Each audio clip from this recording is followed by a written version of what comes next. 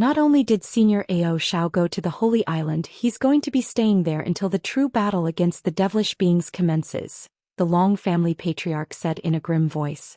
So that means the rumors of the devilish patriarchs descending into our spirit realm are most likely true.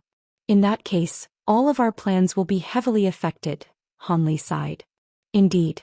We had already planned to enter the Elder Devil realm after the most ferocious attacks from the devilish army had passed by. But if the devilish patriarchs are going to be descending into this realm, then things will be a lot more troublesome. When that time comes, Senior Ao Shao, Senior Emo Jianli, and the Holy Island will be the keys to the battle. If our two races are defeated, then we'll have no choice but to flee and hand over this territory. As a result, our plan of entering the Elder Devil realm will be completely thrown out the window. If we were to win the battle, then all of the devilish beings will retreat back to the Elder Devil realm. If that happens, the spatial nodes will be rife with high-grade devilish beings, and that would also make it very difficult for us to sneak through. If the devilish patriarchs were to descend into our realm, then our risk would be reduced to a minimum. From that perspective, it's a very good thing for us that the devilish patriarchs are planning to descend into the spirit realm, the Long family patriarch said with a wry smile. We can only think like that now. Have you informed our fellow Taoists from the spirit race about this, Brother Long? Han Li asked. It's not that easy to get into contact with the spirit race, so I haven't had time to tell them yet, but as long as we have no issues here, there shouldn't be any issues with them either. The devilish beings aren't just targeting our human and demon races. They're targeting all of the nearby foreign races as well, so the decision that they make will most likely be the same as ours, the Long family patriarch said in a confident manner. I see. Would you be able to give me 2 days to ponder this issue before I get back to you? Han Li asked after a brief pause for contemplation. Of course. I'll be returning to hear you reply in 2 days then, fellow Taoist Han, the Long family patriarch agreed with a smile. I'll be sure to give you a definitive answer in 2 days. However, prior to that, would you be able to tell me about what the devilish beings have been doing over on your end? Han Li suddenly changed the subject. The Long family patriarch nodded in response. I don't know about what they're doing elsewhere, but our stronghold was attacked a few times by the devilish army. Thankfully, we were able to keep them at bay. However, if it weren't for the fact that the Holy Sovereign City had attracted the majority of the devilish army, our stronghold would have been in some peril. It seems that the devilish army in that area intends to focus its power on conquering the Holy Sovereign City, then wipe out the rest of the nearby human settlements. Fortunately, the Holy Sovereign City has managed to hold its own against the devilish army and... Han Li listened intently to what the Long family patriarch had to say and occasionally raised a few questions, all of which were answered by the Long family patriarch to the best of his abilities. Han Li was very pleased with this information, and the two of them chatted for a while longer before the Long family patriarch departed. Han Li accompanied him to the gate of the hall before suddenly asking in a seemingly nonchalant manner, by the way, would you happen to know if Senior Ao Shao is on the Holy Island by himself or if he's there with one of his descendants? I'm not sure exactly who it is, but I heard that Senior Ao is indeed being accompanied by one of his descendants. Why do you ask, fellow Taoist Han? The Long family patriarch asked with a peculiar look in his eyes. No particular reason, Han Li replied with an ambiguous chuckle. The Long family patriarch obviously wasn't convinced, but this had nothing to do with him, so he naturally wasn't going to pry any further. Thus, he cupped his fist in a salute toward Han Li before flying out of the stone pagoda as a streak of golden light. Following the Long family patriarch's departure, Han Li returned to the hall, where his two disciples were already waiting for him. Have you encountered some trouble, master? Is there anything we can help you with? Hayuation asked. If it's something that you can help me resolve, then it wouldn't be considered as trouble to me, Han Li replied in an indifferent manner. If only we had progressed further in our cultivation, we would be of more use to master, Xianxia said with a shameful expression. You two already possess exceptional cultivation aptitude. Otherwise, you wouldn't have progressed to this point in such a short time. It's just that the issue at hand is extremely perilous even for body integration cultivators, so it's only normal that you two are unable to contribute in any way. Alright, that's enough of that matter. Tell me about the current situation in Deep Heaven City. Have the remnants of the devilish army been wiped out? Han Li asked with a serious expression. Xianxia immediately launched into a recount of events in response. After you went into seclusion, Senior Gu and the others only returned to the city to recuperate for a short while before immediately undertaking a series of tasks. After Qi Lingzi had recounted all of the important events that had taken place in the city, Han Li nodded in response before asking about the Ice Phoenix. Senior Ice Phoenix seemed to have attained the catalyst for a breakthrough, and she immediately went into seclusion after the devilish army was wiped out. According to her, she'll be in seclusion for at least several months, but no more than a year, Hai Yuetian replied. Fellow Taoist Ice Phoenix possesses outstanding aptitude with her heavenly phoenix bloodline, so it's no surprise that she's gleaned something during the battle. Stay in the pagoda during this time and make sure that no one interrupts her seclusion, Han Li said with a pleased look in his eyes. Yes, master. All right, you two can go now, Han Li instructed with a content nod. We'll leave you to rest then, master. Qi Lingzi and Hai Yuetian extended a deep bow before exiting the hall. Just as the two of them had made it to the entrance of the hall, a thought suddenly occurred to Han Li and he instructed, by the way, don't tell anyone that fellow Taoist Long came to visit me today. The two disciples' hearts stirred upon hearing this, and they naturally gave an affirmative response. Thus Han Li was the only one left in the hall. He sat on his chair with his chin resting one of his hands, and a contemplative look appeared on his face. Over half a year later, a group of devilish beings with black qi surging all over their bodies were attacking a group of 7 or 8 human cultivators in the air above a certain mountain range. The two sides appeared to be evenly matched, so the battle was extremely fierce. All of a sudden, spiritual light flashed in the distant sky, and a streak of 5-colored light appeared before hurtling onto the scene in a flash. The devils and humans down below didn't know whether this was a friend or a foe, so they all stopped and quickly retreated. Right at this moment, a pleasant young female voice rang out from within the 5-colored streak of light. I guess it wouldn't be right of me to not give you all a hand. As soon as her voice trailed off, the streak of light paused in the air above the group of devilish beings for a moment. Immediately thereafter, countless threads of 5-colored light came raining down from above, instantly destroying the bodies of the devilish beings. Thank you, Senior. The human cultivators were ecstatic to see this, but the 5-colored streak of light merely continued on its way and quickly vanished into the distance, seemingly completely disinterested in receiving their gratitude. The group of human cultivators exchanged a few bewildered glances, and following a brief conversation, all of them departed as well. Not long after that, spatial fluctuations suddenly erupted up above, and 2 more humanoid figures appeared. One of them was a fierce-looking burly man in a suit of black armor, while the other was a slender woman in a white palatial dress.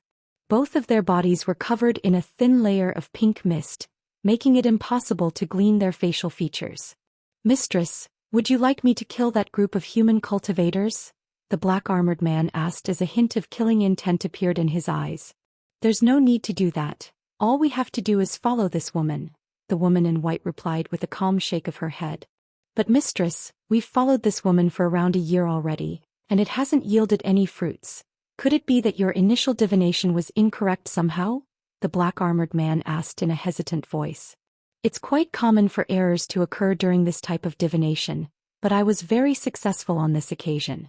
As soon as I saw this woman, I was sure that she's the one I need to follow in order to find the spirit medicine that'll heal me, or take me to the person who possesses such a spirit medicine. This is certainly much better than stumbling around aimlessly in the vast human territory, the woman replied. The black-armored immediately gave an affirmative reply upon hearing this, and the woman swept a sleeve through the air to release a burst of pink light, upon which both of them vanished on the spot. Meanwhile, on a tall mountain in the spirit race territory, there were 3 body integration stage holy spirits surrounding a handsome young man. The young man wore a long golden robe, and was facing the trio in an expressionless manner with his hands clasped behind his back. There was a huge shimmering golden lotus flower embroidered on the front of his robes that was extremely eye-catching. The mountain down below was riddled with pits and craters, within which there were over 1,000 sets of remains. There were also countless fragments of treasures littered all over the ground, all of which were completely devoid of luster. I don't care who you are. You've committed an unforgivable crime by killing so many of our brethren and absorbing their essence. The 3 of you are going to make sure you suffer a terrible death. One of the holy spirits, a short and stubby elderly man, spat through gritted teeth. The other two holy spirits consisted of a long-haired elderly man holding a green bamboo cane, and a young beauty who appeared to be in her 30s. All three of them were appraising the golden-robed young man with fiery rage in their eyes. In contrast with other races, it was very difficult for spirit beings to attain intelligence. Thus, their population had always been quite low, so every member of the race was held in very high regard. Thankfully, spirit beings who managed to attain intelligence would immediately attain significant power as well, so even the weakest intelligent spirit beings were at the core formation stage or nascent soul stage. This was how they had managed to coexist alongside the neighboring foreign races. This ancestral cloud mountain was quite a renowned spirit race settlement, and these three holy spirits were the settlement's grand elders. A few days ago they had to go out to do something, and when they returned, they immediately discovered that all of their brethren in the entire settlement had been slaughtered, and their essence had all been devoured as well.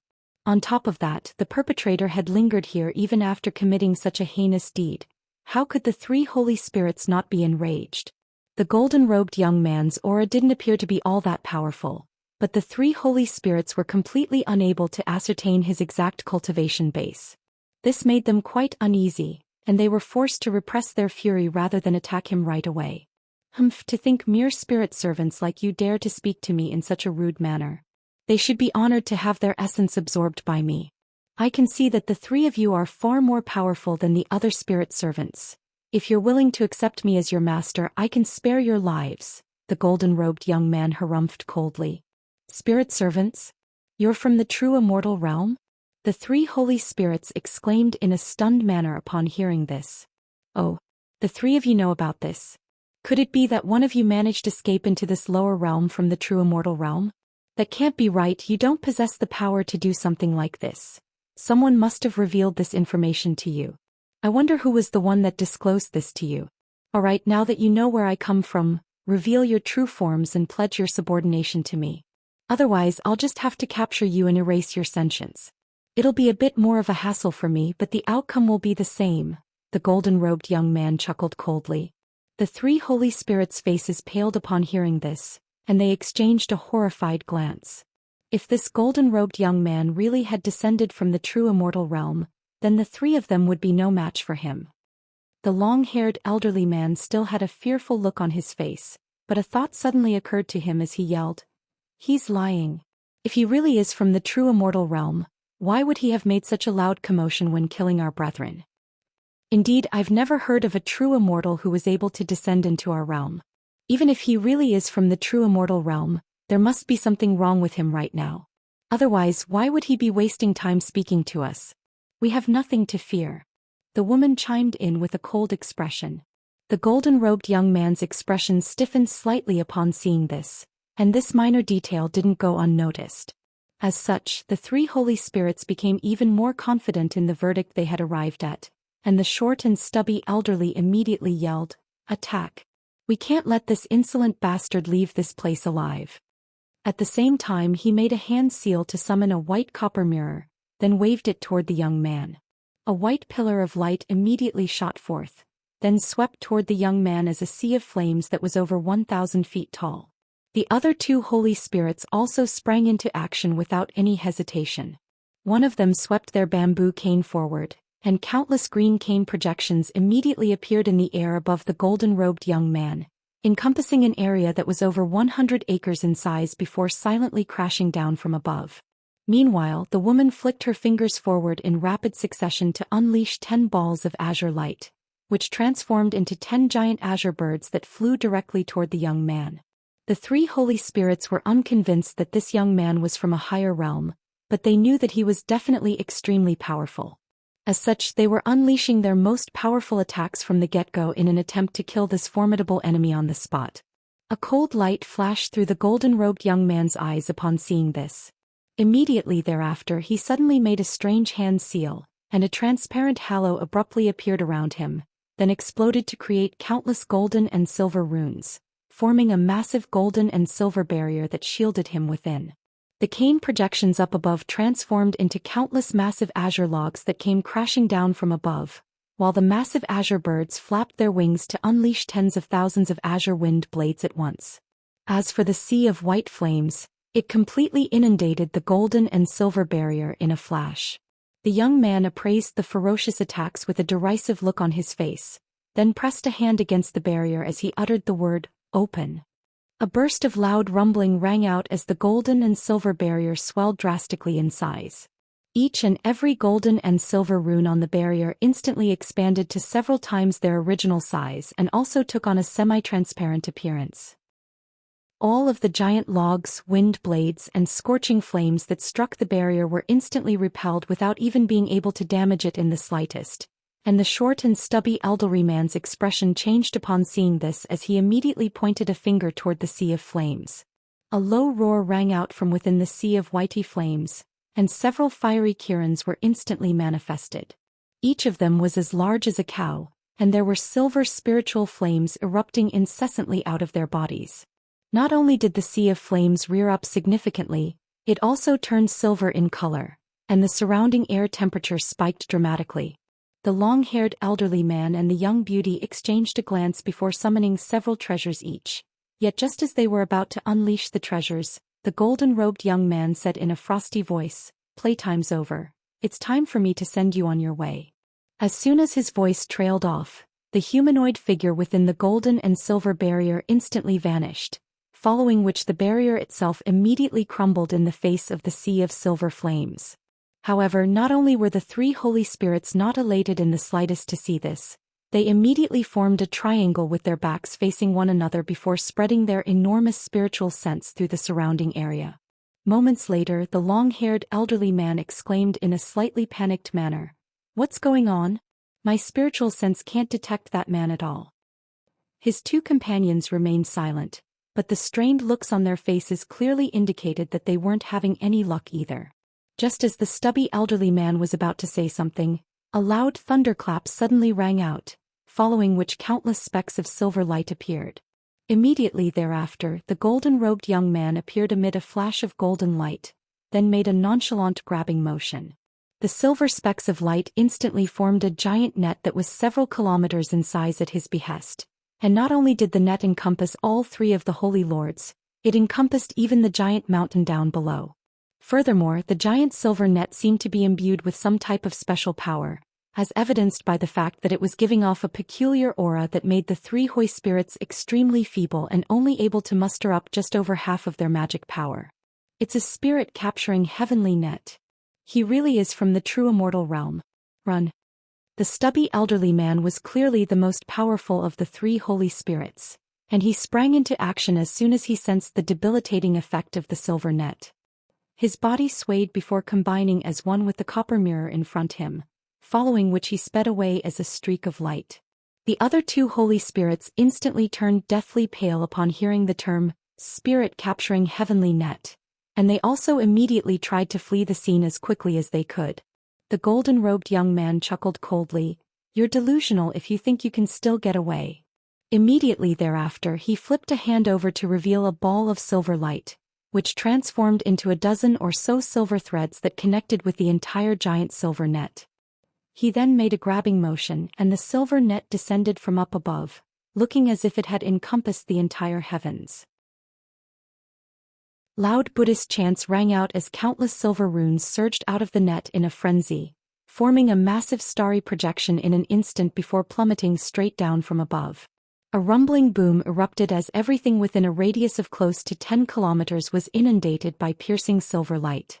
The world's origin chi in the surrounding area instantly became extremely violent, and gray tornadoes were swept up without any warning, destroying everything in their wake. The occasional earth-shattering boom rang out within the giant silver net. The dazzling silver light made it impossible to see what was happening inside. The golden-robed young man controlled the entire giant net with one hand while his other hand was clasped behind his back in a nonchalant manner, seemingly completely unconcerned that the three holy spirits would escape. Only after around 10 minutes had passed did the commotion taking place within the silver net gradually die down, and in the end, everything fell silent. The golden-robed young man swept his spiritual sense downward, upon which a cold smile appeared on his face, and he made a grabbing motion toward the giant net. The massive silver net instantly crumbled away at his behest, alongside the gray tornadoes and silver light. It was as if everything had been a mere illusion.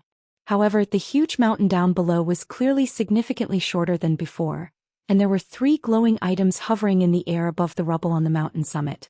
These consisted of an antiquated silver mirror that was around 10 feet in size, a section of bamboo that was over 10 feet tall, and an azure ball of light. A hint of elation appeared on the golden-robed young man's face upon seeing this, and he swept his sleeve downward to release a burst of silver light that drew the items to him in a flash. Not bad. After I refine these treasures, they'll be of some use to me, the golden-robed young man murmured to himself with a pleased expression as he carefully appraised the 3 items. However, this isn't going to be enough. If I can get a few more of these, then I'll be able to use more of my powers.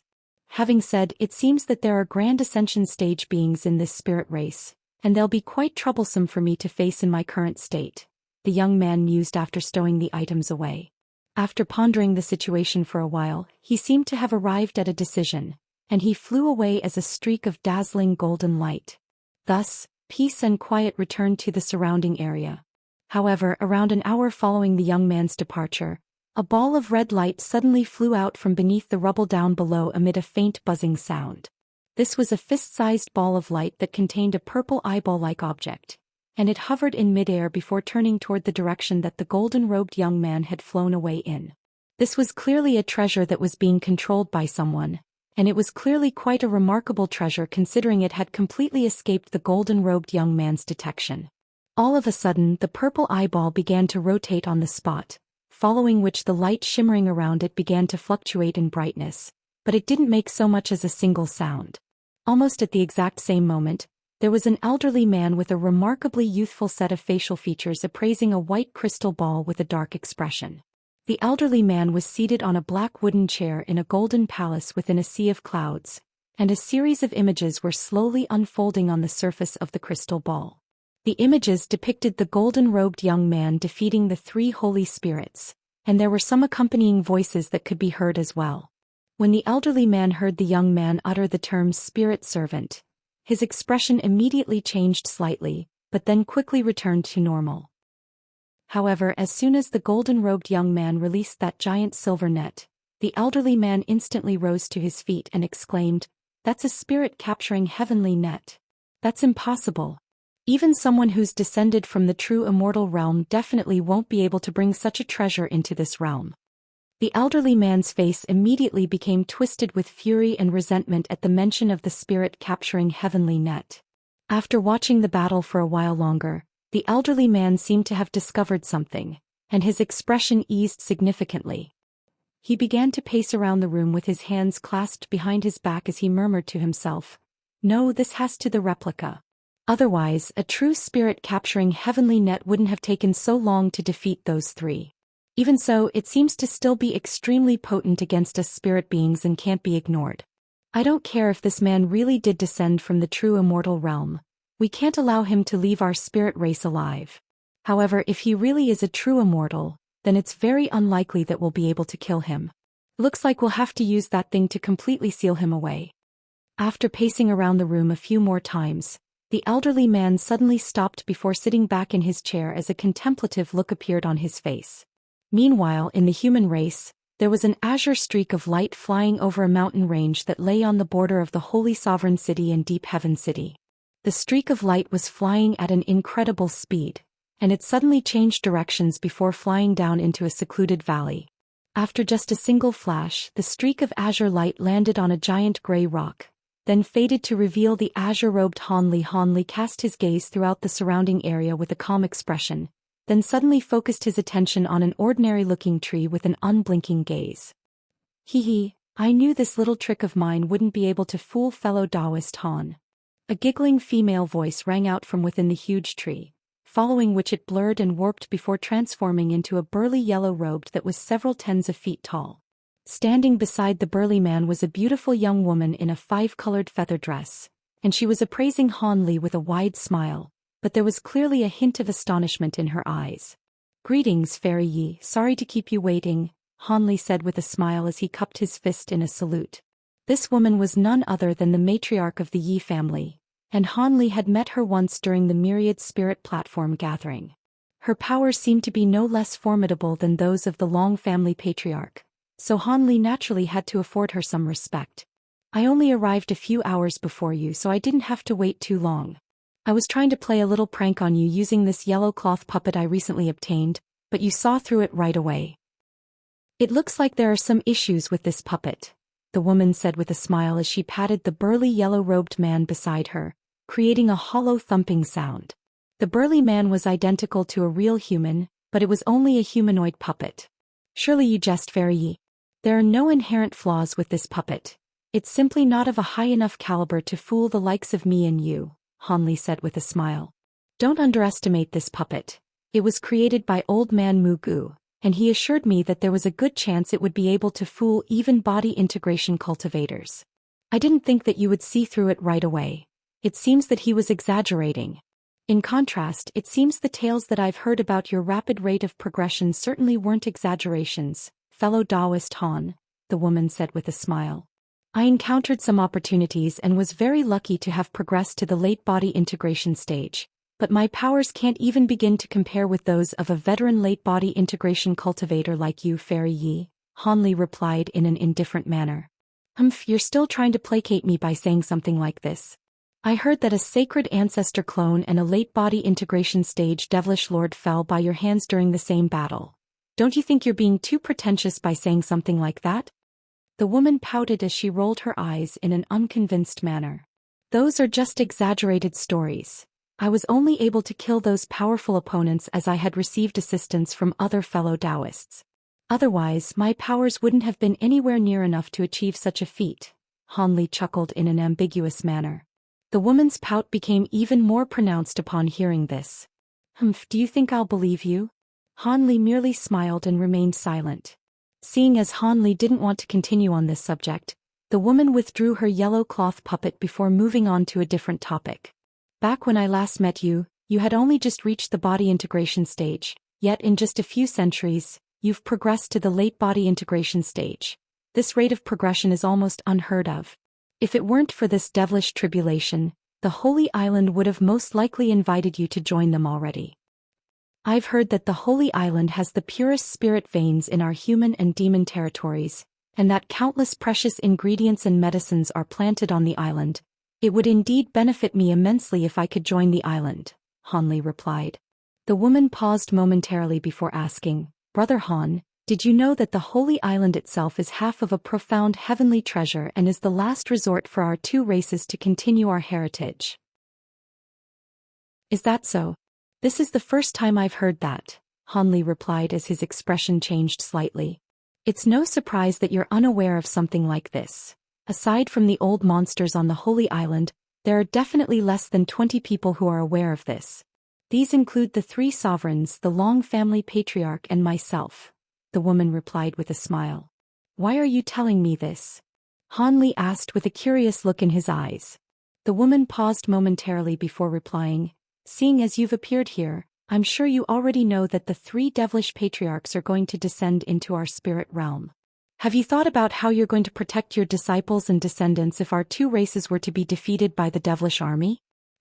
I only have a few disciples and I haven't set up any sect or power, nor do I have descendants to worry about, Han Li chuckled in response. Oh.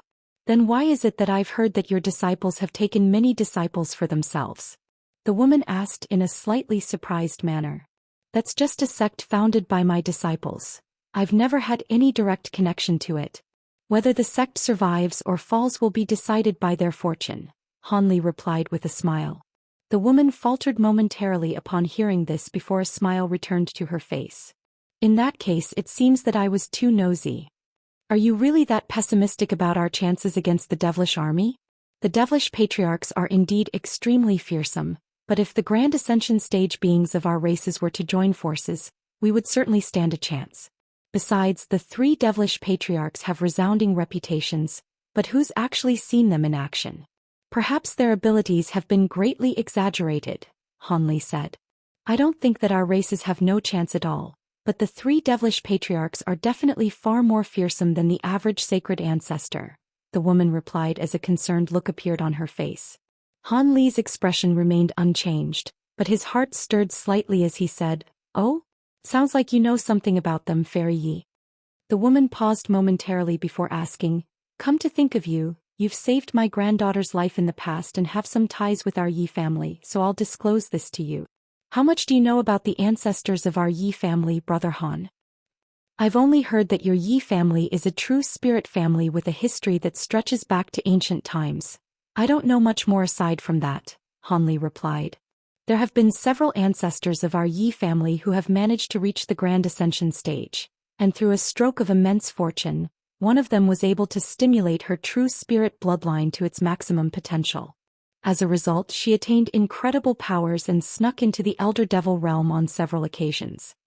Han Li's eyes narrowed slightly in contemplation upon hearing this, but he merely continued to listen in silence.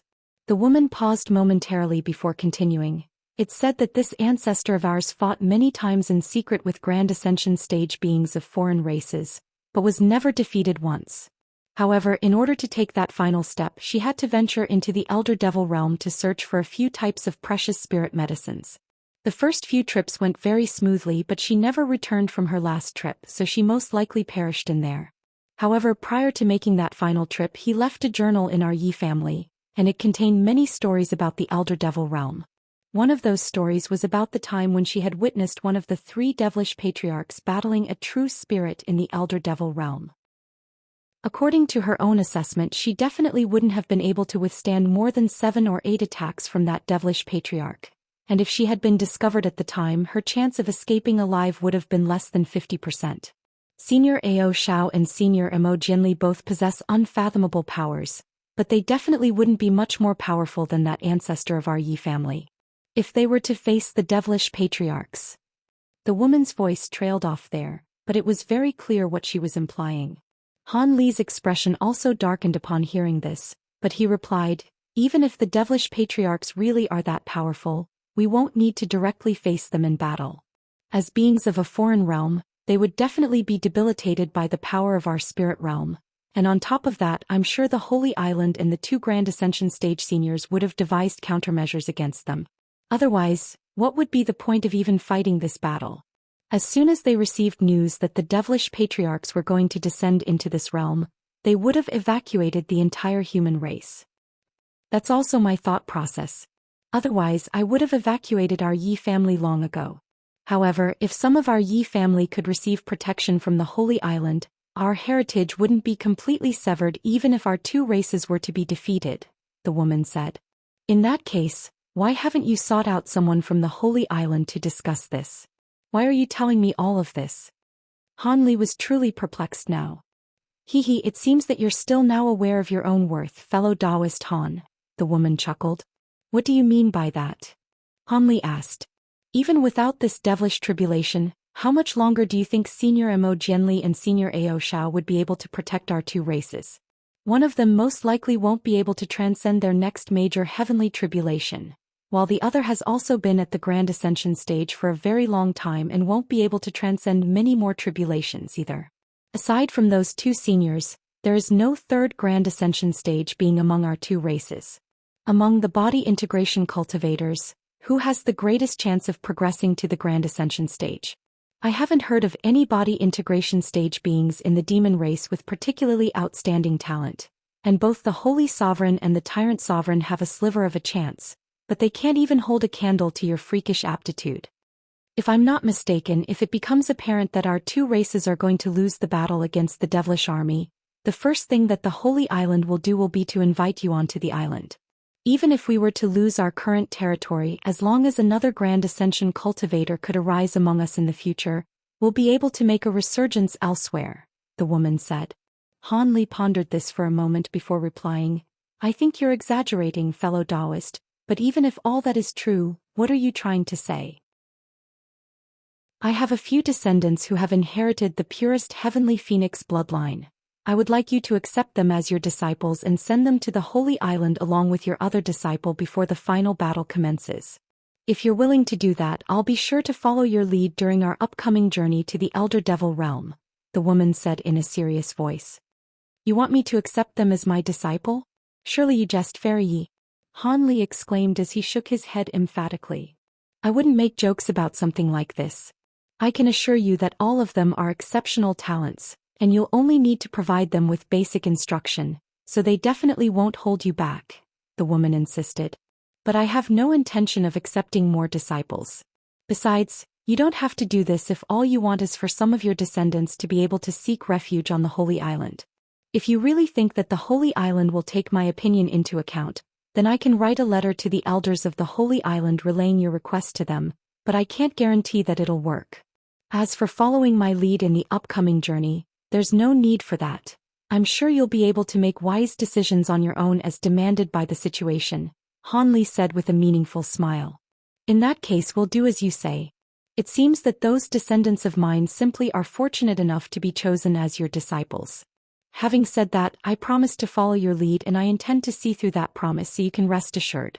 Truth be told, even without raising this request, I had still planned to follow your lead during this journey," the woman said with a slightly sly smile. "Oh, you seem to have a lot of trust in me, fellow Taoist. Isn't the leader of our group supposed to be fellow Taoist Long?" Han Li asked as he stroked his own chin. The Long family has plotted against our Yi family on countless occasions. I'm not going to place my trust in him. I'm doing this for the sake of my descendants, but also for my own sake. I hope we can forge an alliance to ensure our survival in the Elder Devil realm. Who knows if fellow Taoist Long and those spirit beings will have other plans once we enter the Elder Devil realm. I have no interest in becoming cannon fodder for anyone," the woman harumphed coldly. "I see.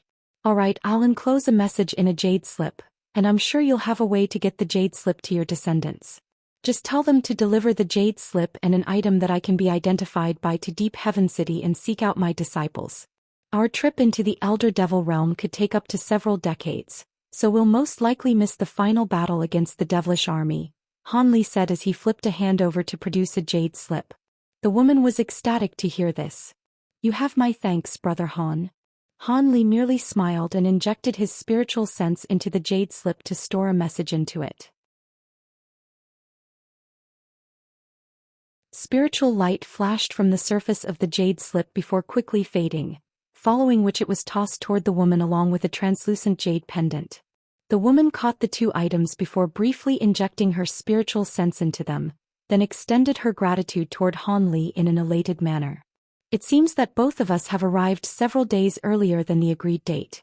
How about we take advantage of this time to exchange some cultivation insights and experiences? I've only just reached the late body integration stage, and I'm sure there are many things that I can learn from you," Han Li said with a smile. "You're far too modest, Brother Han. I would love to discuss cultivation with you. On top of that, there are also some details about our upcoming journey to the Elder Devil realm that I'd like to speak to you about. I opened up a cave just over there. How about we take a seat in there?" the woman asked with a smile. Han Li naturally had no objections to this, and the two of them flew toward the cave as two streaks of light. High up in the air close to 10 kilometers away from the valley, there was a white cloud drifting lazily over the sky. Within the cloud were two humanoid figures, one of which was a slender woman who was concealed within a layer of pink mist. She was holding a treasure that was shimmering with crimson light while chanting something, and thumb-sized runes were occasionally drifting out of the treasure. All of a sudden, the light emanating from the treasure became extremely bright, and it abruptly shattered amid a dull crack. The woman's expression stiffened upon seeing this, following which she swept her sleeve through the air to cast the fragments of the treasure aside. "How strange, my divination completely failed to derive any information on that man," the woman murmured to herself. The woman was accompanied by a burly black-armored man, and he asked in a surprised manner, "Mistress, could it be that he possesses the spirit medicine that you need, and it's concealing itself from your divination?" The woman paused momentarily before shaking her head in response. "The spirit medicine that I'm searching for does indeed possess extraordinary properties, but it definitely does not possess the ability to conceal itself from divination. Otherwise, I wouldn't have been able to track it down from so far away. If he really does possess the spirit medicine, then I should be able to sense it from this distance even without using divination. In any case, it's very strange that I couldn't derive any information at all from my divination. How could he be capable of doing something like this? Only a grand ascension stage being should be able to completely ward off your divination," the black-armored man said with furrowed brows. That is indeed quite strange, but it's not impossible. If he possesses the same level of divination abilities or possesses one of the several types of immortal spirit physiques, then he'd also be able to conceal himself from my divination, the woman speculated. The burly man drew a sharp breath upon hearing this, then immediately began to shake his head vigorously. It's very implausible that he possesses the same level of divination ability. There are only a handful of beings in the entire spirit realm that possess divination abilities comparable to yours. As for the legendary immortal spirit physiques, almost all of them can bestow upon one the power to reign supreme over an entire realm. How could a mere human like him possibly possess such a physique? If he really did, then he would have been hidden away by the human race like a precious treasure already. I also think those are both very implausible options. In that case, he most likely possesses a fragment of a profound heavenly treasure or a profound heavenly holy artifact. The power of laws imbued within such treasures will also prevent my divination from working as intended. Those types of treasures are also exceedingly rare, but it's the only plausible option, the woman mused. The woman had automatically omitted the possibility that Hanli had a complete profound heavenly treasure sealed within his body, thinking that he only had a profound heavenly treasure fragment or replica treasure. You already recovered that profound heavenly fortune blade fragment last time from him, yet he still has another incomplete profound heavenly treasure in his possession. This brat is wealthier than some of our race's sacred ancestors. The burly man drew a sharp breath as he cast his gaze toward the valley in the distance with a hint of greed in his eyes. Don't forget our objective for this trip. Don't touch him before we track down the spirit medicine, the woman warned in an indifferent voice. The burly man shuddered upon hearing this, and he hurriedly lowered his head as he said, "Rest assured, mistress, I wouldn't dare to attack him without permission. He's already reached the late body integration stage, so you would be no match for him anyway. Come to think of it, he was only at the mid-body integration stage when we last saw him. It looks like he's harboring some other secrets aside from just an incomplete profound heavenly treasure," the woman mused as a peculiar look appeared in her eyes. The burly man could see that the woman had truly developed an interest in this human, so he most likely wouldn't be let off the hook even if he didn't possess the spirit medicine that she was searching for.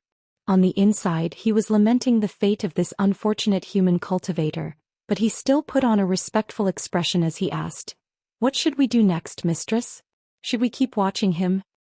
These two are among the most powerful beings in the human race, yet they've gathered here instead of staying in any major human settlement.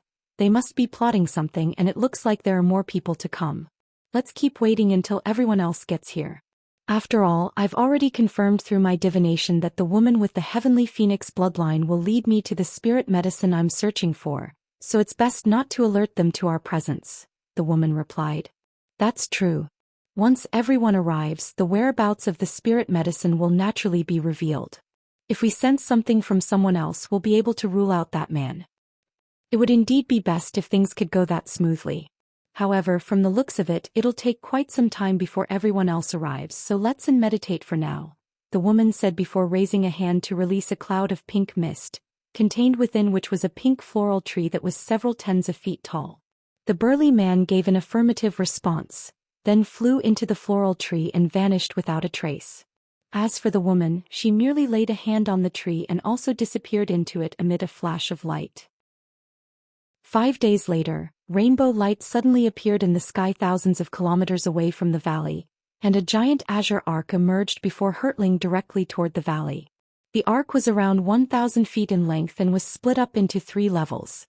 It was completely green in color, and judging from the layers of runes and formations engraved upon it, it was clear that this was a rare flying treasure. On a platform on the top level of the arc, there were 4 people standing side by side, conversing with one another in quiet voices. One of them was an indistinct humanoid figure enveloped within a layer of white light. One was a beauty in a yellow dress. One was a thin man in a set of coarse cloth robes. And the final person was an elderly scholar who appeared to be in his 60s. All right, let's proceed according to our original plan. Before we get to our desired destination, we have to fully cooperate with the human cultivators. This journey to the Elder Devil realm is going to be extremely perilous.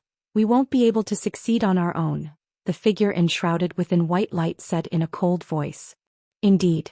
If our spirit race can gain another grand ascension stage being out of this journey, Then we won't have fear of any of the neighboring races, the woman in yellow sighed. Fairy Thousand Autumns, you've interacted the most with the humans, so we'll leave it to you to correspond with them. When the time comes, the three of us will offer you any assistance you require, the thin man said. I'll be thanking you in advance then, fellow Taoists. I'm sure the human cultivators also wouldn't dare to plot against us before we arrive at our destination, so we don't have to be too concerned about the initial portion of the journey, the woman in yellow said with a smile. Even if they do dare to try something, they'll only be piling more misery onto themselves, the elderly scholar said in a cold voice. With the forces we have hiding in the shadows, we naturally don't have to fear the humans, but at the same time, we have to look at the bigger picture and stay out of trouble as much as possible. The agreed meeting place is just up ahead. Bring out that thing and make sure to keep it under control so that the humans don't sense anything amiss, the figure in the white light said. Rest assured that thing possesses incomplete intelligence to begin with, so the treasure we were given is enough to control it. It's a pity that it can't be placed in a storage bracelet.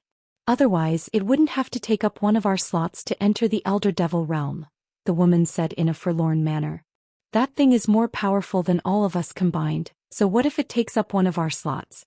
Let's prepare to descend into the valley now, the figure in the white light said in a nonchalant manner. The figure within the white light was clearly the leader of the group, and everyone immediately agreed before making their way into the ark. Meanwhile, 3 streaks of light were hurtling toward the valley from different directions thousands of kilometers away.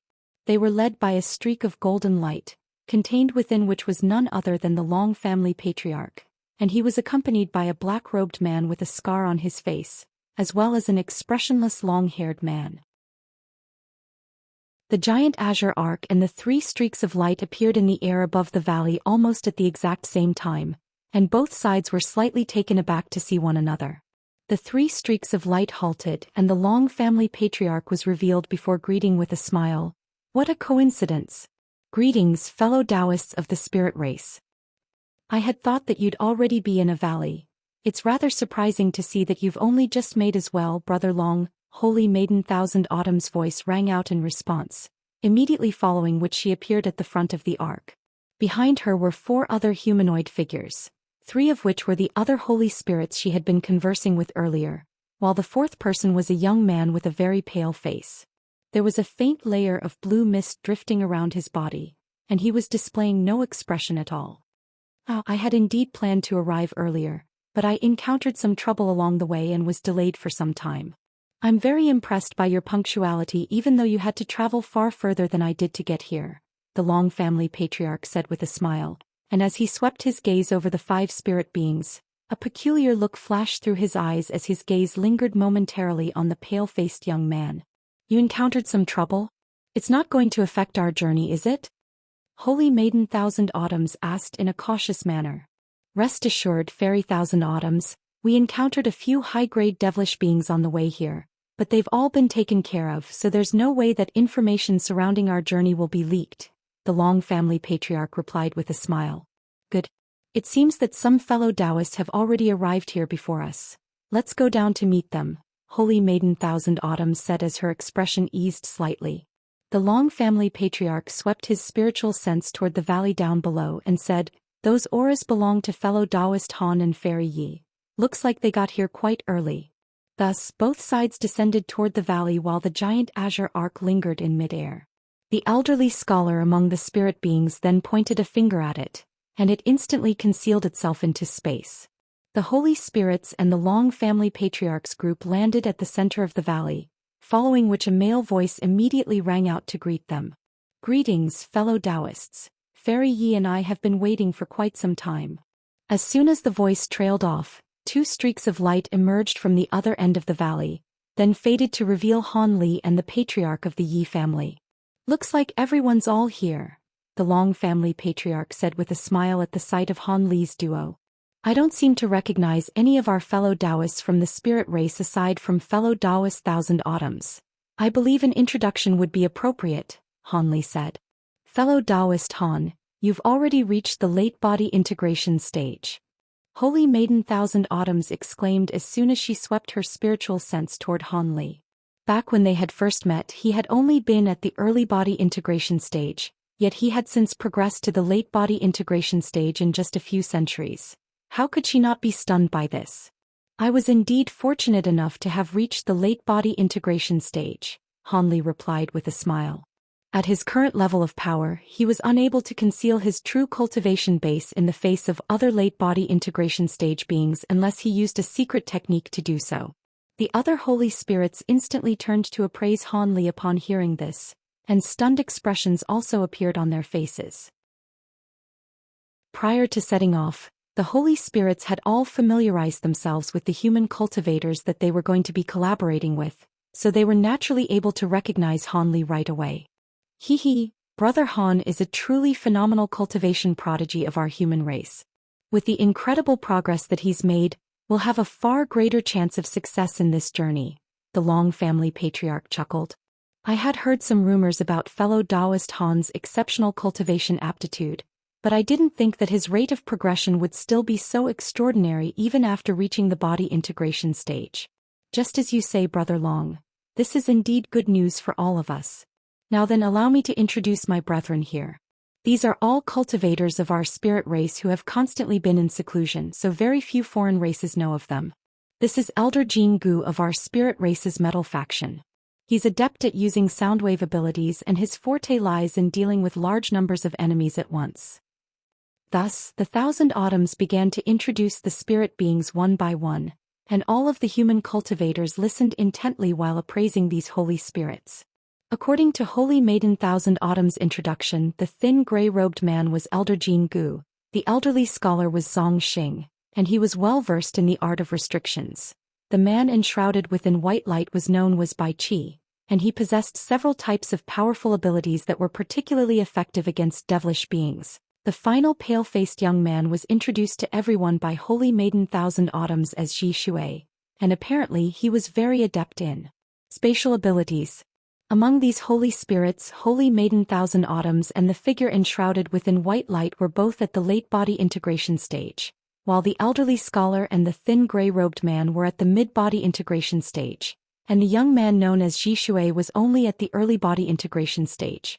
If Han Li hadn't become a late body integration stage, the overall power of the spirit race representatives would have outstripped that of the human representatives, on paper at least. The Long family patriarch couldn't detect anything amiss with the holy spirits, and he greeted them one by one. The elderly scholar and thin gray-robed man both responded with a smile, while Bai Qi and Ji Shui remained silent and expressionless. The Long family patriarch naturally didn't take this to heart and introduced Han Li and the others to the spirit beings as well. Due to the fact that this Bai Qi was giving off spiritual pressure that was even more powerful than that of Holy Maiden 1,000 Autumns, the human cultivators had reflexively focused most of their attention on him. However, the white light shimmering around his body seemed to possess some profound properties, and even Han Li was struck by a sense of dizziness after looking at it for too long. After that, both sides didn't waste any more time and sat down beside a large tree nearby to discuss their journey into the Elder Devil realm.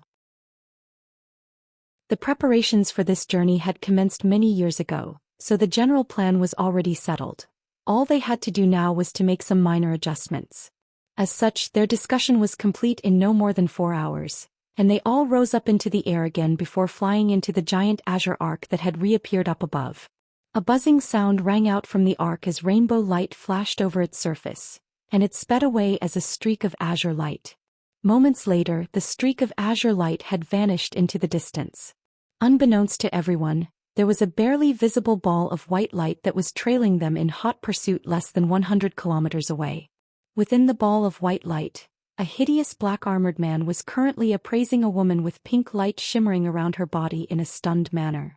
"You're saying that there's someone among them that even you have to be wary of? Surely you're overestimating them, mistress. Due to your injuries, you're nowhere near the height of your powers. It shouldn't be any issue for you to take care of these body integration stage beings."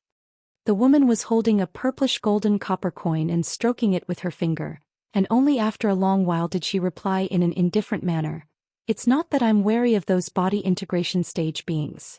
It's this destiny copper coin that suddenly displayed a reaction. This indicates that one of those body integration stage beings possesses a treasure that is powerful enough to pose a threat to me. I don't want to further compound my own injuries in a moment of complacency. On one side of the copper coin that she was holding was a benevolent smiling human face, while a malicious ghostly face was emblazoned on the other side, creating quite an unsettling contrast. What treasure could possibly pose a threat to you? The black-armored man asked in a stunned voice. At the height of my powers, there are very few treasures aside from profound heavenly treasures that can pose a true threat to me. However, in my current state it's hard to say. Even some special divine spirit treasures could pose a threat to me, the woman replied. The black-armored man's expression changed slightly before he asked in a careful manner, "Did you sense the spirit medicine you're searching for from one of these people?" "I'm getting a vague sense of it from one of them, but it's a rather strange feeling," the woman replied with her brows furrowed slightly, seemingly rather hesitant about something. The black-armored man was naturally very curious, but didn't dare to ask any further questions.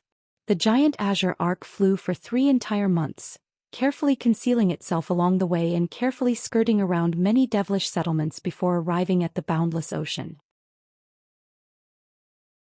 The giant azure ark then continued on into the ocean without any pause. Meanwhile, the spirit and human beings on the ark were all meditating in their own rooms to prime themselves to the best possible condition. Everyone knew that despite how long they had been preparing, this trip was definitely still going to be an extremely perilous one. If they weren't careful, all of them could easily be wiped out in the Elder Devil realm. As such, everyone was doing everything they could to prepare for the foray into the Elder Devil realm. In a room on the bottom level of the ark, there were 3 identical Han Lis seated with their legs crossed. There was a colorful restriction shimmering from the walls, and the 3 Han Lis were all of different colors. One was shimmering with golden light, one was radiating green light, and the final one was enshrouded within a cloud of black chi. These were none other than Han Li, his spirit body and his provenance golden body. Back when Han Li was being pursued by the 4 sacred ancestor clones, he had no choice but to release his spirit body and second nascent soul as red herrings to distract his pursuers. Both of them had managed to survive the ordeal, and Han Li naturally unleashed a secret technique to summon them back to himself as soon as he returned to Deep Heaven City. However, due to the fact that the entire city had been surrounded by the devilish army, the spirit body and second nascent soul didn't dare to return to the city and could only temporarily hide in the outskirts of the devilish army. After the devilish army was forced into retreat, the two were finally able to return to Han Li as he was recuperating in seclusion. The second nascent soul was extremely familiar with the restrictions set up in the stone pagoda that Han Li had been staying in, so it was able to sneak in without alerting anyone else. As for Chuer and the spirit body, not only had they returned completely unscathed, they had made some progress in their powers during their time away from Han Li. The second nascent soul had self-detonated to escape from the Yuan Cha clone, and even though it had been able to manifest itself into a new nascent soul, it had naturally been severely debilitated by the ordeal.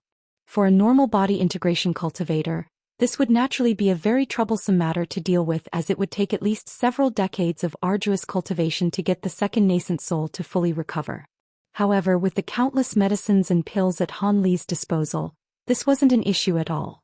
He fed the second nascent soul a series of fortifying spirit pills, and within just half a year, it had recovered most of its powers.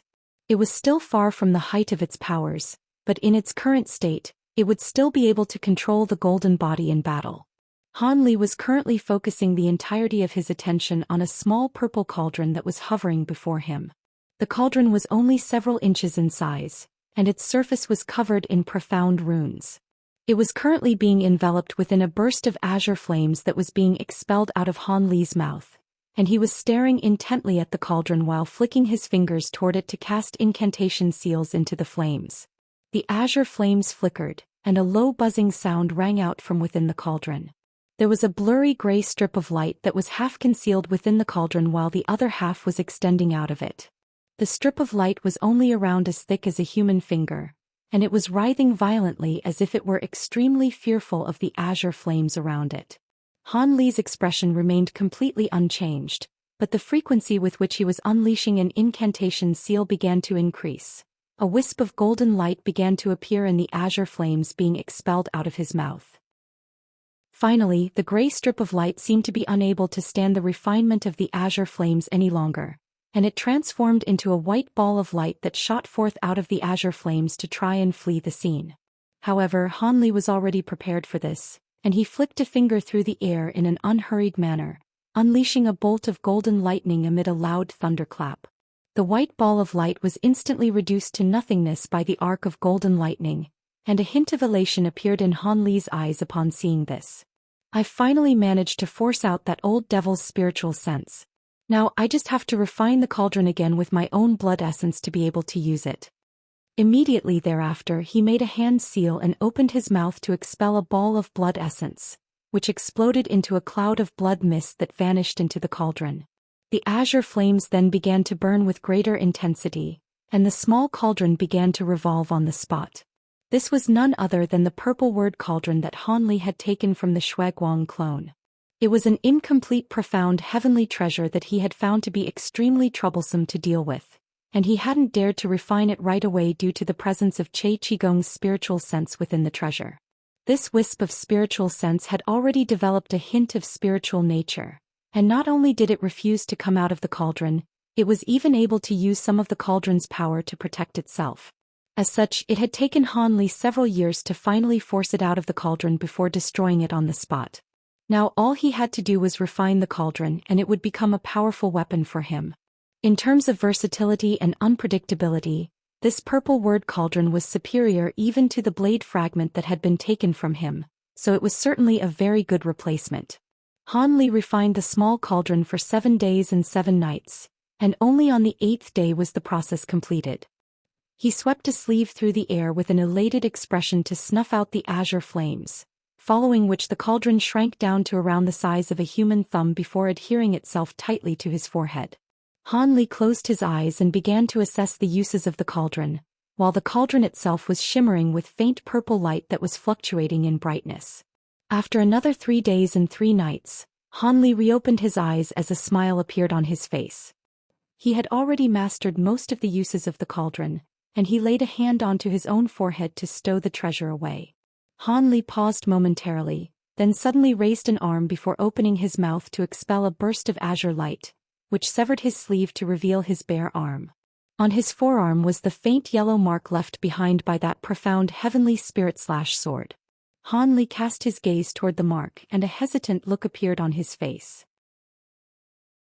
After a long while he finally gritted his teeth and pressed his arm hand onto his exposed forearm, then drew upon the magic power within his body. Golden light flashed all over his entire body as golden ripples surged over his arm, and under the stimulus of pure spiritual power, the barely visible mark on his forearm began to become clearer. It gradually turned from yellow to green, then slowly transitioned to a dark green color. From a distance, it looked as if a miniature dark green sword had been embedded within his arm. A tense look appeared on Han Li's face upon seeing this, but he continued the injection of spiritual power. After a full 10 minutes had passed, the miniature dark green sword suddenly shuddered, then began to roam over his arm as if it had sprung to life. Han Li's heart stirred as he immediately released his own forearm, and the injection of golden spiritual power also ceased in a flash. In the instant that the miniature sword had been roaming over his skin, his entire arm had become scorching hot, as if it were being baked over an open flame, and all of the meridians within that arm were also struck by a burst of excruciating pain, which was why he had hurriedly stopped what he was doing. Without the injection of spiritual power, the dark green sword returned to its original position, then reverted back to a barely visible yellow mark. Han Li's brows furrowed tightly as he appraised the yellow mark, and only after a long while did he hesitantly flex his own arm. A layer of azure light flashed over his arm, and the torn sleeve was instantly restored. A wry smile appeared on Han Li's face as he murmured to himself, "Looks like my late body integration stage magic power still isn't enough to allow me to use the treasure. If I really want to make use of this treasure, I'll have to reach the Grand Ascension stage first." After that, Han Li paused for a while longer before closing his eyes and entering a meditative state. 2 months later, the giant azure arc suddenly stopped in mid-air, and Han Li opened his eyes upon sensing this as a contemplative look appeared on his face. Almost at the exact same moment, the Long family patriarch's voice suddenly sounded within his secret chamber. "Brother Han, we've almost reached the spatial node. The flying ark is too big of a target, so we can't travel in it any longer. We'll have to disembark and fly from here. I see, Han Li replied in an indifferent voice, then swept his sleeve through the air around him. Several tens of formations flags of different colors instantly shot out of the walls of the room before vanishing up his sleeve as streaks of spiritual light. After that, he flew out of the room as a streak of azure light, and by the time he arrived in the air above the giant ark, there was a group of human and spirit beings already waiting there. He wasn't the last to emerge from the ark. Immediately following him were the long-haired man from the Lin family, and the elderly scholar of the spirit race. As soon as the elderly scholar arrived, he immediately chanted something before pointing his finger at the giant azure ark, which rapidly shrank down into a small piece of azure wood that was then drawn up the scholar's sleeve. Han Li cast his gaze throughout the surrounding area to find that they were still situated above the boundless ocean, and there wasn't anything of note to see nearby. We're about 4 or 5 days away from our destination. The node isn't very large, but it's situated in a secluded corner of the Xianwu region, where the most bloodthirsty faction of the devilish army, the violent devil race, is situated. These violent devils are extremely ruthless, and this place is far more chaotic than anywhere else in the entire Xianwu region, so we'll have to proceed with caution, the Long family patriarch said in a solemn manner. If we had chosen a devilish node near Deep Heaven City, we would have been able to minimize the risk involved, the young woman from the Yi family sighed in a forlorn manner. None of the spatial nodes near Deep Heaven City are suitable. I've already sent out scouts who have confirmed that only through this node can we directly reach the Bloodstone Mountain range of the Elder Devil realm. The Bloodstone Mountain range is an extremely barren place, so we shouldn't encounter any danger there. Otherwise, if we enter the Elder Devil realm through another node, we either run the risk of facing powerful enemies right away, or ending up too far away from our destination, thereby requiring a journey that's longer than necessary, the Long family patriarch replied with a shake of his head. The young woman chuckled. I was just articulating a wishful thought. I have full trust in the arrangements you've made, Brother Long. The Long family patriarch merely smiled and remained silent. At this moment, Holy Maiden Thousand Autumns approached the Long family patriarch, and the two of them had a brief discussion before setting off with everyone else. During the next 4 days, Han Li and the others encountered a few groups of patrolling devilish guards, ranging from around a dozen guards to over 100. In contrast with the devilish beings that had appeared near Deep Heaven City, these devilish guards were noticeably taller, and they were wearing suits of devilish armor that were inscribed with blue devilish runes. Of course, it would have been a simple matter for Han Li's group to kill these devilish guards, but they merely concealed themselves and flew over the guards without alerting them. Even the most powerful beings among these devilish guards were only at the deity transformation stage, so there was naturally no way they could sense a group of body integration stage beings. During the evening of the 4th day, a series of black spots suddenly appeared over the distant ocean, and after flying a bit closer, these dots were revealed to be a cluster of coral islands of different sizes. The smallest of these islands were only several kilometers in size, while the largest were close to 100 kilometers. And the Long family patriarch stopped before turning to Holy Maiden Thousand Autumns. Fellow Taoist Thousand Autumns, there are most likely high-grade devilish beings situated up ahead. We'll be counting on you now. Everyone else, swallow the devil fane beads that we distributed earlier. If we do get exposed, activate the devilish chi within the beads right away and we'll still be able to blend in. Holy Maiden Thousand Autumns smiled and gave an affirmative response, then flipped a hand over to produce a white flag, which she waved through the air to produce a torrent of countless white flowers, all of which exploded in rapid succession. A cloud of white mist that was around an acre in size immediately appeared in mid-air and enveloped the entire group. After that, Holy Maiden Thousand Autumns began to chant something, then waved the flag through the air a few times, and a series of 5-colored runes began to appear within the white mist. Everyone within the mist then began to blur before finally vanishing into nothingness. Everyone was ecstatic to see this, while Han Li's expression remained calm as he released his spiritual sense into the surrounding mist. Moments later, a hint of surprise flashed through his eyes. This mist contained some kind of restriction, making it completely undetectable even to his immense spiritual sense. Han Li's eyes narrowed slightly as blue light flashed within his pupils, and he was finally able to catch sight of that layer of white mist, which had formed a protective barrier. However, even through his spirit eyes, the mist was extremely faint and barely visible. This instilled Han Li with a great deal of confidence in this restriction, and his expression eased slightly as the blue light in his eyes faded. This type of concealment naturally wouldn't be able to fool him, but unless there were some devilish lords up ahead who possessed special secret techniques, none of the high-grade devilish beings would be able to see through this cover. The other human cultivators in the group were also quickly becoming aware of how profound this mist was, and they were very pleased and intrigued by this discovery. Right at this moment, Holy Maiden Thousand Autumns suddenly tossed the flag in her hand forward, and it transformed into a streak of white light that guided the entire cloud of white mist forward. Han Li and the others each produced a black bead that they swallowed, then concealed their auras before flying ahead along with the misty restriction. Thus, the group flew into the cluster of coral islands in the blink of an eye. Close to 100 kilometers away from them, spatial fluctuations erupted, following which a pink ball of light appeared. After the light faded, two humanoid figures were revealed, one of whom was a woman in a white palatial dress holding a purple copper coin in one hand. She was accompanied by a burly black-armored man who wore an extremely respectful expression as he stood beside her.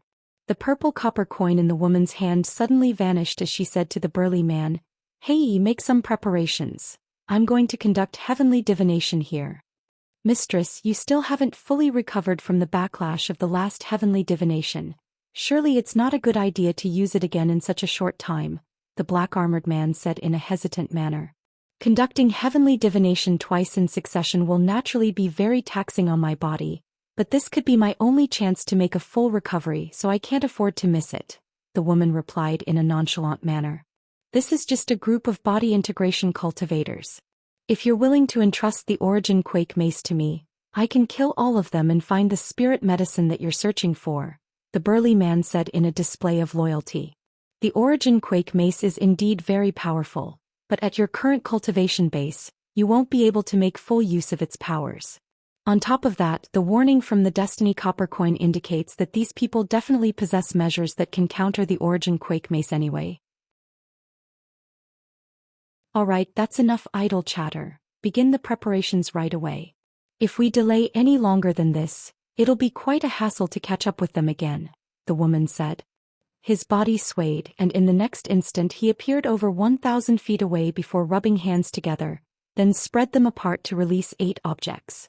These were 8 black wooden dolls, each of which was only around half a foot tall. They possessed disproportionately large heads that were comparable to the size of their bodies, and they all wore different and extremely lifelike expressions.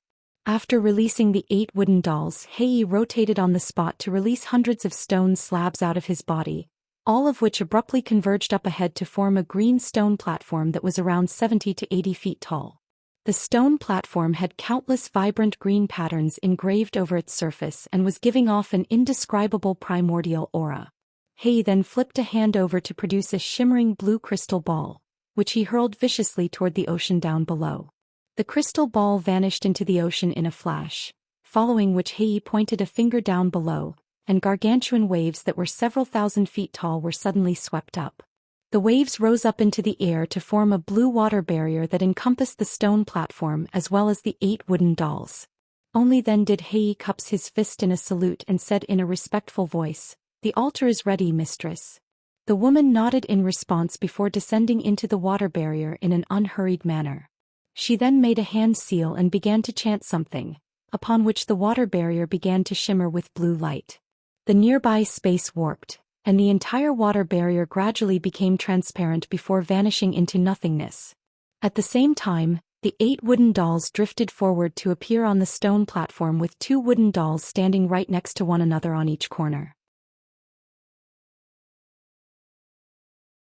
The woman then tossed the purple copper coin from before high up into the air, and it transformed into a large copper bowl in a flash before descending right onto the center of the stone platform.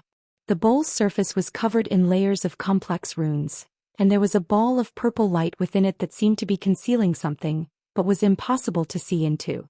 The woman's expression remained unchanged as she pointed a finger toward the puppets one after another, and layers of black chi suddenly appeared over the surfaces of the wooden dolls, following which 8 different sinister ghostly faces were manifested. They roared and struggled violently from behind the wooden dolls, but seemed to be bound to the dolls and were unable to get stray far away from them. The woman paid no heed to this and calmly instructed, "Prepare the sacrifices."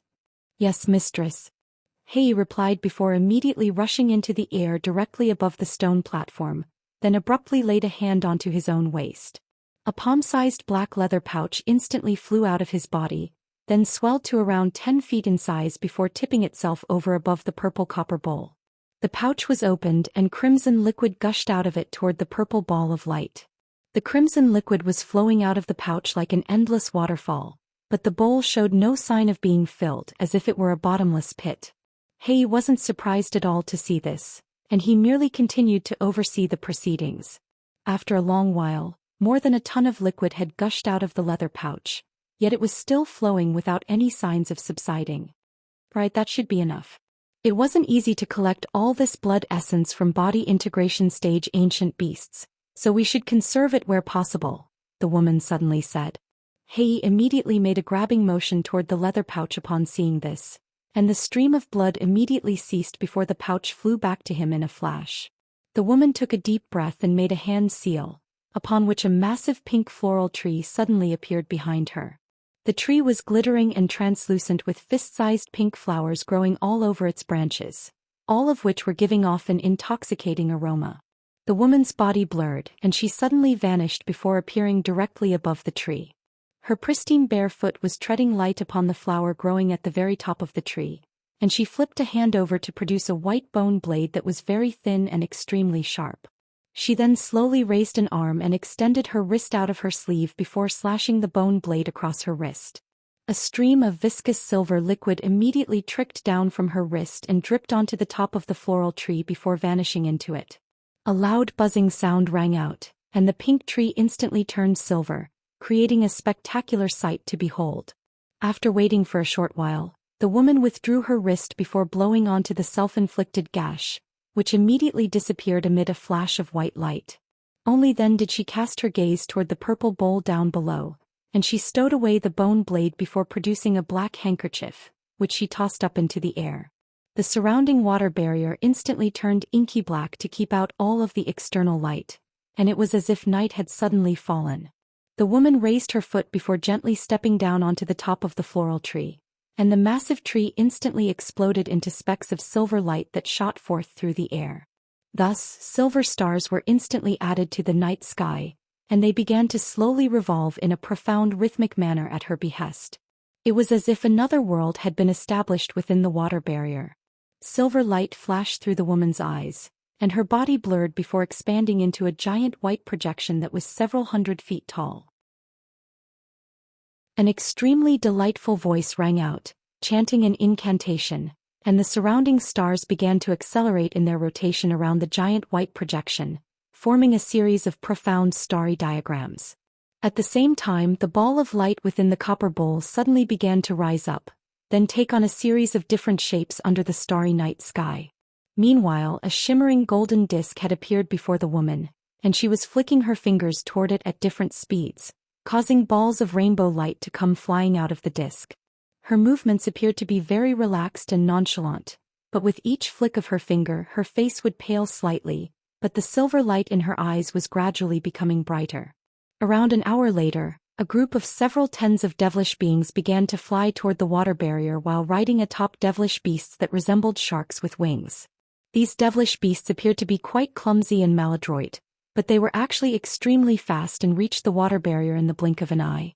However, these devilish beings clearly hadn't noticed the concealed water barrier at all, and they were just about to fly right past it when a loud rumbling boom rang out as the water barrier suddenly reappeared before exploding on the spot. Powerful blue light swept forth in all directions to form a giant blue vortex, and all of the devilish guards were naturally quite alarmed by this as they hurriedly took evasive measures. At the same time, their devilish beast steeds roared as they expelled balls of azure light, which formed azure light barriers around themselves and their riders.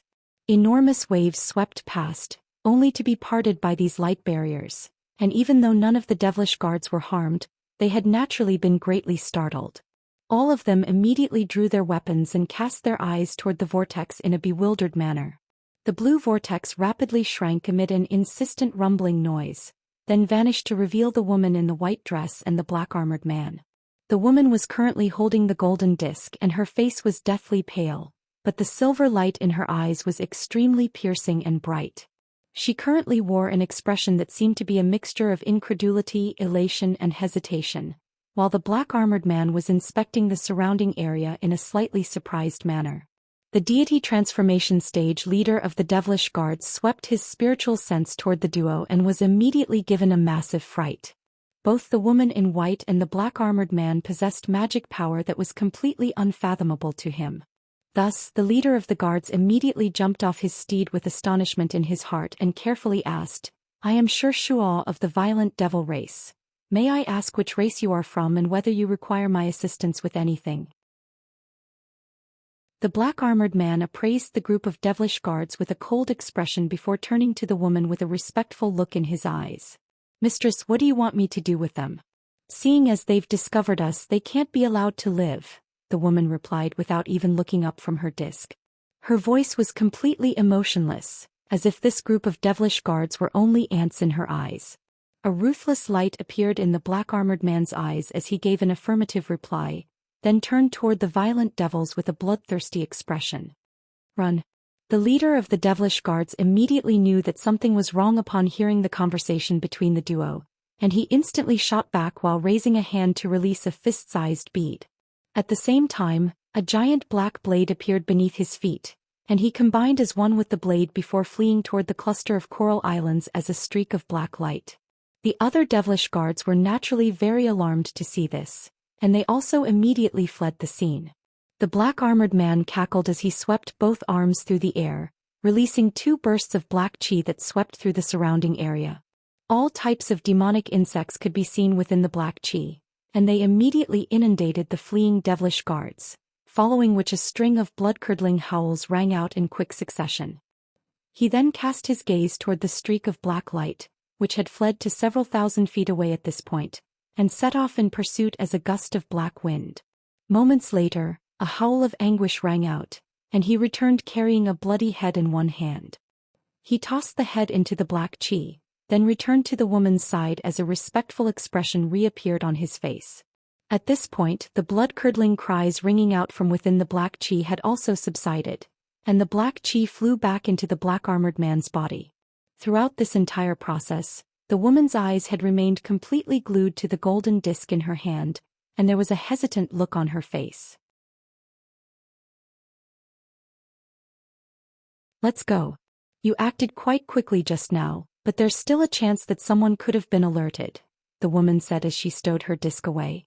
She then swept a sleeve through the air, and a burst of pink light emerged to sweep up the duo, then rose up into the air before flying away as a ball of light, heading directly toward the cluster of coral islands.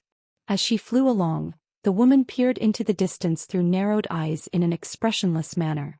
The black-armored man cast a few furtive glances at her, and after a while he finally couldn't help but ask, "Mistress, why did the altar suddenly explode at the end there?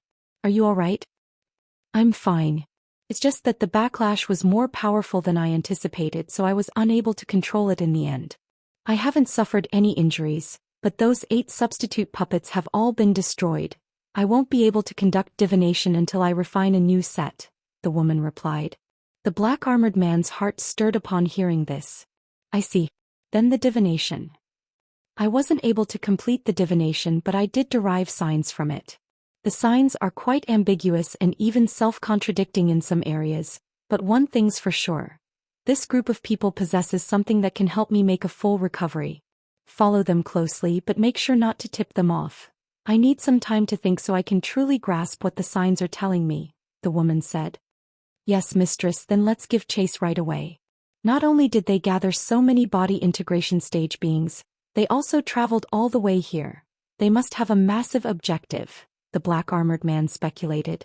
"Regardless of what their objective is, we'll find out eventually if we keep following them," the woman said.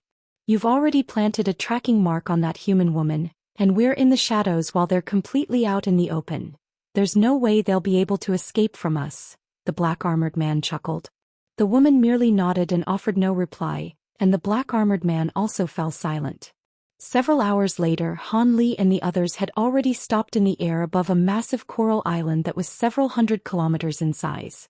They were hovering at an altitude of tens of thousands of feet, appraising a devilish stronghold from afar. The devilish stronghold occupied close to half of the area of the entire island, and it was surrounded by gray walls that were over 1,000 feet tall. On top of that, there were layers of restrictions set up near it, and it was encompassed within several black light barriers. There were devilish guards wielding all types of weapons on the stronghold's walls, as well as two-headed devilish birds flying over the stronghold. In the air above the stronghold, there was a gargantuan black cloud that was several hundred acres in size. The cloud was churning incessantly, and arcs of silver lightning could be seen flashing within it alongside rumbling thunderclaps, giving off a very eerie and formidable appearance. Is this the right stronghold? Didn't you say that there weren't supposed to be many devilish beings guarding this place? Holy Maiden Thousand Autumns asked with a dark expression, and the other holy spirits were also clearly very displeased. Han Li and the other human cultivators didn't say anything, but they also turned to the Long family patriarch with skeptical looks in their eyes. Please don't misunderstand, fellow Taoists. I sent scouts to this place not long ago, and at the time, this had only been a very small stronghold. This has also come as quite a surprise to me. It seems that more devilish beings must have been deployed to this place, the Long family patriarch hurriedly explained with a wry smile. I'm sure you wouldn't lie about something like this, Brother Long, but what do you plan to do now? Should we change to a different node? With so many devilish beings present, there are most likely devilish lords among their ranks. There's a good chance that our original plan will fail here, Holy Maiden Thousand Autumns said as her expression eased slightly. There's not enough time for us to scout for another node. We've already ascertained the properties of this node, and it's the most suitable one for us. If we were to go through any node, even if we could arrive in the Elder Devilish realm, we'd immediately be plunged into very perilous situations. It is indeed true that our original plan most likely won't work here. Devil Fane beads are able to fool even high-grade devilish beings, but they're lacking in resistance against the power of restrictions. With so many restrictions here, we could easily have our covers blown and be surrounded by the devilish army. As such, I suggest we simply conceal ourselves and fly toward the node. If we're exposed, then we'll just have to barge through by force. With our combined powers, even if one or two devilish lords were to stand against us, we'd be able to kill them right away. Once we enter the Elder Devil realm, there will be no way for them to track us down, the Long family patriarch said as a cold look flashed through his eyes. I agree. With our combined powers, there really isn't all that much for us to fear, and forcing our way to the node is the simplest and most efficient way, the man from the Lin family agreed with a nod. But if we do that, the devilish beings in the Elder Devil realm will immediately receive news of what we're doing. That'll be very detrimental to our journey through the realm, the woman from the Yi family said with her brows slightly furrowed. The Elder Devil realm is an extremely massive place, and we won't be going to the cities with large gatherings of devilish beings, so even if they're made aware that foreign beings have entered their realm, there's no way for them to effectively hunt us down. Besides, it's not exactly an uncommon occurrence for foreign beings to enter the Elder Devil realm. From what I've heard, many powerful beings from the races of our spirit realm would venture into the Elder Devil realm from time to time. The devilish beings may not pay our group much heed, the black-robed elder from the Long family countered. Han Li merely remained silent as he stroked his chin with a calm expression, while the holy spirits were discussing the matter with one another through voice transmission. Moments later, a verdict was reached, and the Holy Maiden Thousand Autumns turned to the Long family patriarch as she said, "It will indeed be too much of a delay if we were to switch to a different node, so we'll do as you say, Brother Long. If our cover is blown, then we'll just have to force our way into the node. But I hope there won't be any further errors on your part once we enter the Elder Devil realm." The Long family patriarch's eyelids twitched slightly, but he replied in a confident manner, "Rest assured, fellow Taoists. In that case, let's begin right away. I'll unleash the full power of this smoke cloud flag and do my best to get us as close as possible to the node without setting off any of the restrictions here," Holy Maiden Thousand Autumns said in a serious voice. She then made a hand seal and several streaks of light shot forth into the surrounding air, then vanished in a flash. Blue light flashed through Han Li's eyes as he cast his gaze around him to discover that a layer of cloud and mist had appeared in the surrounding area. After just a few flashes, the cloud and mist became extremely thin, and it was barely visible even to his spirit eyes. Han Li's heart stirred upon seeing this, and he immediately withdrew his spirit eye ability. However, Holy Maiden Thousand Autumns seemed to have sensed something, and she turned to Han Li with a meaningful look in her eyes. However, she didn't say anything and merely led the way toward the node above the devilish stronghold. Han Li's eyes narrowed slightly, but his expression remained unchanged as he flew slowly toward the node in the distance with everyone else. They were only several tens of kilometers away from the node above the stronghold, but during their flight, they encountered 7 or 8 groups of patrolling devilish guards. However, the cloud and mist that Holy Maiden Thousand Autumns had conjured up managed to conceal them flawlessly. There were some occasions where they were practically brushing shoulders with the devilish guards, yet they weren't able to sense anything. However, when they were less than 10 kilometers away from the devilish stronghold, they finally set off an extremely profound restriction. A dull thump rang out without any warning, following which countless black spikes shot forth out of thin air, hurtling directly toward them from all directions. "We've been exposed. Prepare for battle, fellow Daosits." Holy Maiden Thousand Autumns immediately yelled as her expression darkened. She then waved a hand through the air, and the layer of cloud and mist around them suddenly formed a dense light barrier that kept all of the oncoming black spikes at bay. Everyone else immediately released their treasures and abilities upon seeing this, and the surroundings' restrictions were instantly torn apart in the face of their combined powers, following which all of them flew toward the node above the devilish stronghold like lightning. Such a massive commotion naturally alerted all of the devilish beings in the surrounding area, and countless balls of light exploded near the stronghold as spiritual light spread over the entire sky. At the same time, groups of armored devilish beings riding atop all types of devilish steeds rose up into the air in a menacing manner. After just a few flashes, Han Li and the others finally reached the giant black light barrier up ahead, where they were stopped in their tracks. The long-haired man from the Lin family immediately made a grabbing motion, conjuring up a huge azure claw that attacked the light barrier with devastating force. A resounding boom rang out as the light barrier flashed erratically a few times, but it remained completely unscathed. The long-haired man's expression changed slightly, and he gave a cold harumph before preparing to unleash another attack. But right at this moment, the elderly scholar of the spirit race stepped in, sweeping a sleeve through the air to release 7 or 8 talismans of different colors that vanished into the light barrier in a flash. In the next instant, a rumbling boom rang out from the light barrier, and it tremored violently before shattering to open up a massive hole. The long-haired man's heart stirred upon seeing this, and he turned to the elderly scholar with a hint of surprise in his eyes. It seemed that Holy Maiden Thousand Autumns hadn't been exaggerating. This elderly scholar really was a master in the art of restrictions and formations. The other human cultivators were also rather taken aback, but there wasn't any time for them to ponder such a matter in this situation. Thus all of them shot forth through the hole as streaks of light, and only then did the hole on the black light barrier seal shut again. However, during this brief delay, the devilish guards patrolling the nearby area had already surrounded them. Han Li and the others immediately combined as one to form a streak of rainbow light that was over 1,000 feet in length, then flew toward a certain direction. The devilish guards in that direction were very alarmed to see this, but the streak of light was far too fast for them to evade, and they were instantly incinerated into ashes. The other devilish beings converging toward the scene all stopped involuntarily upon seeing this, and the streak of rainbow light tore through 7 layers of restrictions with unstoppable force. However, just as it was about to plunge into the dark cloud above the devilish stronghold, a roar of fury suddenly rang out alongside a rumbling thunderclap. Thick bolts of lightning sprang out of the cloud like silver pythons, intertwining to form a massive lightning net that crashed down toward everyone.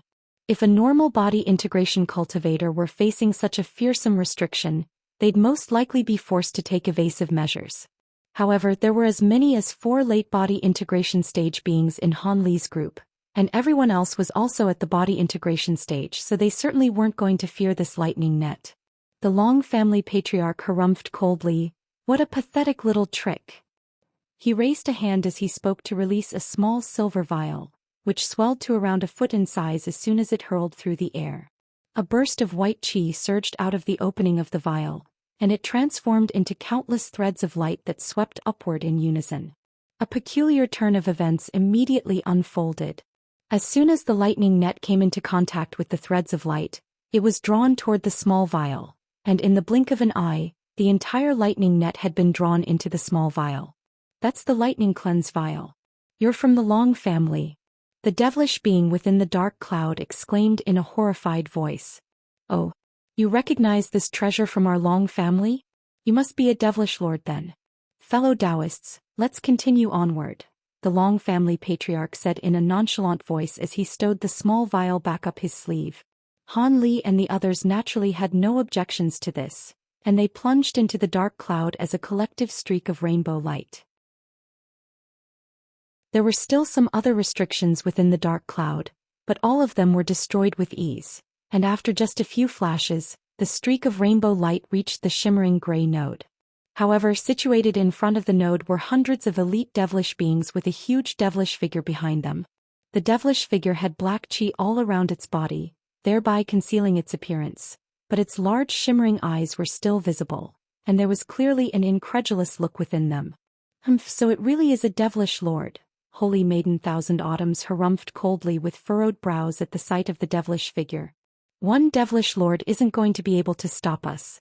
If it dares to attack us, then it'll simply be asking to be killed.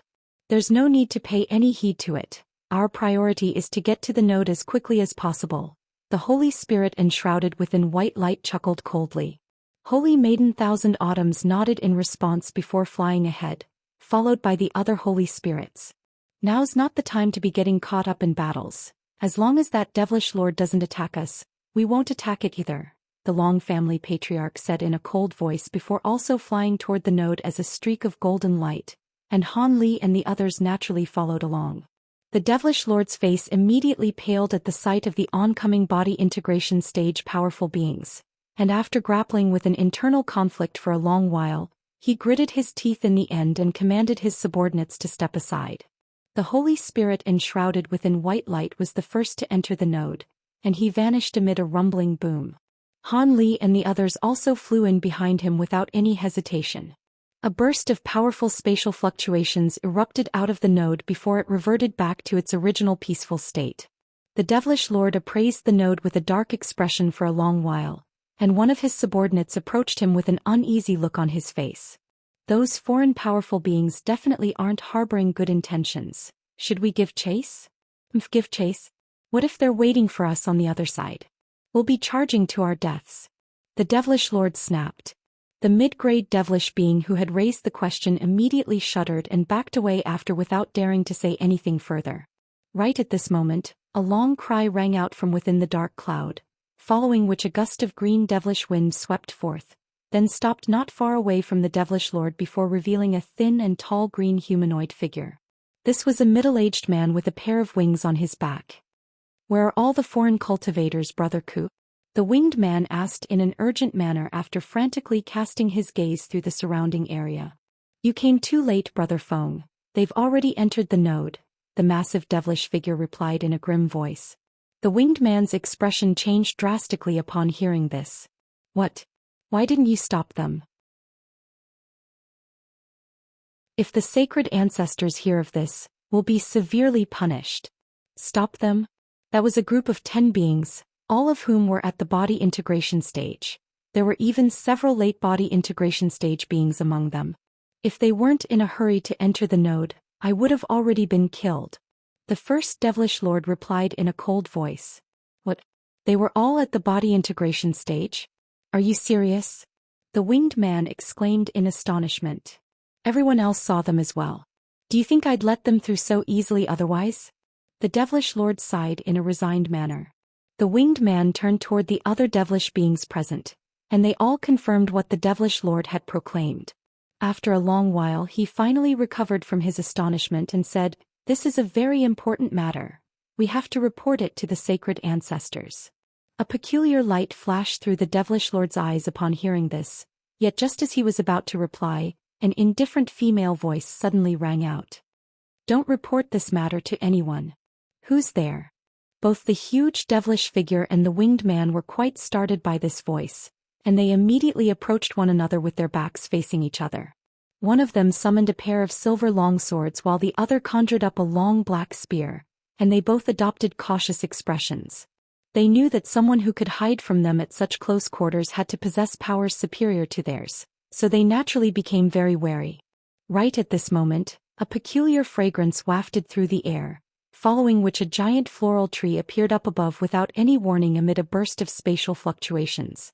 The floral tree was glittering and translucent with beautiful fist-sized pink flowers growing all over its branches. It's the brilliant treasured sacred flower. The winged man's face immediately became twisted with horror at the sight of the floral tree, and he immediately flapped his wings to flee into the distance.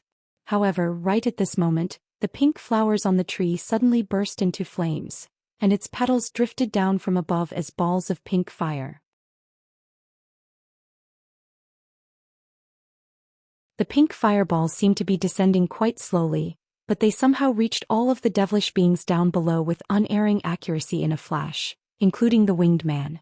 In the instant that these flames came into contact with the pink flames, they were incinerated into smoke in the blink of an eye, leaving only the first devilish lord behind.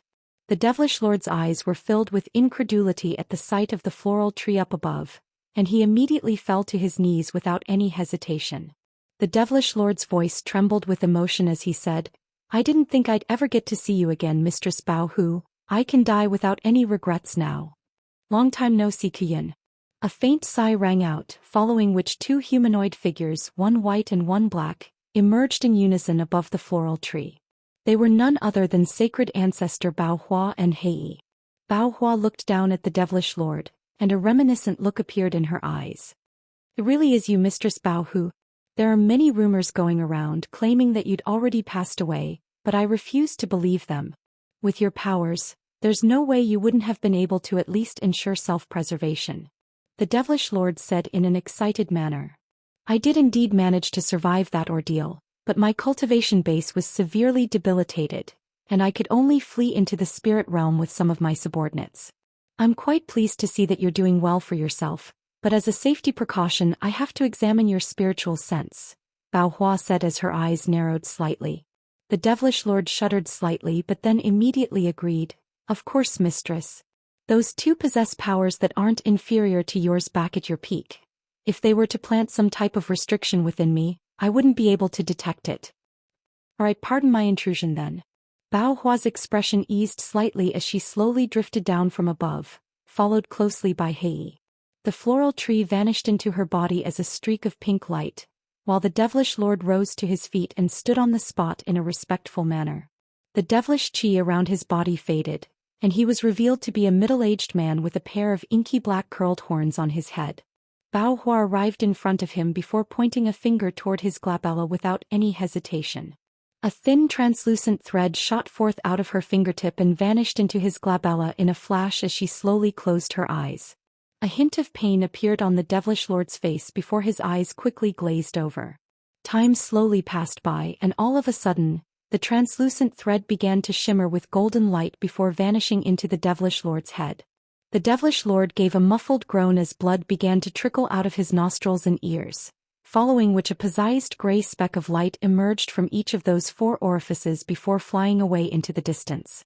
A cold look appeared on Bao Hua's face as she flicked a finger toward these specks of light, and 4 more translucent threads of light shot forth in a flash, instantly piercing through those specks of light before drawing them into her sleeve. Immediately thereafter she opened her mouth to expel several pink specks of light that instantly disappeared into the devilish lord's glabella. Only then did the translucent thread disintegrate into nothingness. The devilish lord's expression stirred slightly, and the vacant look in his eyes faded as he turned to Bao Hua.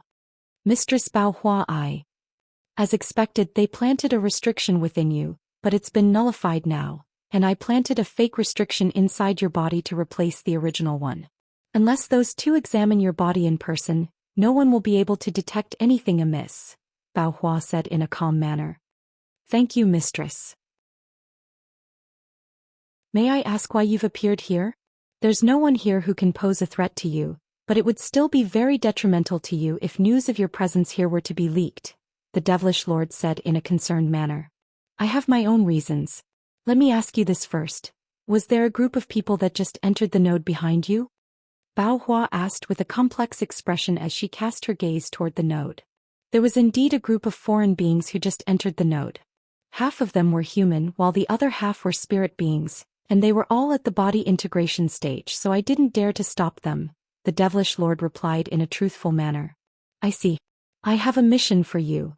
Keep this incident a secret from the sacred ancestors for now. You won't be able to hide this forever, but keep it a secret for as long as possible. Can you do that? Bao Hu instructed in a cold voice. The devilish lord didn't know why Bao Hua was asking this of him, but he replied in a confident manner.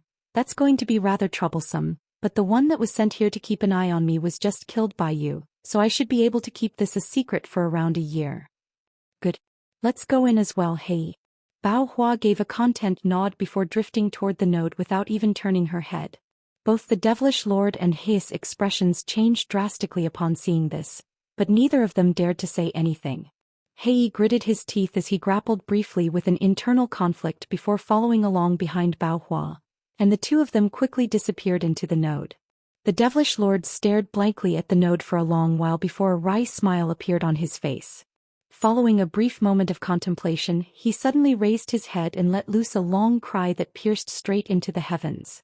A short while later, groups of devilish beings riding atop all types of devilish steeds emerged from within the dark cloud.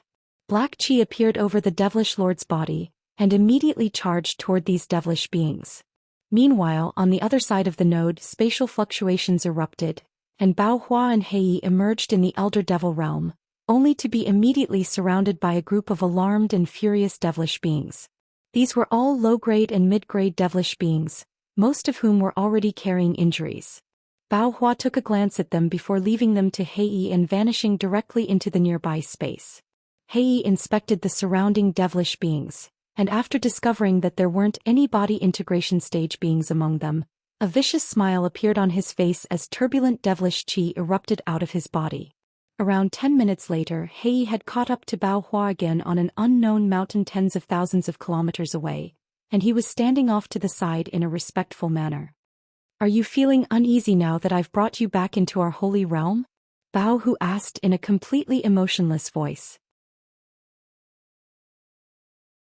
Hei shuddered slightly before replying in a fearful manner, Not at all. You must have your reasons for doing this, mistress. It's only natural to feel uneasy. This is quite a risky undertaking even for me, and there's a chance that I could perish here. After all, Tianqi and Hiyen will be sure to hunt me down if they discover that I've returned to the Holy Realm. With my current level of powers, I can just barely ensure self-preservation against one of them, but if the two of them were to join forces, then I would be killed for sure, Bao Hua said as she turned toward Hei.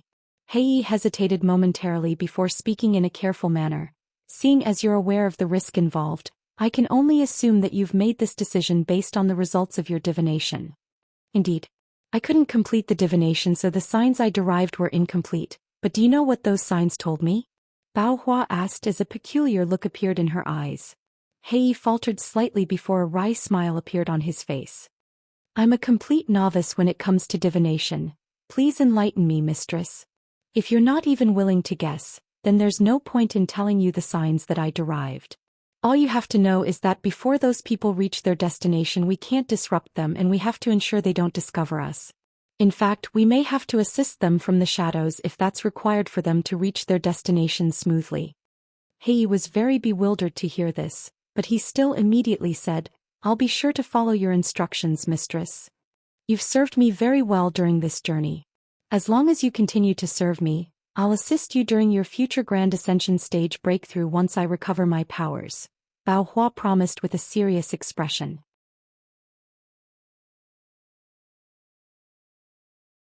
Thank you, mistress. I'll be sure to help you complete your objective even if it means I have to give up my life, Hei hurriedly said in an elated manner as a show of his loyalty. Good. From now on, just follow my orders. We've already delayed here long enough. Let's set off right away, Bao Hua said as she cast her gaze into the distance with a cold look in her eyes. Yes, mistress. Hei replied in a respectful manner. Thus, Bao Hua swept a sleeve through the air, and the pink floral tree projection reappeared before sweeping up both of their bodies, then shot forth into the distance as a ball of pink light. Meanwhile, tens of thousands of kilometers away, Han Li and the others were also flying through the air. Even though they had encountered a slight mishap outside the node, once they entered it, everything was identical to what the Long family patriarch had described. Not only was the location they had emerged in right at the Bloodstone mountain range, there were only some ordinary devilish beings guarding the entrance into the Elder Devil realm. In order to avoid attracting attention, they refrained from slaughtering those devilish beings, choosing to force their way through the devilish beings instead. After flying for around half a month and slaying a flock of unknown devilish birds, Han Li and the others flew out of the mountain range and arrived on a vast grassland with no end in sight and was covered in wild flowers.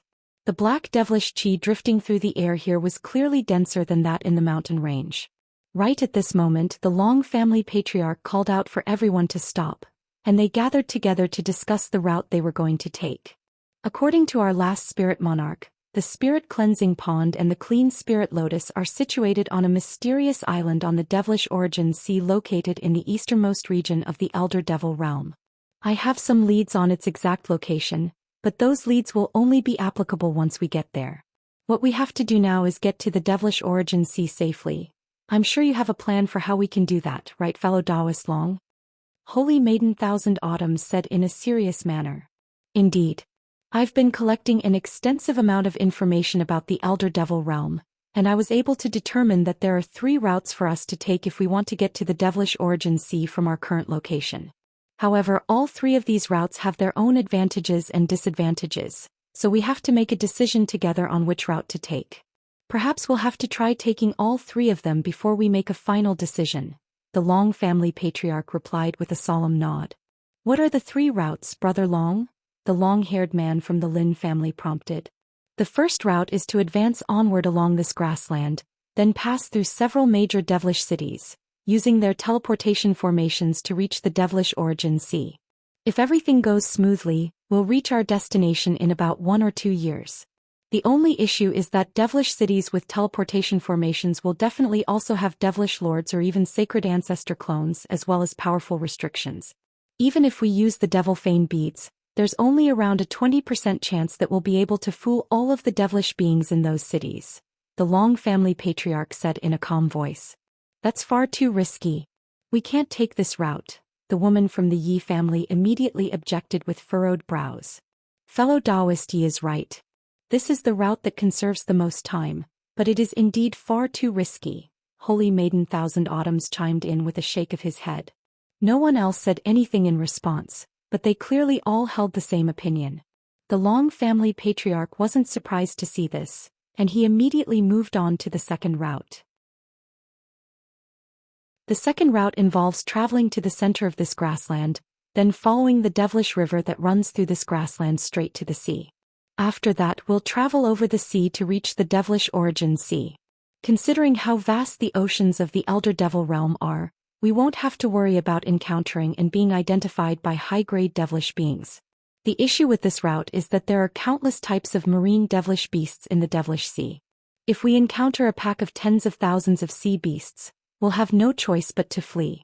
On top of that, there's no lack of sea beasts of the devilish lord level in the devilish seas, and it's said that there are even sacred ancestor level sea beasts. If we take this route, we'll get to our destination in about 5 to 6 years. That's still too risky. I don't know much about the devilish seas, but the sea beasts in our spirit realm are extremely formidable even for the most powerful races of our realm. On top of that, we're completely unfamiliar with the devilish seas. If we stumble into a perilous region of the sea, we'll be in a world of trouble. What's the third route, Brother Long? Holy Maiden Thousand Autumns asked with furrowed brows. The final route involves heading west while skirting along the edge of this grassland until we enter the barren devilish plains. That region of the Elder Devil realm is very similar to the primordial world of our spirit realm. There are also devilish beasts that can be found there, but far less so than in the devilish seas. With our powers, we shouldn't have too much trouble navigating through those plains. The issue with this route is that not only is it the longest of the 3, we'll also have to pass through the vastly renowned Illusion Howl Desert. That desert is one of the 10 restricted areas of the Elder Devil realm. All cultivators who venture into that desert will be severely debilitated, And what's even more concerning is that no movement techniques or treasures can be used in that desert, so we'll have to traverse through it entirely on foot, the Long family patriarch said. Han Li's heart stirred slightly upon hearing this before asking, "Are there any powerful devilish beasts or venomous insects in this illusion howl desert?" The Long family patriarch shook his head in response. "There are some low-grade and mid-grade devilish beasts in the illusion howl desert, but even if we're severely debilitated, we'll be able to take care of them with ease. The only thing that poses a threat to us in that desert is the illusion howl devilish wind. However, even though our magic power will be severely restricted, our spiritual sense won't be affected at all, so we should be able to withstand those devilish winds as long as we remain vigilant." "In that case, why did you specifically single out this desert as a major obstacle? Surely there has to be something else we should be concerned about," Han Li said with a smile. "Indeed, Brother Han. If this were the extent of the issues that we had to face, then I would have chosen this route right away without even preparing those two alternative routes. The main problem is that the illusion howl desert is far too big. Without being able to use any treasures or movement techniques to traverse it, it'll take 5 to 6 decades to get to the other side," the Long family patriarch replied with a wry smile. 5 to 6 decades? Han Li and the woman from the Yi family were both stunned to hear this, while the spirit beings remained quite composed, indicating that they already knew about the scale of the illusion howl desert. 5 to 6 decades is far too long. By the time we get to the devilish origin sea, the devilish tribulation will most likely already be over. On top of that, the longer it takes for us to get there, the greater the chance that something will go wrong, the long-haired man from the Long family said. "In that case, which one of the first two routes would you prefer, Brother Lin?" the Long family patriarch asked. The long-haired man hesitated momentarily before gritting his teeth and replying, "The first one is too risky. The second one is also rather risky, but so long as we're careful, there's a chance that we could get to the devilish origin sea without being noticed by any sea beast. Alright, what do you think, fellow Taoist Han, fellow Taoist Thousand Autumns?" the Long family patriarch asked as he turned to Han Li and the Holy Maiden Thousand Autumns. Aside from the Holy Spirit enshrouded within white light who barely ever talked, those two were the only other late body integration stage beings present, so the Long family patriarch was naturally interested to hear their opinions. "The second route does appear to be more plausible than the other two. However, I'd much rather go with the third route if we can somehow take less time to traverse through the illusion howl desert," Han Li sighed. "I'm also of the same opinion. There's actually a method to traverse through the illusion howl desert in a shorter time, but even that will take around 30 years, which is still too long," Holy Maiden Thousand Autumns said. "Oh, may I ask what method this is? I was unaware that such a method existed," the Long family patriarch hurriedly asked in a surprised manner. "I'm also interested to hear this," Han Li chimed in with an intrigued expression.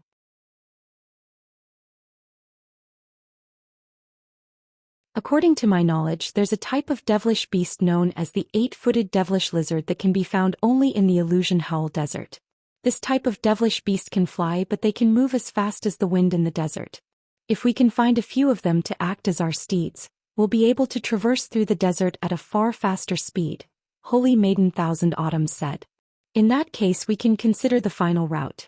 After all, that route would be a lot safer than the sea route," the woman from the Yi family said with a contemplative look on her face. "I'm afraid it's not that easy, Fairy Yi.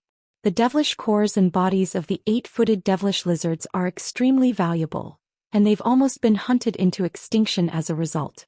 The remaining 8-footed devilish lizards have all either been domesticated by powerful devilish forces or are residing deep within the desert, so it would be next to impossible to find them," Holy Maiden Thousand Autumns sighed in a forlorn manner. "Would we be able to replace these devilish lizards with other spirit beasts or devilish beasts? I have a few spirit beasts that are very fast when traveling over land," the woman from the Yi family suggested. "The illusion howl desert is even more restrictive on spirit beasts. Spirit beasts that are normally extremely fast and agile will immediately become completely lethargic and useless once they enter the desert. Only the devilish beasts that inhabit the desert are unaffected, and 8-footed devilish lizards are the fastest among them.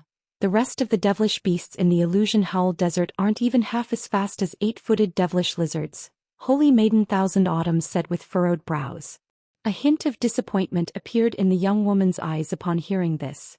In contrast, a peculiar look flashed through Han Li's eyes. The fact that Holy Maiden Thousand Autumns knew so much about the Elder Devil realm indicated that the spirit realm had prepared just as much if not more so for this as the Long family had. In fact, they seemed to be even more familiar with the geography and powers within the Elder Devil realm than the Long family was, as evidenced by the fact that the Long family patriarch had no idea about the 8-footed devilish lizards. If we really want some 8-footed devilish lizards, we can just destroy one of the major devilish powers near the desert and take their 8-footed devilish lizards. Elder Hui of the Long family chuckled coldly. With our powers, we have nothing to fear as long as we don't encounter any sacred ancestors. But if we do that, we'll be causing a huge commotion that could attract a lot of attention from devilish powerful beings. If they begin to track us or intercept us on the other side of the Illusion Howl Desert using teleportation formations, we'll be in huge trouble, the Long family patriarch countered with a shake of his head. That's true. However, is there a way where we can steal these devilish lizards without getting into a conflict with these devilish powers? Alternatively, would it be possible to exchange some things for these devilish lizards? They may indeed be very valuable, but surely they can still be bought for a price. Zhou Xian of the spirit race objected. I think trekking through the Illusion Howl Desert is the best option, Jin Gu of the spirit race said in a concise manner. The young woman from the Yi family pondered the situation for a moment before giving her verdict. I support Brother Lin's opinion. Trekking across the Illusion Howl Desert is going to take too long, and there's no guarantee that we'll be able to get enough 8-footed devilish lizards. As such, flying over the sea is a more viable option. Everyone else was carefully contemplating the issue and didn't hurry to express their opinions. Fellow Taoist Han, which route are you leaning toward? The Long family patriarch asked as he turned to Han Li. Han Li was silent for a moment before asking in an unhurried manner. Before I answer that question, I'd like to ask you something, Brother Long. How long will it take for us to get to the Illusion Howl Desert from here? It'll take us around a year to get to the Illusion Howl Desert. Of course, that's under the assumption that we don't encounter any impediment along the way. Why do you ask, Brother Han? The Long family patriarch asked in a surprised manner. From a risk minimization perspective, I'm naturally leaning toward the Illusion Howl Desert route, but if we can't gather enough 8-footed devilish lizards, then the journey will take too long for it to be worth it. In that case, the time saved by taking the sea route would be enough to outweigh the relative risk. Hence, I think we should take both routes at the same time, Han Li said. What do you mean by that? Holy Maiden Thousand Autumns asked with a contemplative expression. We can go to the outskirts of the Illusion Howl Desert and search for the nearby devilish powers to see if we can gather enough 8-footed devilish lizards. If we're able to do so, then we'll naturally take the Illusion Howl Desert route. But if not, we can turn back and take the sea route. At most, we'll only be delayed by about 2 years, which should still be acceptable for us, Han Li replied. That's not a bad idea. I support Brother Han's plan, the woman from the Yi family said as an elated look appeared on her face. After a brief pause for contemplation, the man from the Lin family also expressed his approval. This is indeed a more refined plan. What do you think, fellow Taoist Thousand Autumns? The Long family patriarch asked as he turned to Holy Maiden Thousand Autumns. I'll have to discuss this with my brethren before giving you a response, Holy Maiden Thousand Autumns replied. Of course, go ahead, the Long family patriarch agreed with a nod. Thus, the spirit beings got into a huddle and began to discuss the options presented to them. At the same time, the Long family patriarch was also having a secret conversation with Elder Hui through voice transmission. All of a sudden, the voice of the woman from the Yi family sounded beside Han Li's ears. Brother Han, the method that you proposed is very sound. I think the spirit beings and fellow Taoist Long will all agree to this in the end. However, judging from the previous interactions, it seems that fellow Taoist Long was inclined to take the Illusion Howl Desert in the first place, while the spirit beings seem to be leaning more toward the sea route. We don't know what they're thinking, but regardless of what the final decision is, we have to be wary of them. Han Li took a brief glance at her to find that she was looking vacantly into the distance, as if she hadn't just transmitted her voice to him. Thus, Han Li also turned away and transmitted his voice in response. Thank you for the words of caution, fellow Taoist Yi. I'll be sure to keep my guard up. The young woman offered no response to this, but a faint smile had appeared on her face. As expected after their discussion, the Holy Spirits all expressed approval of Han Li's plan, as did the Long family patriarch. As such, they immediately set off and skirted along the border of the grassland to the west. Unbeknownst to all of them, there was a ball of pink light tailing them from close to 10,000 kilometers away. At the same time, within an extremely secretive restricted area in the spirit race territory of the spirit realm, there was a giant formation with a diameter of over 5 kilometers that was flashing with spiritual light on a patch of charred ground. The entire formation was buzzing incessantly, and countless runes of all colors were surging forth in a frenzy, forming a series of massive runed chains that were binding onto a giant figure at the center of the formation. The figure was around 1,000 feet tall and was clad in a suit of antiquated golden armor. There were around a dozen crimson devilish projections flashing erratically behind him, and these projections were letting loose ghastly cries and howls. The giant figure currently had his hands held up in the air, and there was a silver net several tens of feet above his head, trembling incessantly as it kept a massive silver bead at bay. The bead was around an acre in size, and its surface was riddled with complex patterns. The giant humanoid figure was very handsome, but he was sweating profusely and staring up at the massive silver bead with a look of shock and fury in his eyes. In the air around the formation were 8 body integration stage holy spirits, each of whom was holding a formation plate, and they were also sweating profusely as they poured their spiritual power into the massive formation. Tens of thousands of feet directly above the center of the formation was a shimmering golden palace. It was hovering in the air in a completely still manner, creating a rather surreal sight to behold. Who are you? Why do you possess an immortal sealing bead? Are you a spirit servant who escaped from the true immortal realm? The giant humanoid figure roared in a vicious manner. The cold voice of an elderly man rang out from the golden palace in response. You don't need to know who I am. You possess a spirit-capturing heavenly net, so you are a sworn enemy of our spirit race. Now that you've been captured in this devil-trapping formation, this immortal sealing bead will put an end to your life. You really think this will be enough to kill me? I've already cultivated a golden immortal soul. You're delusional if you think a being from a lower realm like you can kill me. Once I escape from this formation, I'll destroy all of your souls and refine you to become my treasures. The giant humanoid figure roared in a furious manner. The cold voice rang out once again from the golden palace. I'm naturally aware that even the combined powers of the devil-trapping formation and immortal sealing bead won't be enough to erase the soul of a true immortal, even though you're currently not even as powerful as I am. However, if I were to seal you, then slowly refine you using the true flame within my body in tandem with earthly infernal flames, I'll be able to refine your soul into an immortal soul pill in 100,000 years.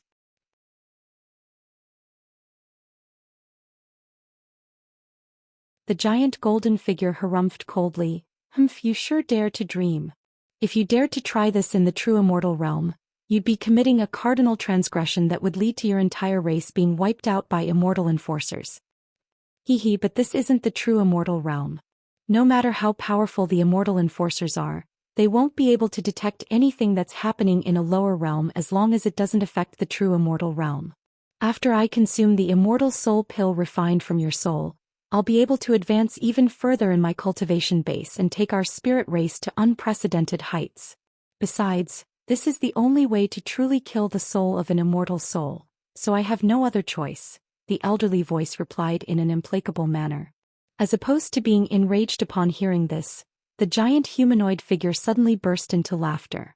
To think that I would be reduced to such a sorry state by mere spirit servants. At the height of my powers, I would have erased a grand ascension stage being like you in the blink of an eye. Let me see how you're going to seal my soul. Immediately thereafter he swept his arms violently upward and cast around a dozen incantation seals in rapid succession, all of which vanished into the spirit-capturing heavenly net up above. The aura of the net was immediately bolstered by over twofold, and it swept upward with tremendous force, causing the giant silver bead to rise up by over 100 feet. The 8 holy spirits who were maintaining the formation were all very alarmed to see this, and they immediately injected even more magic power into the formation plates they were holding. Piercing light erupted out from the formation plate, following which a buzzing sound rang out from within the formation.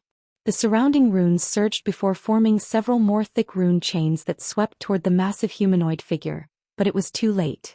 After forcing the giant silver bead upward, the huge humanoid figure's stagnant magic power suddenly recovered for a split second, and that was enough for him to unleash a life-saving ability. He let loose a low roar, and the dozen or so devilish projections behind him exploded before vanishing into his body as bursts of crimson mist. His body had been slightly blurry and indistinct before, but it instantly became a lot clearer, and his suit of golden armor shattered to reveal the bronze-colored skin of his upper body. On his chest was the image of an extremely lifelike golden flower, and as soon as the image appeared, the humanoid figure began to rapidly chant an ancient incantation that had never been uttered in the spirit realm. The golden flower image shuddered slightly before turning as red as blood, and a bloody gory scent wafted forth, following which the flower emerged slowly from his chest as if it had actual substance. That's a blood drop poria flower. You no longer possess a physical body, you have the body of a flower demon. The elderly voice exclaimed from within the golden palace. The giant humanoid figure paid no heed to this and lowered his head before exhaling toward the massive crimson flower. The nearby world's origin chi instantly swept toward the crimson flower in a frenzy, and the entire sky dimmed as gigantic five-colored clouds appeared overhead, creating an incredible sight to behold. After absorbing so much of the world's origin chi, the crimson flower swelled to over 10 times its original size and was giving off a very unsettling feeling. Have you gone insane? You're planning to detonate this flower? Don't you know that your physical body will also be destroyed by the explosion? A hint of astonishment and horror had crept into the elderly voice. At the same time, spatial fluctuations erupted in the air above the golden palace, following which a humanoid figure emerged. This was a white-robed elderly man with a set of remarkably youthful facial features, and he was looking down at the massive crimson flower with a nervous expression. Detonating my physical body is much better than being refined into a pill. With the power of my soul, I'll be able to manifest a new body soon enough. If you know what's good for you, then you'll deactivate this formation and withdraw the immortal sealing bead right away, and I'll also let bygones be bygones. You recognize this demonic flower, so I'm sure you're aware of how powerful its detonation would be. At the very least, it'll be enough to reduce all of you to dust, the giant humanoid figure threatened. The white-robed man's expression darkened significantly upon hearing this, but he didn't offer a response. The expressions on the faces of the 8 holy spirits had also become very strained after sensing the fearsome power radiating from the giant crimson flower. However, without any instruction from the white-robed elderly man, they didn't dare to do anything and could only continue to maintain the formation with all their might. The white-robed elderly man's expression changed several times before a ruthless look appeared in his eyes. I can consider letting you go after I've sealed you. Immediately thereafter he vanished on the spot. So you really want to die? Fine, I'll send all of you on your way then. The giant humanoid figure roared, but a hint of a hesitation crept into his eyes as he cast his gaze toward the huge crimson flower. He had made it sound like manifesting a new physical body would be a very simple matter for him, but that was actually far from the truth. Even if he had extremely good fortune, it would still take tens of thousands of years before he could attain a new body. On top of that, the process through which he had manifested this physical body using the blood drop poria flower had been an extremely arduous one, and it had taken him over 100,000 years and countless painstaking effort to attain it. With this physical body, it wouldn't be impossible for him to eventually return to the peak of his powers through diligent cultivation. If he were to lose this body, he was not confident that he would be able to find another body as suitable as this one, and he didn't know whether he would ever be able to return to his peak. However, these doubts only ran through his mind for a brief moment before he gritted his teeth and made a decision. He resumed his chanting and pointed a finger at the giant crimson flower, and it swelled drastically once again. White cracks suddenly began to appear over all of its petals, and a terrifying aura that was several times more powerful before erupted out of it.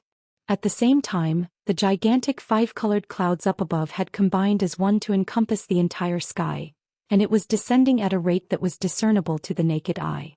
As it descended, the 8 holy spirits felt their bodies become extremely heavy and sluggish, as if a giant mountain were weighing down upon them. They were naturally very alarmed by this, and protective treasures flew out of their bodies as balls of spiritual light before forming layers of light barriers around them.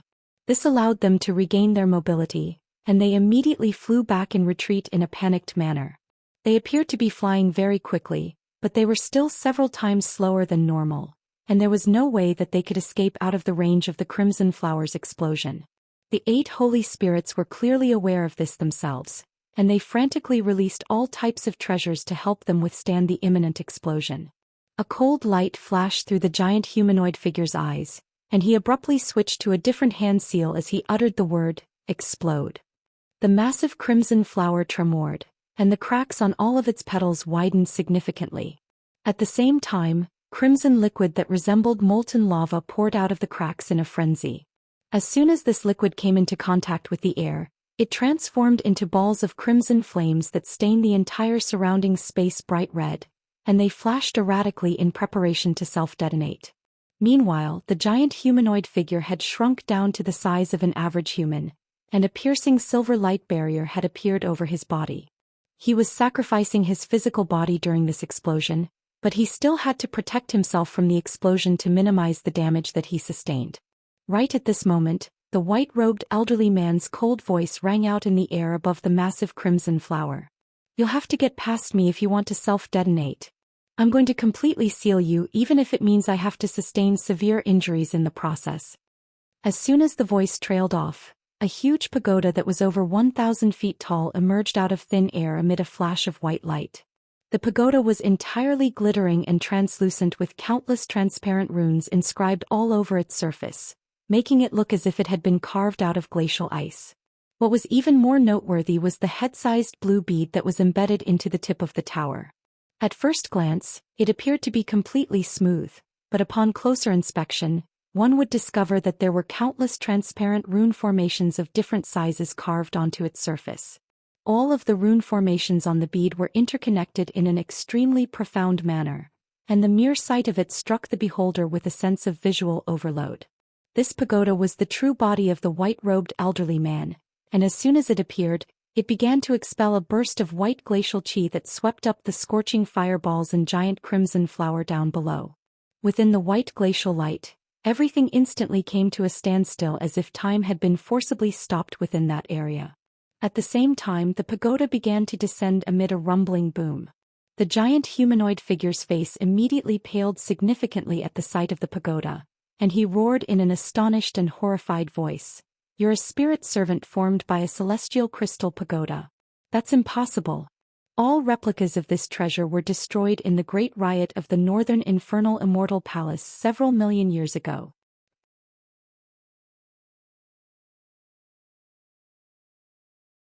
As a true immortal, the giant humanoid figure was naturally aware of just how powerful this celestial crystal pagoda was. In this dire situation, he immediately bit through the tip of his own tongue and expelled several mouthfuls of blood essence. As soon as this blood essence emerged, it transformed into a burst of scorching crimson flames, when then took on the form of several crimson flaming pythons, each of which was over 100 feet in length, and they all pounced viciously toward the pagoda in unison. The true immortal knew that if he could use these fiery pythons to keep the pagoda at bay for a short while, the blood-drop poria flower would be able to recover from its frozen state and unleash its full power. Once the flower exploded, even the celestial crystal pagoda wouldn't be able to contain the explosion. However, his actions were predicted by the white-robed elderly man in advance. A cold chuckle rang out from within the pagoda, following which the blue bead embedded on its tip suddenly revolved on its own, then released several blue streaks of light that were around as thick as a human thumb. These streaks of light struck the flaming pythons like lightning, and the pythons were instantly reduced to plumes of smoke. The true immortal's expression changed drastically upon seeing this, and he immediately tried to unleash another ability, but it was already too late. The massive translucent pagoda completely descended amid a vast expanse of glacial light, crushing the true immortal and the giant crimson flower beneath it. Immediately thereafter, countless golden runes surged forth in a frenzy from all levels of the pagoda, creating a spectacular sight to behold. At the same time, the top half of the white-robed elderly man's body emerged from the top of the pagoda, and he immediately yelled, "What are you waiting for? Use the devil-trapping formation to help me seal him." These words were naturally being directed toward the 8 holy spirits, who were still rooted to the spot. The 8 holy spirits were naturally ecstatic to see that the giant crimson flowers explosion had been restricted by the glacial pagoda, and they immediately flew back to their original spots upon hearing the white-robed elderly man's instructions. Thus, the 8 holy spirits gathered around the formation again before raising the formation plates in their hands. A flurry of runes immediately surged out of the formation, solidifying the rune chains that were starting to appear rather feeble. In conjunction with the runes flooding out of the glacial pagoda, a massive net was formed to encompass everything down below.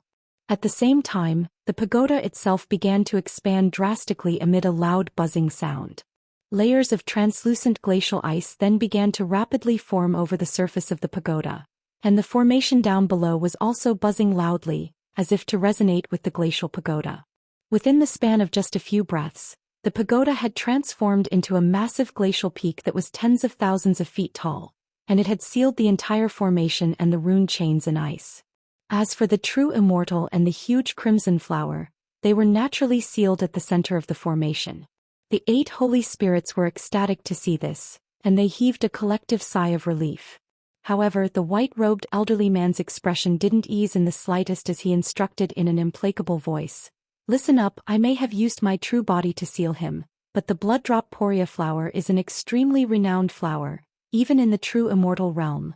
It'll most likely take over 10,000 years before the power of the flower will completely fade away. Prior to that, don't move this glacial peak even by a single inch. As a safety precautions, set up some restriction formations nearby right away to apply another seal to my body, as well as the devil-trapping formation. After I completely nullify the power of this blood-drop poria flower, I'll transfer this glacial peak to a place where earthly hellish flames can be found and refine this soul into a pill. During this time I can't afford to be distracted, so all of the matters of our race will be decided by the panel of elders. Make sure we survive this devilish tribulation. If our race can survive this ordeal, then our resurgence will be imminent." The 8 holy spirits immediately fell to their knees in an extremely respectful manner. "Yes, Spirit Monarch." They then stowed the formation plates in their hands away and flew away to inform the rest of the spirit race of the white-robed elderly man's orders. Thus, in the blink of an eye, the white-robed elderly man was the only one left in the entire area. All of a sudden, the true immortal's enraged voice rang out from beneath the glacial peak. "You really think this flawed celestial crystal pagoda can trap me? Let me see how you're going to seal me after I exhaust all of the glacial chi in this pagoda." As expected of a true immortal, you managed to identify the flaws in my body right away. Even so, do you still think that you're an omnipotent true immortal? You're delusional if you think you can exhaust the glacial chi within my body with your current powers. Having said that, the fact that you're still able to speak is testament to the power of your soul. Unfortunately for you, you won't be able to retain your sentience for much longer. The white-robed elderly man harumphed coldly. "What do you mean by that? There's nothing in this lower realm that can seal away my sentience." The true immortal clearly wasn't convinced. "There is indeed nothing that I know of in this lower realm that can completely seal away your sentience. But what if I'm not using something from this realm?" The white-robed elderly man chuckled coldly before making a grabbing motion, and a talisman that was giving off wisps of glacial light appeared in his hand. The talisman was completely translucent, looking as if it were constructed from glacial ice, but there were golden runes inscribed all over its surface. If Han Li were present, he would immediately be able to identify these runes as golden seal text. "It's a pity that I have to use this talisman here. I'll have one less trump card in the future." The white-robed elderly man appraised the talisman with a pained expression, but gritted his teeth in the end and flicked his wrist in a decisive manner. The talisman immediately exploded into a ball of golden light that shot forth into the glacial peak down below, vanishing into it in a flash. Immediately thereafter, the white-robed elderly man made a hand seal and began to chant something in a solemn manner. A scintillating ball of golden light that resembled a radiant sun instantly appeared within the glacial peak, then revolved on the spot before transforming into a massive rune that was around an acre in size. The rune was shimmering with golden light, and it descended silently like a shooting star. "What are you doing?" "Wait, this is a talisman from the true immortal realm. The true immortal exclaimed as he sensed what was happening within the glacial peak. However, before he had a chance to do anything, the giant golden rune plunged into the formation down below in a flash. A resounding boom rang out, and the true immortal's voice was abruptly cut off. The white-robed elderly man was completely unsurprised by this, and he began to chant with even greater urgency. In the next instant, the entire glacial peak tremored and golden patterns erupted out of it in a frenzy, forming a gigantic rune that was imprinted on one of the smooth faces of the glacial peak. Hints of blue light immediately became intermingled in the white light emanating from the glacial peak, and the glacial chi being released also became significantly denser. Only then did the white-robed elderly man's chanting cease, and his expression also eased slightly.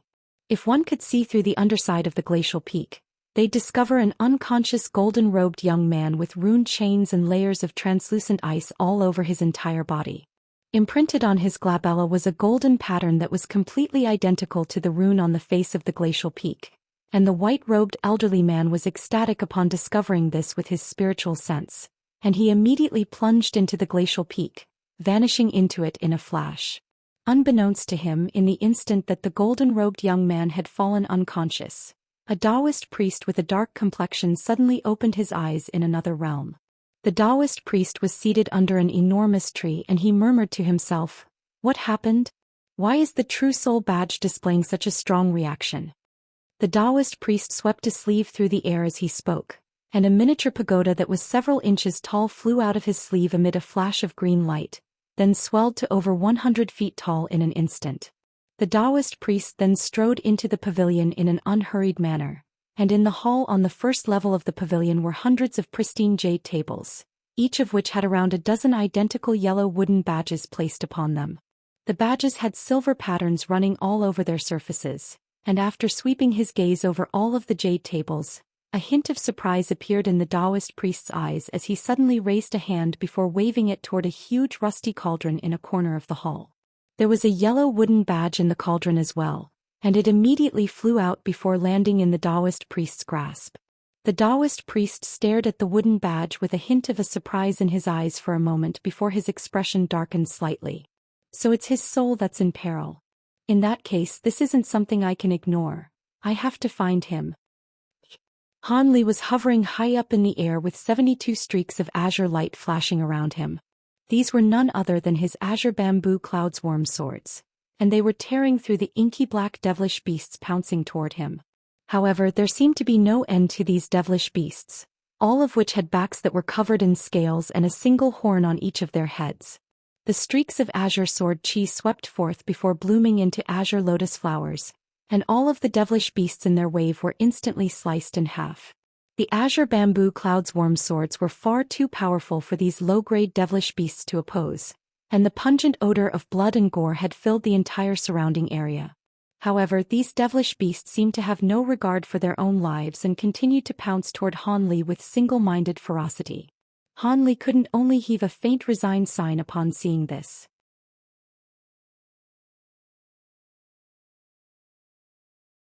As he continued to control his azure bamboo cloudsworm swords, Han Li cast his gaze behind himself, where the Long family patriarch and the others were also busy slaying other devilish beasts. The woman from the Yi family was flicking her fingers through the air, releasing streaks of silver light that shot forth like a torrential storm, felling hordes of devilish beasts around her. The man from the Lin family had summoned a translucent crimson jade ruler, which was releasing scorching fireballs in all directions to incinerate the devilish beasts around him into nothingness. The Long family patriarch's hands had transformed into a pair of giant golden dragon claws, and they were sweeping through the air with unstoppable might. He was accompanied by Elder Hui, who was releasing bursts of green chi out of his sleeves. All of the devilish beasts that reached within a radius of 1,000 meters from the duo were either instantly torn into countless shreds, or poisoned to death on the spot.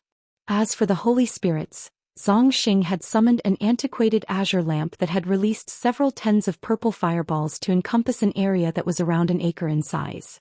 All of the devilish beasts that came into contact with the purple fireballs were instantly reduced to plumes of smoke. Bai Qi was merely drifting along within his usual layer of protective white spiritual light, but all of the devilish beasts around him were being dismembered as if they were being ravaged by countless invisible blades.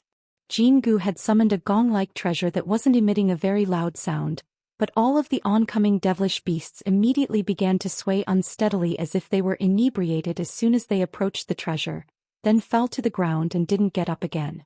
Ji Shui had donned a suit of silver armor that had encapsulated his entire body without leaving even a single sliver of skin exposed, and he had plunged into a horde of beasts up ahead as a tornado. All of the devilish beasts around him were being torn limb from limb, presenting a very gruesome and violent sight to behold. Han Li's brows furrowed slightly as he took in the situation unfolding around him. Perhaps they were experiencing rotten luck or had simply entered this grassland at the wrong time, but they were only around half a month into their journey, and they had already encountered this enormous beast tide. Han Li and the others had all experienced the horrors of the beast tides in the spirit realm, so they naturally immediately tried to avoid this beast tide, but they had still underestimated it in the end. There was seemingly no end to the devilish beasts pouring out of the grassland, and all of them were the same type of wolf-like devilish beast. Most of these devilish beasts were only at the foundation establishment stage or core formation stage, and even the most powerful ones among them were only comparable in power to deity transformation cultivators, but their sheer numbers alone would be enough to strike despair into the heart of the average cultivator.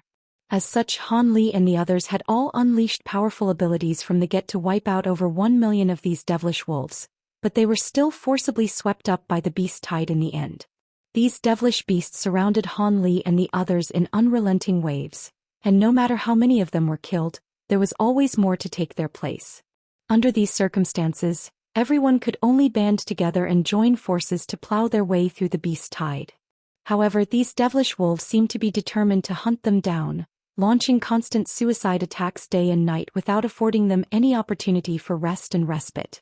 They had been slaughtering these devilish wolves for 2 days and 2 nights thus far, yet there were still no signs indicating that they were about to reach the other side. As such, everyone was starting to become rather concerned. In contrast with this beast tide, the beast tides that appeared on the human territory of the spirit realm were mere child's play. Perhaps only the gargantuan hordes of sea beasts in the oceans of the spirit realm could compare with this vast beast tide. All of a sudden, Han Li raised a hand to release several thick bolts of lightning amid a loud thunderclap. The bolts of lightning plunged into a group of oncoming devilish beasts, and around 300 to 400 of them were instantly eradicated.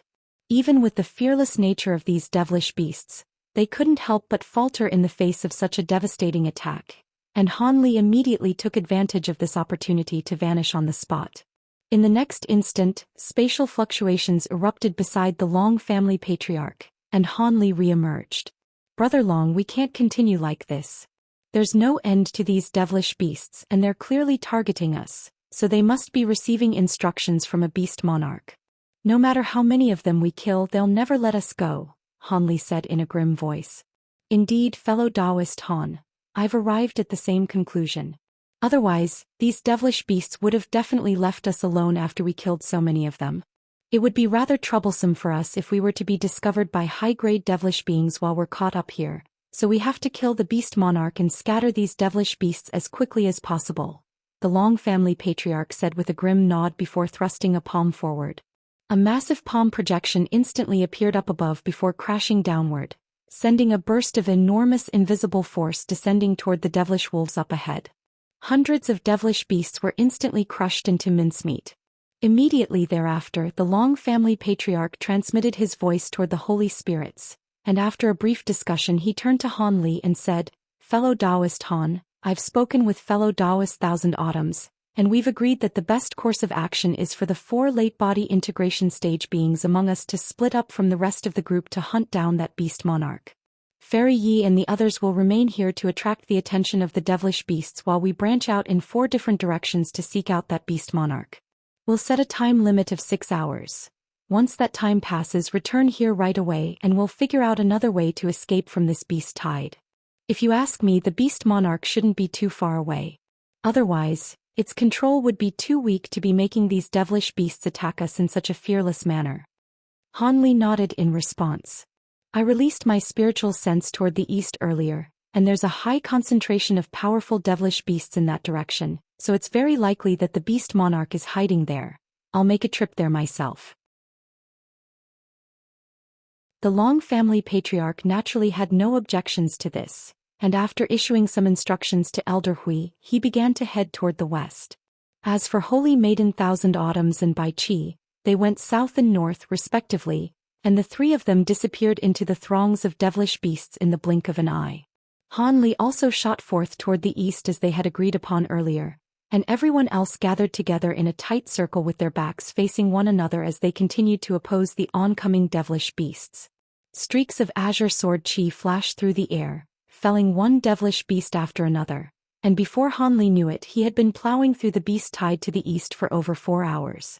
Along the way his 72 flying swords were like 72 azure Ws, slashing through the air around him with peerless sharpness.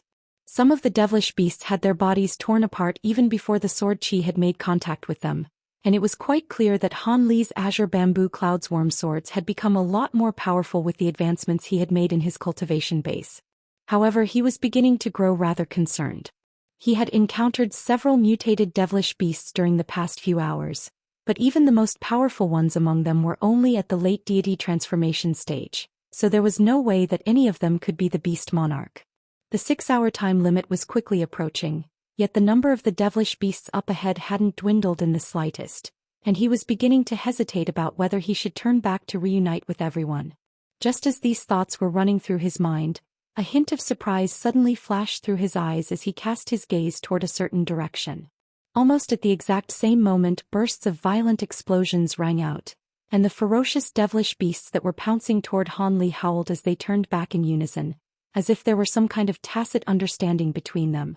Han Li faltered slightly upon seeing this before immediately setting off in pursuit, flying through the air as a piercing streak of azure light. The devilish beasts directly up ahead were all shredded by his streaks of azure sword qi, but even so the other devilish beasts were still retreating as quickly as they could, paying no heed to Han Li at all. Han Li was rather intrigued to see this, and he held the power of his azure bamboo cloudsworm swords as he followed the devilish beasts toward the location where the string of explosions had rung out earlier. Now that there were no longer any devilish beasts impeding him, he was able to cover close to 100 kilometers in the blink of an eye, yet right at this moment he suddenly stopped, and his expression changed slightly as he cast his gaze forward. No more than a few kilometers up ahead, a large group of green devilish beasts had suddenly appeared up in the air. These devilish beasts were far more massive than their brethren, and their fur was releasing a faint green light as well as a pungent odor, indicating that they were extremely poisonous. The retreating devilish beasts gave these mutated beasts a wide berth, parting on either side before rushing around them. Han Li paid no heed this and merely cast his gaze into the distance toward the direction in which these devilish beasts were fleeing. Behind this group of green devilish beasts was a pocket of open space where around a dozen burly silver devilish beasts were attacking a pair of humanoid figures relentlessly. Beside these silver devilish beasts was a black-furred devilish beast with 2 5-colored horns on its head. The black-furred devilish beast had blood flowing all over its body, and it was lying in midair in a completely still manner. Above the devilish beast was a silver incense burner that was also hovering in midair, and protruding out of the incense burner was a half-burned stick of gray incense that was releasing faint azure smoke. The smoke had formed a barely visible ring around this pocket of empty space, which had been entirely surrounded by the wolf-like devilish beasts. All of the devilish wolves were snarling with fury, but none of them dared to charge into the ring formed by the azure smoke, seemingly extremely wary of it.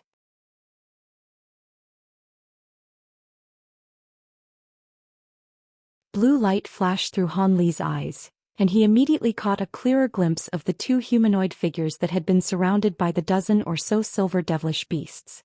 One of them was a burly devilish man who was built like a brick house, while the other was an elderly devilish man with blue devilish patterns on his face.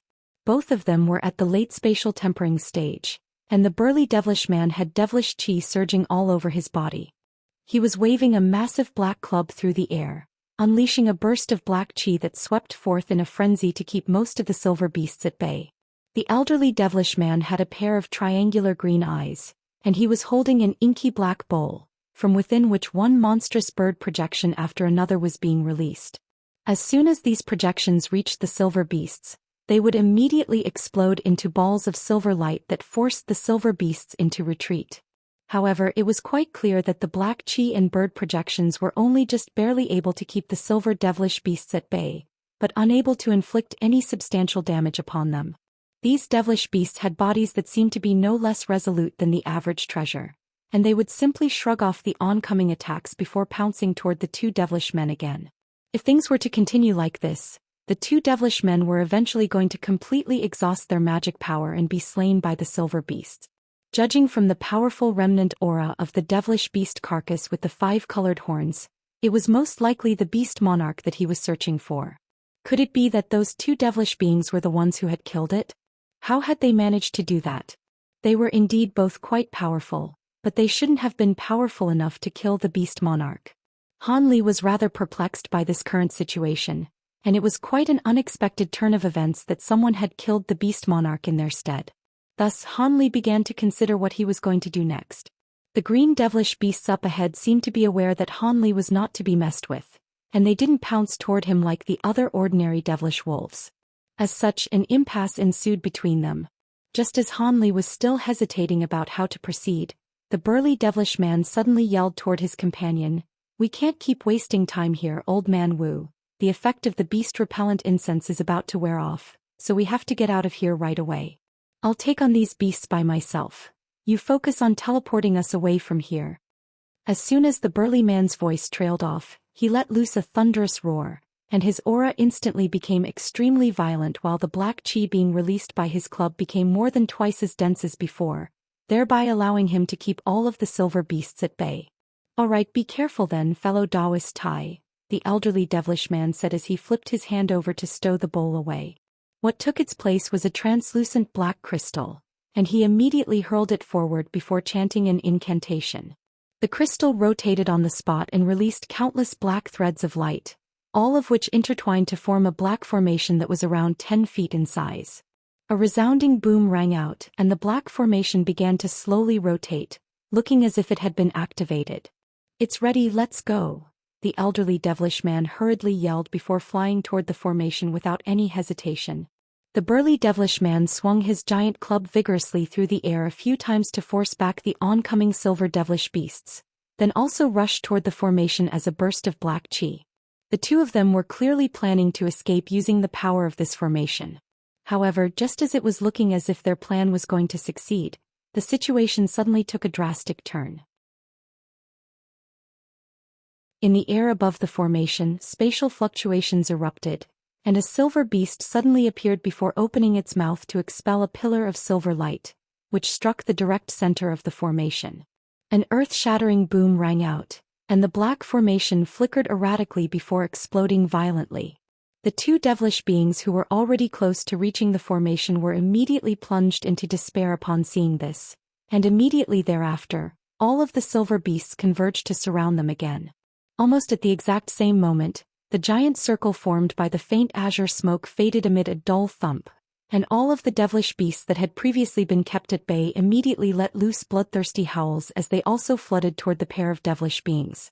Two cries of alarm and fury rang out, followed by a string of violent explosions.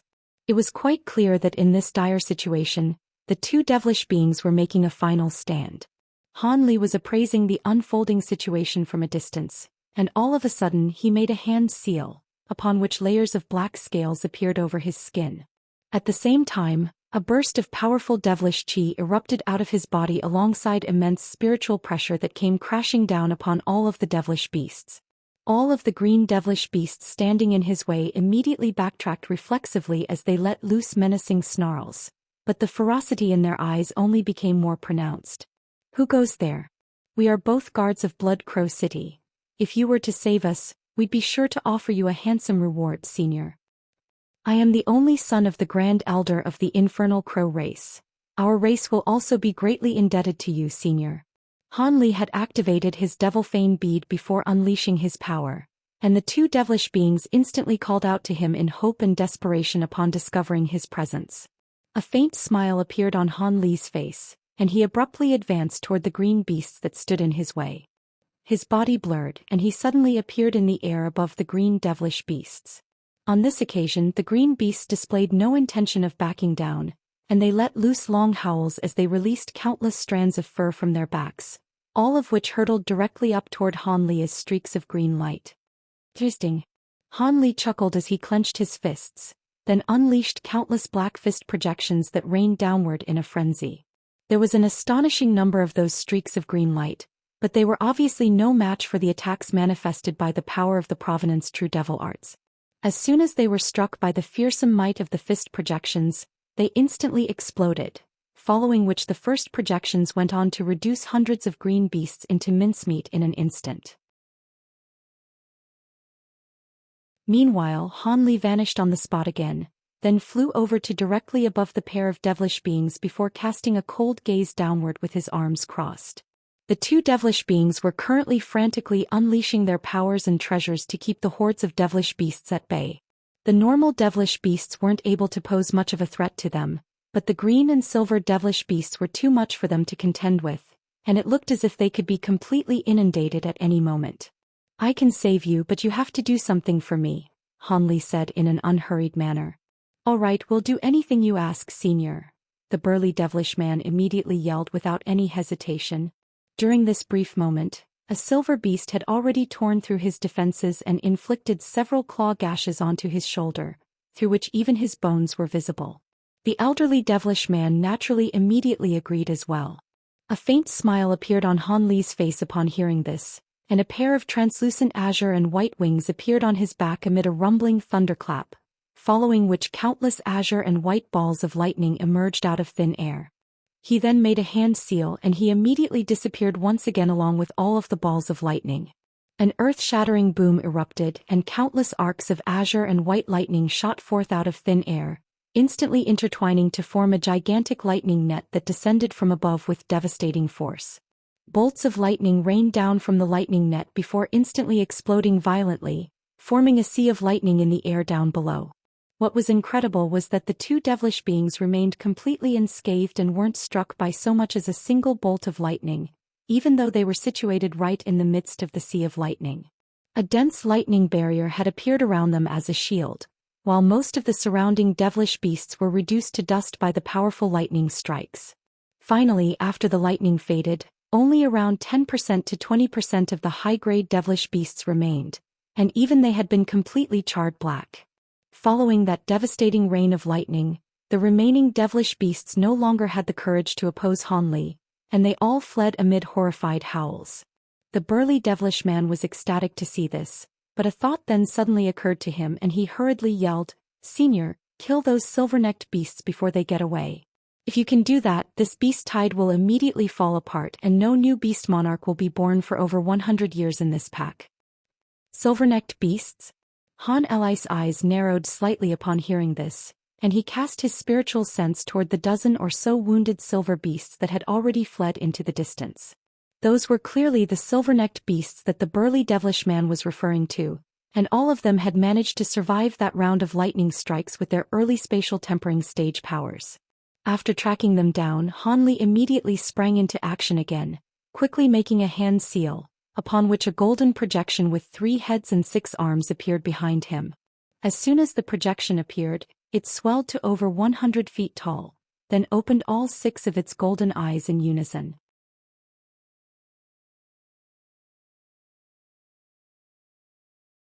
Around a dozen pillars of golden light erupted forth one after another out of the projection's 6 eyes, and each pillar of light struck a fleeing silver beast with unerring accuracy. These silver beasts only had a chance to howl with anguish before their bodies were reduced to nothingness within the golden light. The two devilish beasts knew that Han Li's powers were definitely far superior to theirs upon seeing this, and their expressions changed drastically. They had faced the silver beasts in person, so they were well aware of how powerful those beasts were. However, this senior had destroyed all of the silver beasts with ease. It was quite clear that his powers were completely unfathomable to them. After all of the silver beasts were eradicated, all of the other devilish beasts instantly scattered under the leadership of the green beasts. All of the devilish beasts quickly fled deep into the grassland like the receding tide, and the surrounding space was emptied in the blink of an eye. Han Li had no intention of pursuing the devilish beasts any further. Instead, he cast his spiritual sense even further into the distance, and he discovered that all of the devilish beasts there were also fleeing for their lives. Thus, the terrifying beast tide had been completely scattered. Han Li's expression eased slightly as he heaved a faint sigh of relief upon sensing this. The burly devilish man briefly examined the wound on his own shoulder before flying toward Han Li with the elderly man. He looked at the Provenance true devil projection with a hint of awe and veneration in his eyes, and said, "Thank you for saving us, Senior. If it weren't for you, the two of us would have perished to those luminous wolf beasts for sure." "It's all right, it was only a simple task for me and I only saved you as you agreed to do something for me in return," Han Li replied as he made a hand seal, upon which the golden projection vanished in a flash. "How may we be of service to you, Senior?" the elderly devilish man asked in a respectful manner. "Tell me who you are and how you ended up here," Han Li instructed in an implacable voice. "We are both guards of Blood Crow City, and we were sent here by the city lord to kill the luminous wolf beast monarch in order to scatter this beast tide.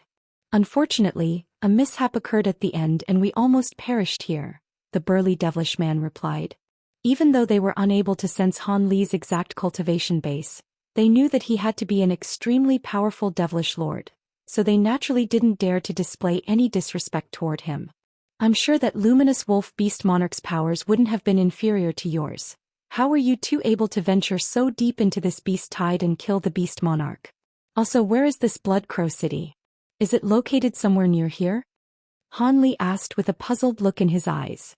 He had developed some understanding of the Elder Devil realm through the information he had gathered and the jade slip given to him by the Long family patriarch, but he naturally couldn't be aware of all of the cities in the entire realm. Considering this Blood Crow City hadn't been mentioned in any of the information he had obtained, it was most likely not a very large city. "You must have come here from another area, Senior. We were able to venture into this beast tide and kill the beast monarch as we had a few special treasures at our disposal. Otherwise, we certainly wouldn't have dared to enter this beast tide. As for Blood Crow City, it's a small nearby city, but it's decently renowned in this area, and City Lord Bing of our city is a devilish lord as well," the elderly devilish man replied. Han Li was rather taken aback to hear this. "Oh, so there's a devilish lord overseeing this Blood Crow City? It must be quite a prosperous city then. Is there anything special about it?" Blood Crow City was built on a bloodlight crystal mine. The bloodlight crystal it produces are extremely important for those cultivating blood-related devilish arts, and our city lord just so happens to be using the renowned Blood River cultivation art. Otherwise, there's no way he would have been willing to take on the role of city lord in such a small and secluded city like ours. On top of that, Blood Crow City is the only city within a radius of millions of kilometers, so all fellow Taoists looking to enter the grassland to hunt for devilish beasts would stay in the city for a few days. "If you don't mind, you can come with us to rest in the city as well, Senior. Our city is going to be holding a small auction soon. Perhaps there could be some auction items that could catch your eye," the elderly devilish man said in a careful manner. "An auction? I'm interested, but I have no time to waste here. I have to be on my way soon," Han Li refused with a shake of his head. A hint of disappointment appeared in the elderly devilish man's eyes upon hearing this. "Are you traveling to the plains, Senior?" the burly devilish man asked in a hesitant voice. Han Li's expression immediately darkened upon hearing this, and a burst of terrifying spiritual pressure erupted from his body. "How did you know that?" The burly devilish man's expression changed drastically and he hurriedly explained, "Please don't misunderstand, Senior. Anyone traveling through this area is either here to hunt for devilish beasts on this grassland or is on their way to the plains. Aside from that, I can't think of any other place where you would want to go." "Does that I'll have to pass through your Blood Crow City if I want to travel to the plains?" Han Li asked in a cold voice. On this occasion, it was the elderly devilish man who hurriedly interjected, "Of course not, but if you want to travel to the plains, you'll most likely have to stay in our city for around half a month first, Senior." "Why is that? Is there someone blocking the way?" Han Li's brows furrowed slightly upon hearing this. "Surely you jest, Senior. No one would dare to do that here. It's just that there's another beast tide taking place on the way to the plains, and compared with that one, this luminous wolf beast tide is virtually nothing. Even if someone of your powers were to fall into that beast tide, it would be extremely dangerous. The beast tide began around half a month ago, so it'll most likely last around another half a month. At a time like this, our city is the only place that can offer some refuge, the burly devilish man explained. Han Li's pupils contracted slightly upon hearing this. What type of beast tide could be that fearsome? Could it be an iron-tooth beast tide? From the information he had gathered on the Elder Devil realm, iron-tooth beasts were one of the most fearsome types of devilish beasts on the devilish grasslands.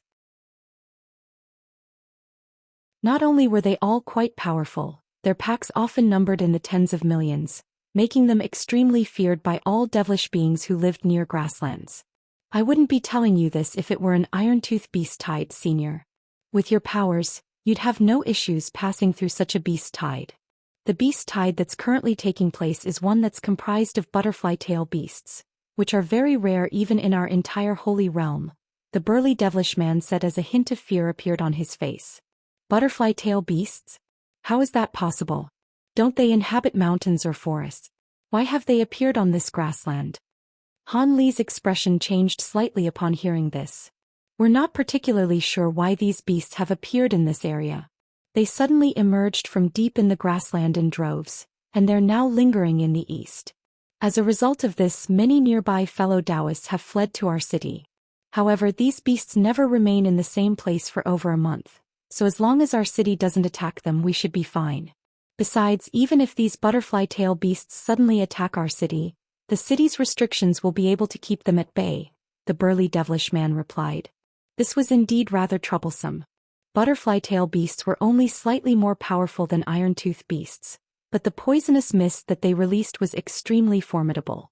Not only could it linger in one place for a long time, it was capable of slowly eroding all types of defensive treasures and protective spiritual light, making them very difficult to deal with.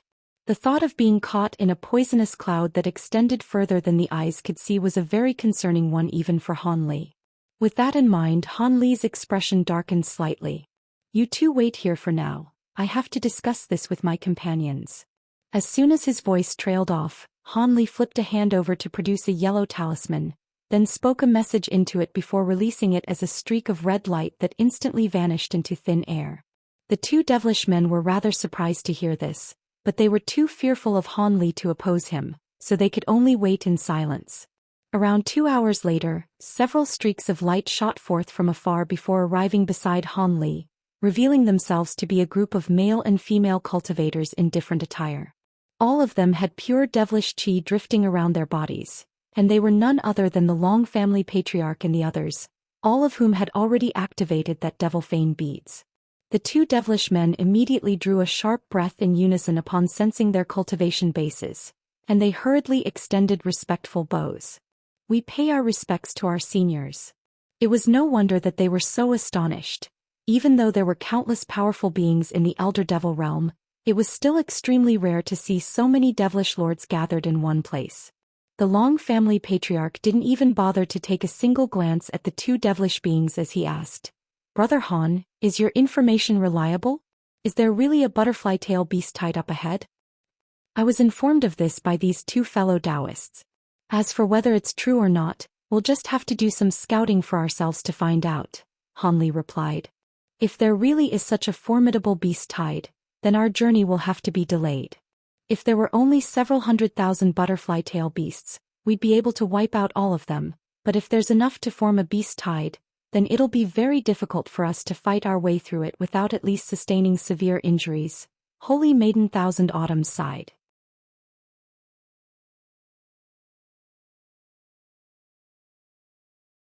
Indeed, but to make sure that this information is accurate, we'll have to get someone to scout the situation. I'll leave that to you, Elder Hui, the Long family patriarch said. No problem, I'll be back in half a day, Elder Hui replied with a nod before flying away as a streak of black light. Following Elder Hui's departure, the Long family patriarch finally turned to the two devilish beings. I have some things to ask the two of you. If you reply truthfully, you'll be rewarded, but if not, I'm sure you know what's going to happen to you. Please go ahead, Senior. We'll definitely tell you everything that we know, the burly devilish man immediately replied. The elderly devilish man also nodded eagerly with an obedient and respectful expression. How far away from this place is Blood Crow City, And how far away is the nearest city to Blood Crow City? Also, what is the name of your city lord and what's his cultivation base? The Long family patriarch asked.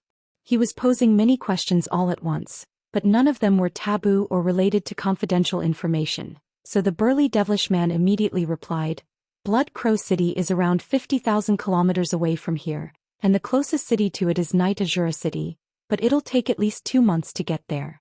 As for our city lord, his name is Bing Qianren and he's a mid-stage devilish lord.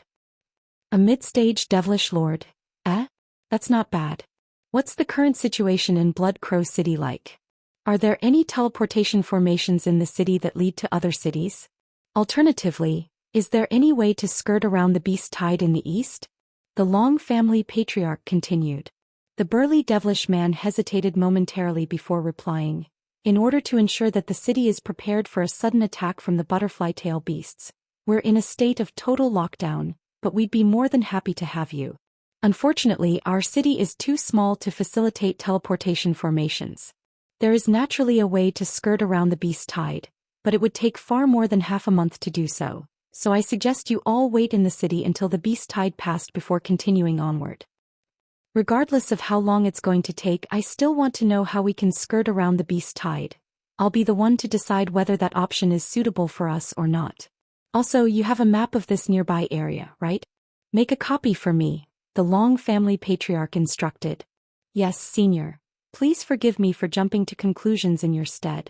The beast tide in the east covers a very large area, so if you want to skirt around it, you'll have to travel through the withered leaf forest to the south or the grassland to the north. The burly devilish man immediately revealed everything that he knew, and at the end he pulled out a black crystal that he handed over to the Long family patriarch. The Long family patriarch accepted the black crystal before replicating its contents into a white crystal. These crystals were similar to the jade slips of the spirit realm, and the Long family patriarch had collected some prior to entering the elder devil realm. Their functions and method of usage were similar to those of normal jade slips, but devilish chi was required to activate them. This was naturally no issue to Han Li, who was using a devilish cultivation art, and everyone else was also able to use these crystals by drawing upon the power of their devil fane beads. In order to not arouse suspicion, all of them had prepared some commonly used items from the elder devil realm for themselves. After the Long family patriarch replicated the map, he tossed the crystal to everyone else for them to make copies as well. With a map of the nearby area, they were naturally able to examine the options they had for skirting around the beast tide, but after examining the map, none of the options proved to be very attractive. Just as Han Li was pondering the situation, the Long family patriarch's voice suddenly sounded beside his ears. Fellow Taoist Han, it looks like we really won't be able to skirt around that butterfly tail beast tide. How about we wait in the nearby area for some time and continue after the beast tide is over? A delay of around half a month won't be of much consequence to us anyway. As for that Blood Crow City, I think we should stay out of it as a safety precaution. As a late body integration cultivator, Han Li was naturally the first person the Long family patriarch turned to for discussion. Han Li was silent for a moment before replying, It is indeed not worth the risk to venture into the beast tide when we could just wait half a month instead, but I think we should make a trip to this Blood Crow City. Why is that, Brother Han? The Long family patriarch was rather taken aback to hear this. I understand that you're reluctant to enter the city as you're concerned that our covers could be blown, but Blood Crow City is only a small city that doesn't even have any teleportation formations, so it won't have any powerful restrictions either. As such, our disguise should be safe. The main reason I'm suggesting we go to Blood Crow City is because it's very likely that we'll be staying in the Elder Devil realm for up to several decades. During such an extended period of time, it's inevitable that we'll have to come into contact with some devilish beings.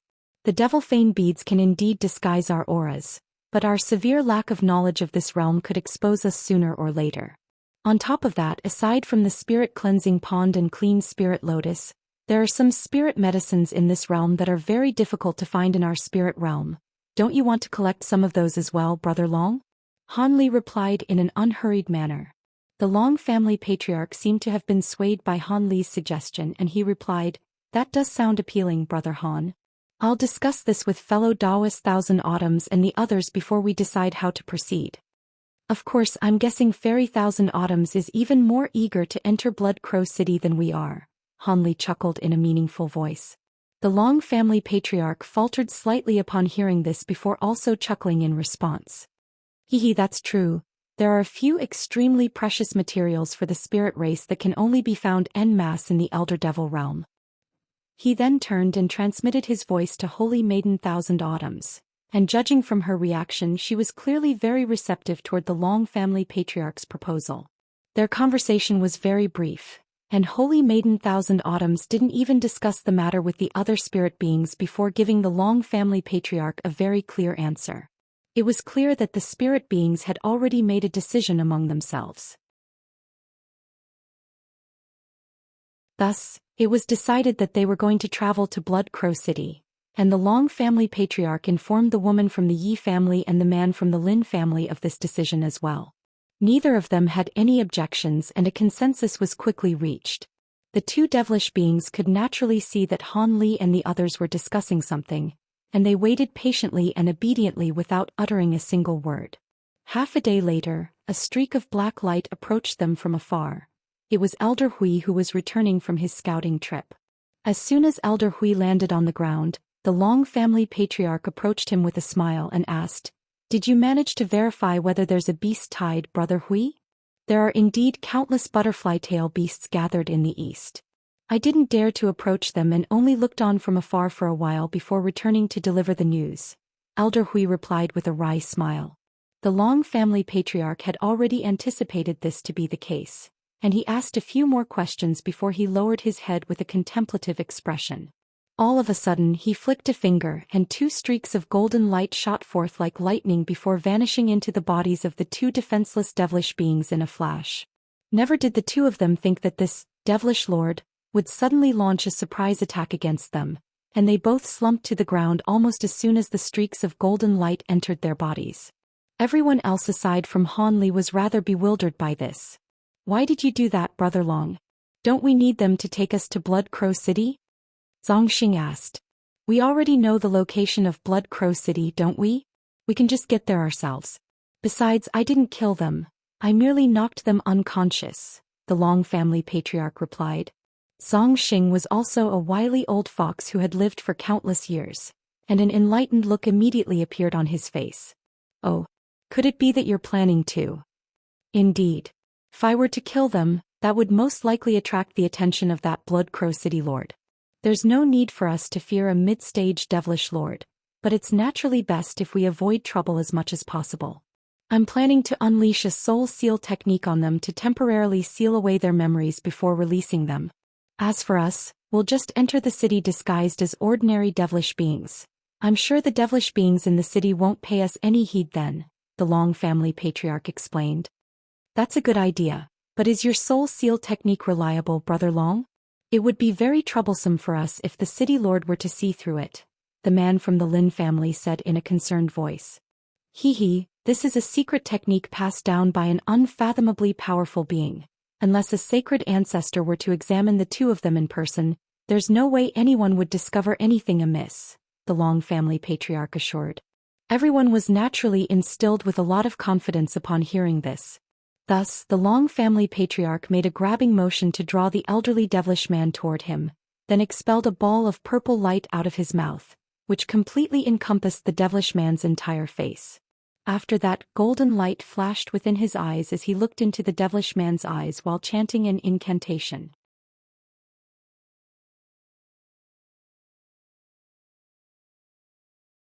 Several hours later, Han Li hovered high up in the air, looking at a crimson city wall in the distance. "So this is Blood Crow City? It doesn't appear to be very big at all." "Hehe, it's indeed not a very big city, but its walls are paved with rocks from near the Bloodlight Crystal Mine, and apparently, they possess some properties that allow them to weaken magic power attacks," the Long family patriarch said with a faint smile. "So that means this city will also be able to resist butterfly tail beasts to a certain extent. It looks like we made the right decision to come here," the woman from the Yi family said with a smile. "I examined the memories of those two devilish beings earlier, and it seems that all types of beast tides frequently appear in this area, but very rarely would they attack Blood Crow City, so the city doesn't seem to be as simple as it appears." Having said that, there are no restrictions in the city that can undo the effect of our devil fane beads. Once we enter the city, we'll just have to disguise our auras to the deity transformation and spatial tempering stages, and we should be able to avoid excessive scrutiny, the Long family patriarch said. Everyone else nodded in agreement to this. Thus, the Long family patriarch swept a sleeve through the air, and devilish chi erupted from his body, sweeping everyone up before hurtling directly toward the Crimson City wall down below. Shortly thereafter, the devilish chi faded and Han Li and the others appeared in front of an inky black city gate, where 30 to 40 green-armored devilish guards were appraising them with wary expressions. The Long family patriarch harumphed coldly and released his immense spatial tempering stage aura, upon which expressions of awe and veneration immediately appeared on the faces of the guards, most of whom were at the nascent soul stage. The leader of the guards was deity transformation stage devilish being, and he hurriedly approached Han Li's group.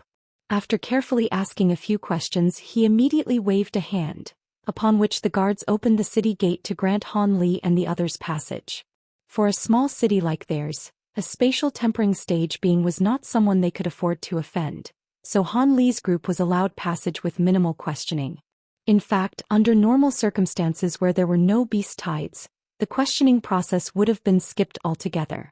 In the instant that he entered through the city gate, blue light flashed through Han Li's eyes as he swept his gaze over a formation engraved on the city wall that was comprised of several devilish patterns.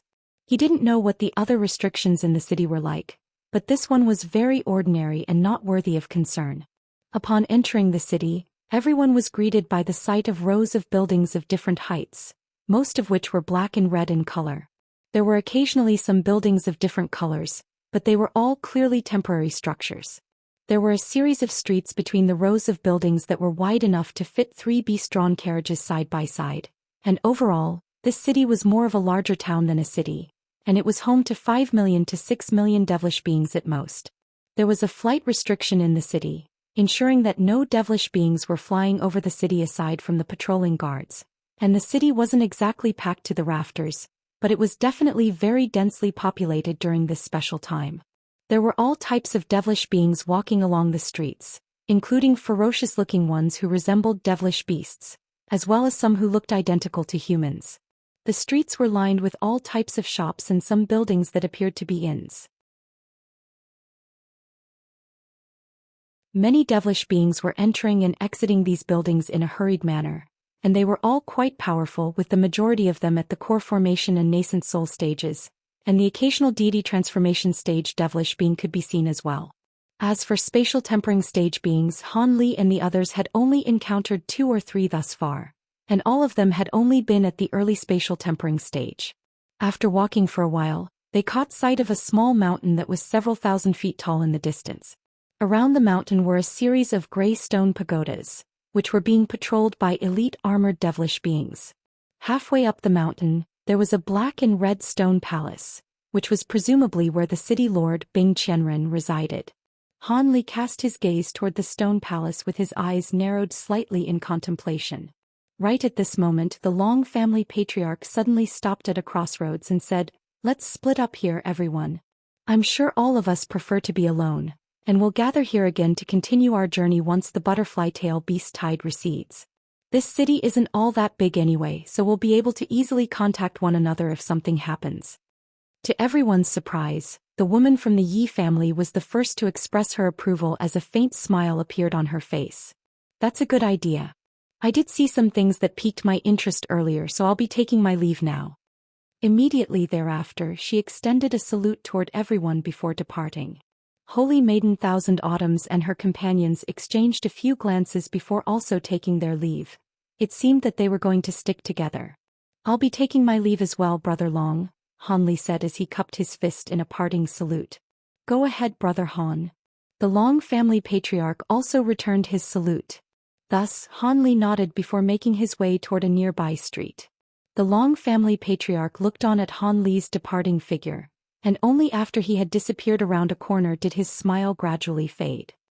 He then turned to the long-haired man and asked, "Fellow Taoist Lin, are you ready to give me a response to the collaboration I proposed to you?" The long-haired man's pupils contracted slightly upon hearing this, and he replied in a hesitant manner, This is quite an important matter, so I'll need some more time to think about it, Brother Long. Indeed, this is something that requires careful consideration. We have a long journey ahead, so you'll have plenty of time to consider the offer. The Long family patriarch replied with a smile, seemingly completely unsurprised by this response. You have my thanks, Brother Long, the long-haired man said as his expression eased slightly. After that, they chatted for a while longer before the long-haired man also departed. Brother Long, it looks like he may not accept our invitation. How about we try to recruit that woman from the Yi family instead?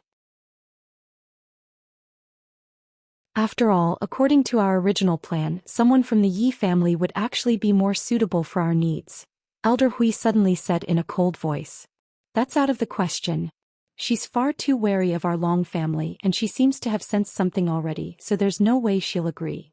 If we were to ask her, we'd only risk exposing our plan. The Long family patriarch immediately replied with a shake of his head. But that man is clearly just placating us. I'm concerned that even if agrees he won't truly be willing to collaborate with us, Elder Hui said with furrowed brows.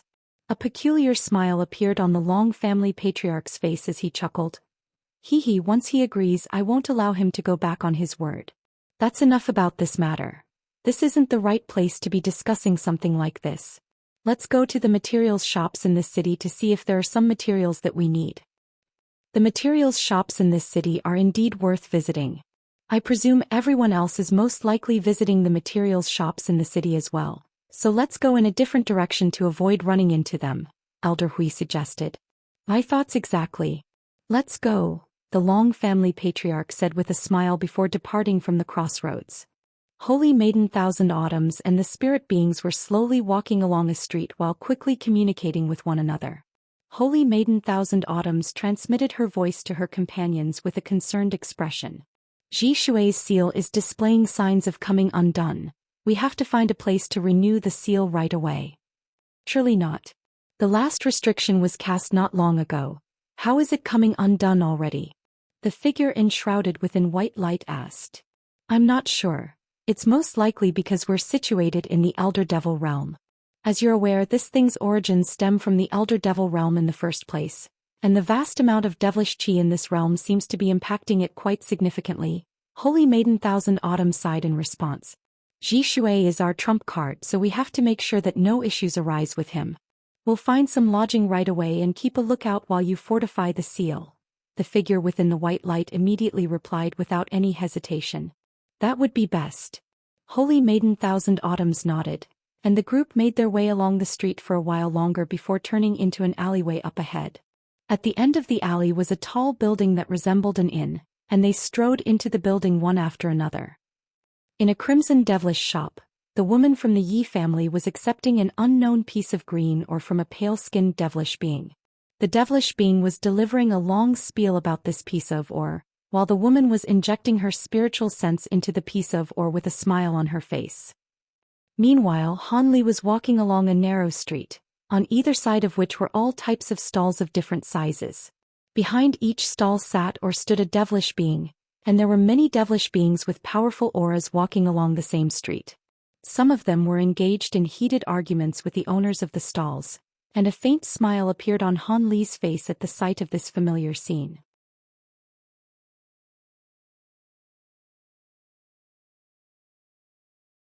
The scene unfolding before his eyes made him recall the markets he had visited in the human world and spirit realm. Most of the wares being sold by the stalls were only low-grade materials and treasures, but there were some precious items among them. The more precious items were obviously quite rare, as not all devilish beings were willing to sell their items to these street-side vendors at low prices. However, this was a special period of time during which many devilish beings were forced to remain in Blood Crow City, so there definitely had to be many of them who were looking to take advantage of this opportunity to sell some of the precious items in their collection. Han Li strolled along the street while rapidly sweeping his spiritual sense over the stalls on either side of him. Many of the wares being sold were similar to items that could be found in the spirit realm, except they contained devilish qi as opposed to spiritual qi. Of course, there were some materials that were imbued with spiritual qi as well, but there were clearly far less of those than the ones that contained devilish qi. Han Li didn't pay any heed to these materials, choosing to focus most of his attention on the peculiar items that he had never seen before instead. Those were most likely things that could only be found in the Elder Devil realm. As for the treasures being sold, those were quickly glossed over by his spiritual sense as well. With his current wealth of treasures, the average top-grade treasure was simply no longer attractive to him. As for spirit treasures, the chances of finding such treasures in a place like this was virtually negligible, so Han Li certainly wasn't going to be holding his breath. The street wasn't very long, and there were only around 200 to 300 stalls on either side of it. After just a short while he had scanned his spiritual sense over most of the stalls, and barely anything had caught his attention. There were a few items that he examined in person, but he merely set them back down with a shake of his head in the end. The devilish beings standing behind the stalls were all extremely menacing in appearance, but they immediately offered respectful smiles upon sensing Han Li's spatial tempering stage cultivation base, not daring to display any sign of discontent. Han Li slowly walked onward and he was becoming more and more disappointed. He had discovered several types of materials that didn't exist in the spirit realm, but for a being of his caliber, none of them were all that useful. Just as he was contemplating whether he should leave this street and visit the large shops nearby, a powerful aura suddenly erupted from a certain stall, and an enraged roar rang out at the same time. "I'm taking it whether you like it or not. Here are the devil stones you asked for. Hurry up and hand it over. I already told you that I've raised the price. Unless you can offer me a top-grade devilish treasure or 10 top-grade devil stones, don't even think about it." A cold voice rang out in response. "I already paid the deposit yesterday, and I went to great lengths to gather these devil stones, yet you're raising the price on me? Are you trying to make a fool out of me?" The first voice had become even more enraged. It's mine so I can set whatever price I want for it. Here's your deposit from yesterday. If you don't have a top-grade devilish treasure or 10 top-grade devil stones, then piss off." The second voice wasn't backing down in the slightest either. "Do you know who I am? You think you can make a fool out of me and get away with it? If you don't sell it to me, I'm going to break all of your bones." The owner of the first voice threatened in a menacing manner. "Break all of my bones? Haha, I can't even remember the last time someone dared to say something like this to me. If you think you have what it takes, then you're welcome to try."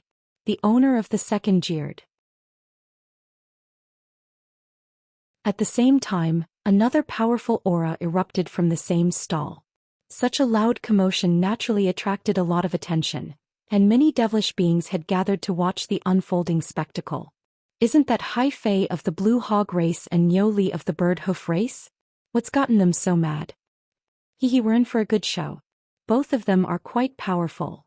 It's hard to say who's going to win between them." All of the onlookers immediately burst into spirited chatter, and it seemed that the two devilish beings were both quite renowned in Blood Crow City.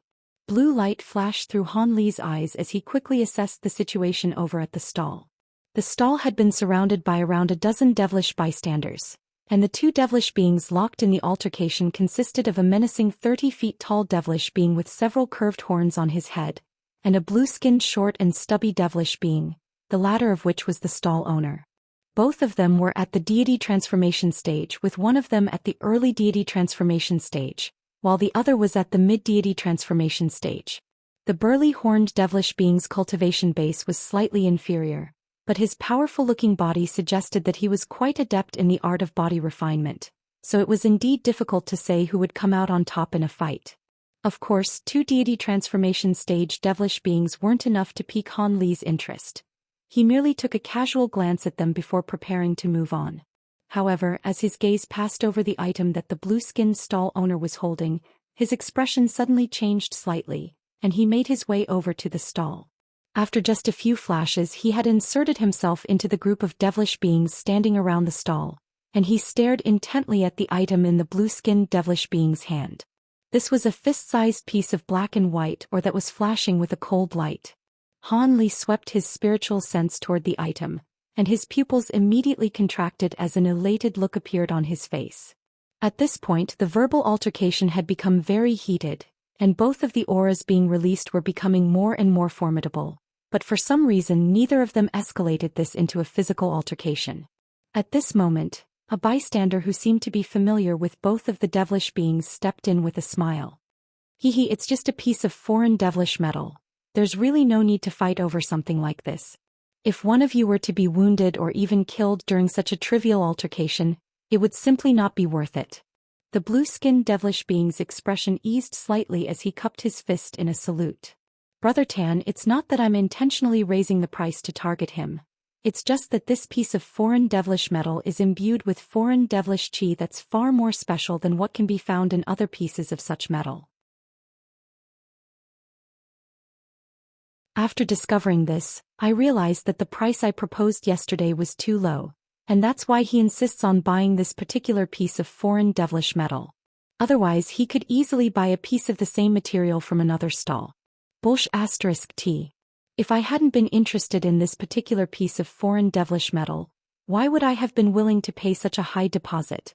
You clearly raised the price intentionally, knowing full well in the first place that this is a special piece of foreign devilish metal. Only you blue hog beings could do something as unscrupulous as this. The burly devilish beings objected in a furious voice. How dare you insult our blue hog race? I'll make you pay with an arm. An abnormal flush appeared on the blue-skinned devilish being's face upon hearing this, and a hint of insanity surfaced in his eyes. He then swept a sleeve through the air, and a streak of light shot forth directly toward the burly devilish being's arm like lightning. However, the burly devilish being was already prepared for this, and he immediately flipped a hand over to produce a white bone shield. Just as the streak of light was about to strike the shield, a humanoid figure abruptly appeared in front of the burly devilish being, then reached out with a golden palm to grab onto the streak of light. Are you two planning to force the guards of the city to step in? I'm interested in that piece of foreign devilish metal as well. Let me take a look at it. The humanoid figure was none other than Han Li, and he was currently releasing a powerful spatial tempering stage aura, causing all of the expressions on the faces of the surrounding devilish beings to change drastically. The burly devilish being faltered slightly upon hearing this before interjecting in an indignant manner. Senior, I was the one who. Han Li released a burst of fearsome spiritual pressure toward the burly devilish being without even turning around. Do you want to fight with me over this piece of foreign devilish metal? The burly devilish being was immediately forced back several steps in succession, and his face turned dark purple as he blurted out an alarmed apology before quickly scurrying away with his tail between his legs. As for the other onlooking devilish beings, they also dispersed in the face of Han Li's threatening gaze. Meanwhile, the ferocious look had already completely faded from the blue-skinned devilish being's eyes, and he could only force a smile onto his face as he offered the piece of foreign devilish metal to Han Li. Do you want this piece of devilish metal as well, senior? In that case you can have it for the original price of 10 devil stones. Why are you so scared? Are you worried that I'm a robber who'll take the item from you without issuing payment? Han Li harumphed coldly as he swept a sleeve through the air to draw the piece of metal into his hand for closer inspection. I wouldn't dare to think that. The blue-skinned devilish being immediately shook his head in response. With the fearsome power that Han Li had just displayed, it would be a simple matter for him to kill this stall owner. As such, the blue-skinned devilish being would rather give this piece of foreign devilish metal to Han Li for free than risk offending a spatial tempering stage powerful being. Han Li ignored the blue-skinned devilish being as he examined the piece of foreign devilish metal over and over again, yet his expression remained completely unchanged, making it impossible to tell what he was thinking. After a full 10 minutes had passed, azure light flashed from Han Li's hand, and the piece of foreign devilish metal vanished, only to be replaced by a small black sword, which Han Li tossed toward the blue-skinned devilish being as he said, "This flying sword is a top-grade devilish treasure. It should be more than enough to exchange for this piece of foreign devilish metal, but you have to tell me where you got this metal from."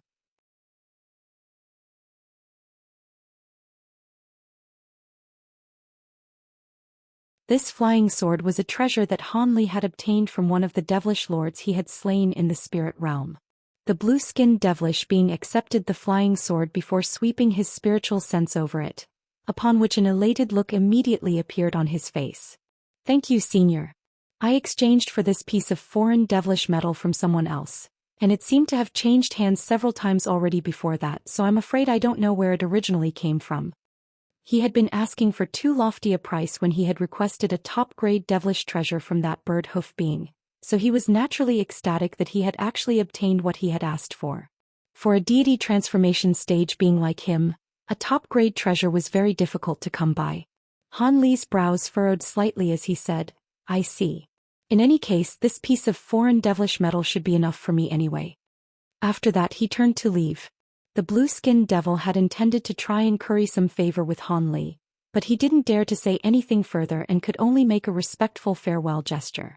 After finding that piece of foreign devilish metal, Han Li naturally no longer had any intention of leaving right away. During the next 4 hours he carefully examined everything on the remaining stalls on this street, and he really did manage to find 2 types of spirit medicines that couldn't be found in the spirit realm, with which he could refine a type of pill that could calm his heart and mind. When consumed while cultivating an ability, the pill could slightly improve the rate of progress made during cultivation, so in the long term it would be very useful to him. Han Li already possessed the recipe for the pill, and the only thing that was stopping him from refining it were those 2 types of spirit medicines that were extinct in the spirit realm. After that, Han Li left the street and went to some nearby large shops in high spirits. Unfortunately, almost all of the items sold in these shops were meant for devilish beings, and he didn't discover anything else of value. At this point it was already getting rather late, and the number of people on the streets was beginning to dwindle, while the shops were closing one after another for the night. Han Li rented an independent secret chamber at an inn and stayed there for now. He set up several layers of restrictions in the secret chamber, and only then did he bring out that piece of foreign devilish metal before appraising it in silence. The piece of metal was gleaming with a metallic light, but its surface was extremely bumpy and uneven. Strangely enough, not only was this object releasing dense devilish qi, the devilish qi was also interspersed with wisps of spiritual qi. This was a rare material that contained both spiritual qi and devilish qi. However, Han Li hadn't just bought this piece of metal for that alone. After appraising it in silence for a long while, he suddenly tossed it forward, and it hovered in midair before him as he swept a finger toward it. A streak of azure light shot forth in a flash, and the piece of metal was instantly sliced in half, upon which a possessed object fell out. Han Li made a grabbing motion to draw the object into his grasp, and it was revealed to be a gray crystalline bead. So there really was something hiding in here. I'll need to examine it further to see if it's going to be useful to me, Han Li murmured to himself with a smile before injecting his spiritual sense into the bead. However, in the next instant his expression suddenly changed drastically, and he immediately hurled the crystalline bead away.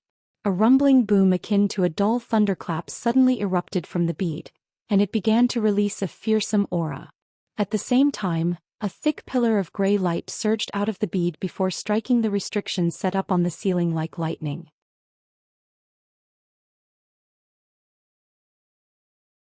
Several layers of light barriers were torn apart without being able to offer up any resistance, and only after striking the final restriction was the pillar of light briefly stopped in its tracks.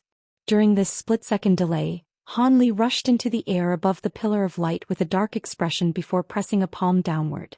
A giant radiant golden hand immediately appeared, and the pillar of light was completely halted. However, Han Li's expression didn't ease in the slightest upon seeing this.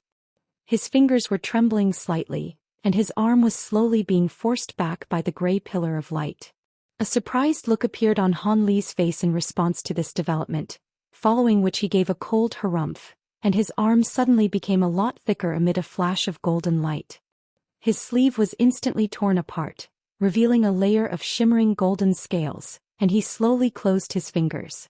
A burst of enormous restrictive power immediately appeared around the gray pillar of light, crushing it into a ball of light that was several feet in diameter before being drawn into the giant golden hand's grasp in a flash.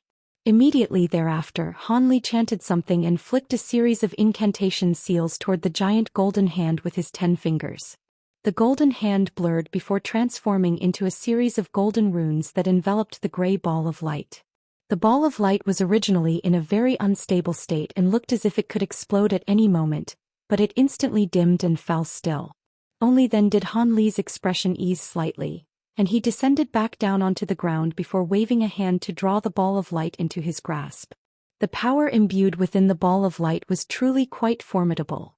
Even Han Li wasn't able to completely repress it without using his provenance true devil arts.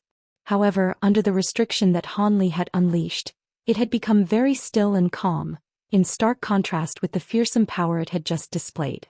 Han Li appraised the ball of light in silence with tightly furrowed brows. He had been slightly surprised by the power of the ball of light, but what he was most interested in was the type of energy that had formed this object. Han Li had forcibly purchased this piece of foreign devilish metal not just because he had seen something within the piece of metal using his spirit eyes, but also because he had been struck by an extremely profound feeling in his spiritual sense. This was definitely an extremely valuable item, and it seemed to be very important to him as well. At his current cultivation base, Han Li naturally took these spiritual signals very seriously. These signals very rarely appeared, and they weren't guaranteed to always be correct, but they certainly couldn't be ignored. Even though Han Li had only briefly inspected the bead with his spiritual sense before withdrawing it in alarm, he still did manage to sense some things.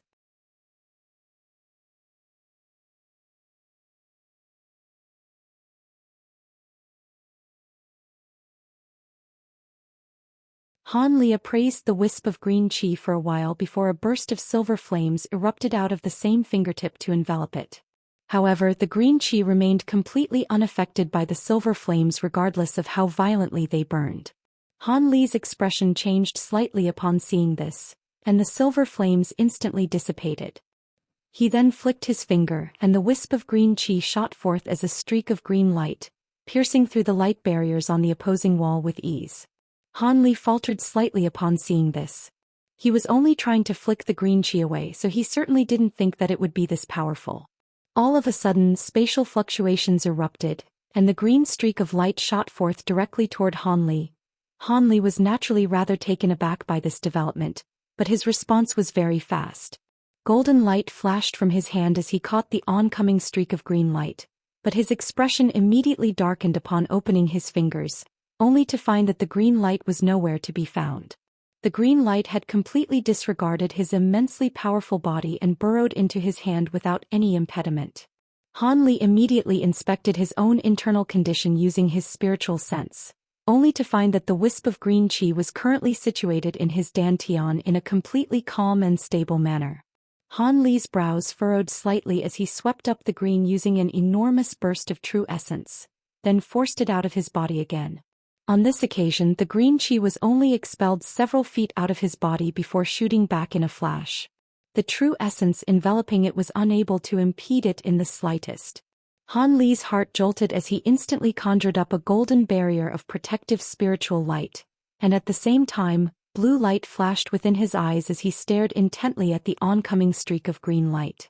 The green light pierced through his protective spiritual light as if it didn't even exist, then immediately returned to his dantian, leaving him completely bewildered. After that, no matter how he tried to expel the green qi, everything ended in failure and he couldn't destroy or refine it either. The wisp of green qi seemed to have identified his body as a home. Regardless of how far away it was forced out or what kind of restriction was used on it, it would instantly disappear before returning to his body. After failing to trap the green qi even with the purple word cauldron, Han Li's expression had become very strained. It didn't seem like this green qi was causing any harm to his body, but how could he rest knowing that there was a type of foreign energy residing in his body? The fact that the green qi was able to return to his body with unerring accuracy every single time indicated that it had somehow locked onto his soul. In that case, there was only one more thing that he could try.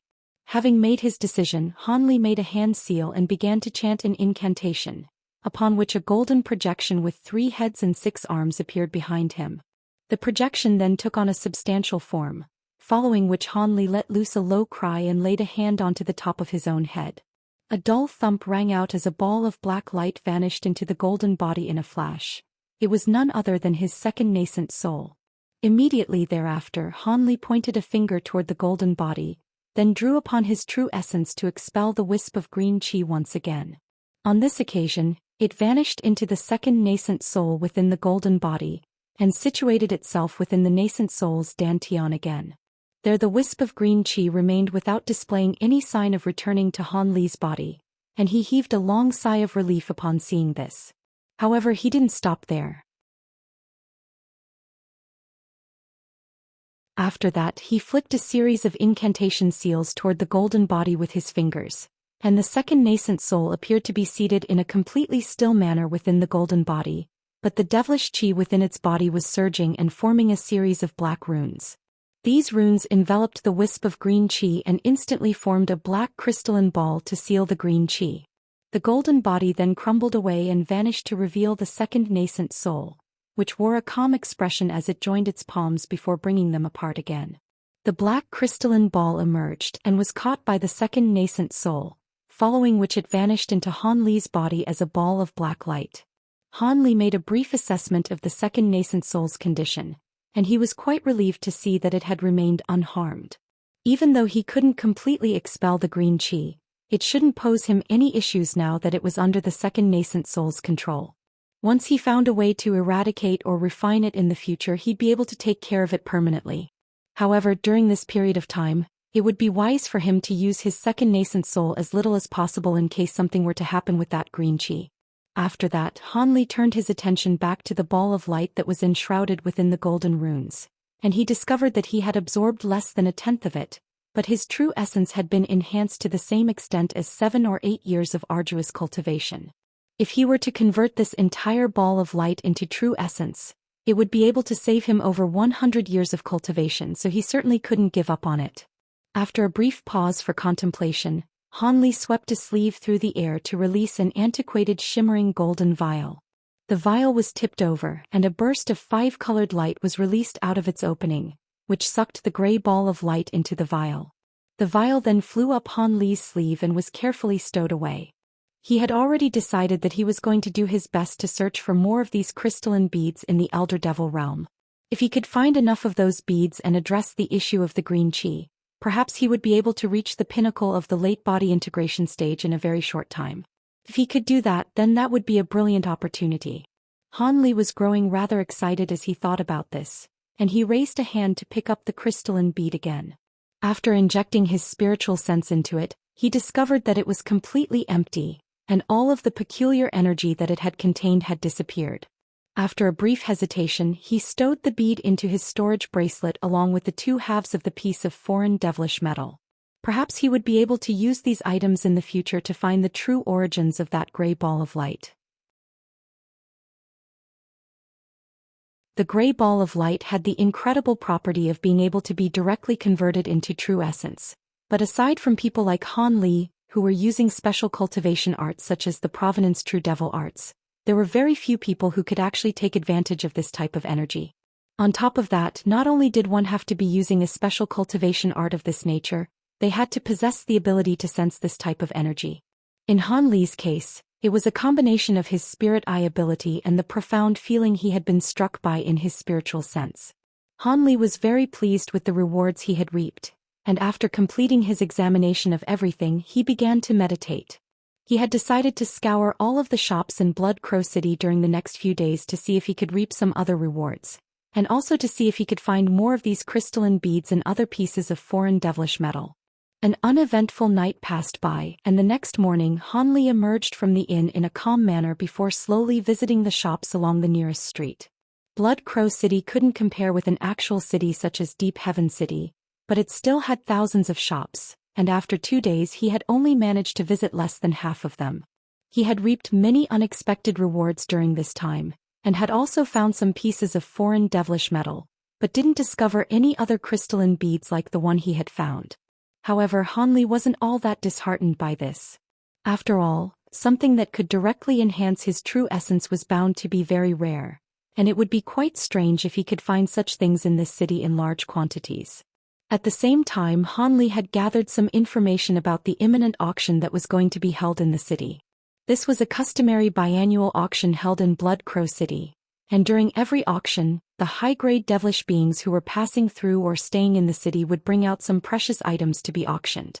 In particular, those who had hunted for devilish beasts on the grassland would all sell the devilish beast materials that weren't useful to them during the Blood Crow City auction, then purchase useful treasures and pills with those earnings.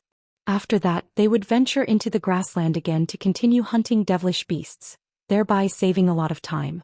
Due to the emergence of this beast tide, the number of high-grade devilish beings in the city was far higher than normal, so the quantity and quality of the auction items were also going to be significantly higher than prior auctions.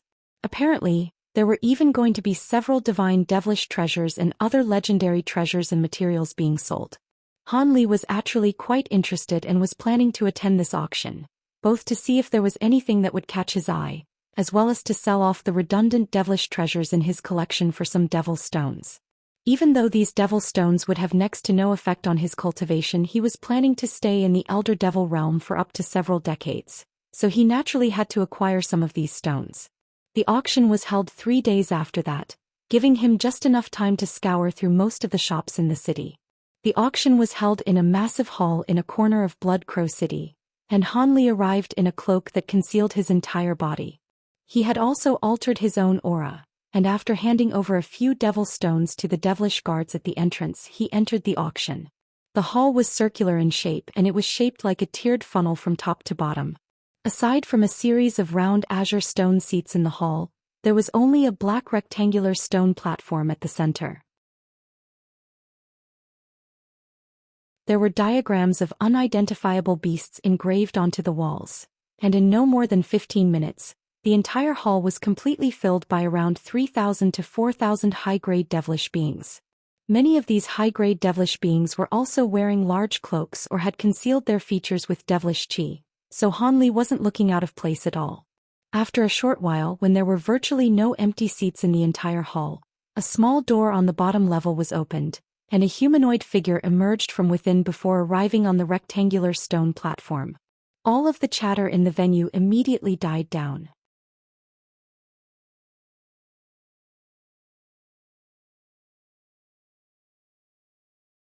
This was a heavily wrinkled devilish elderly man with a dark complexion, and he strode over to the stone platform with a calm expression.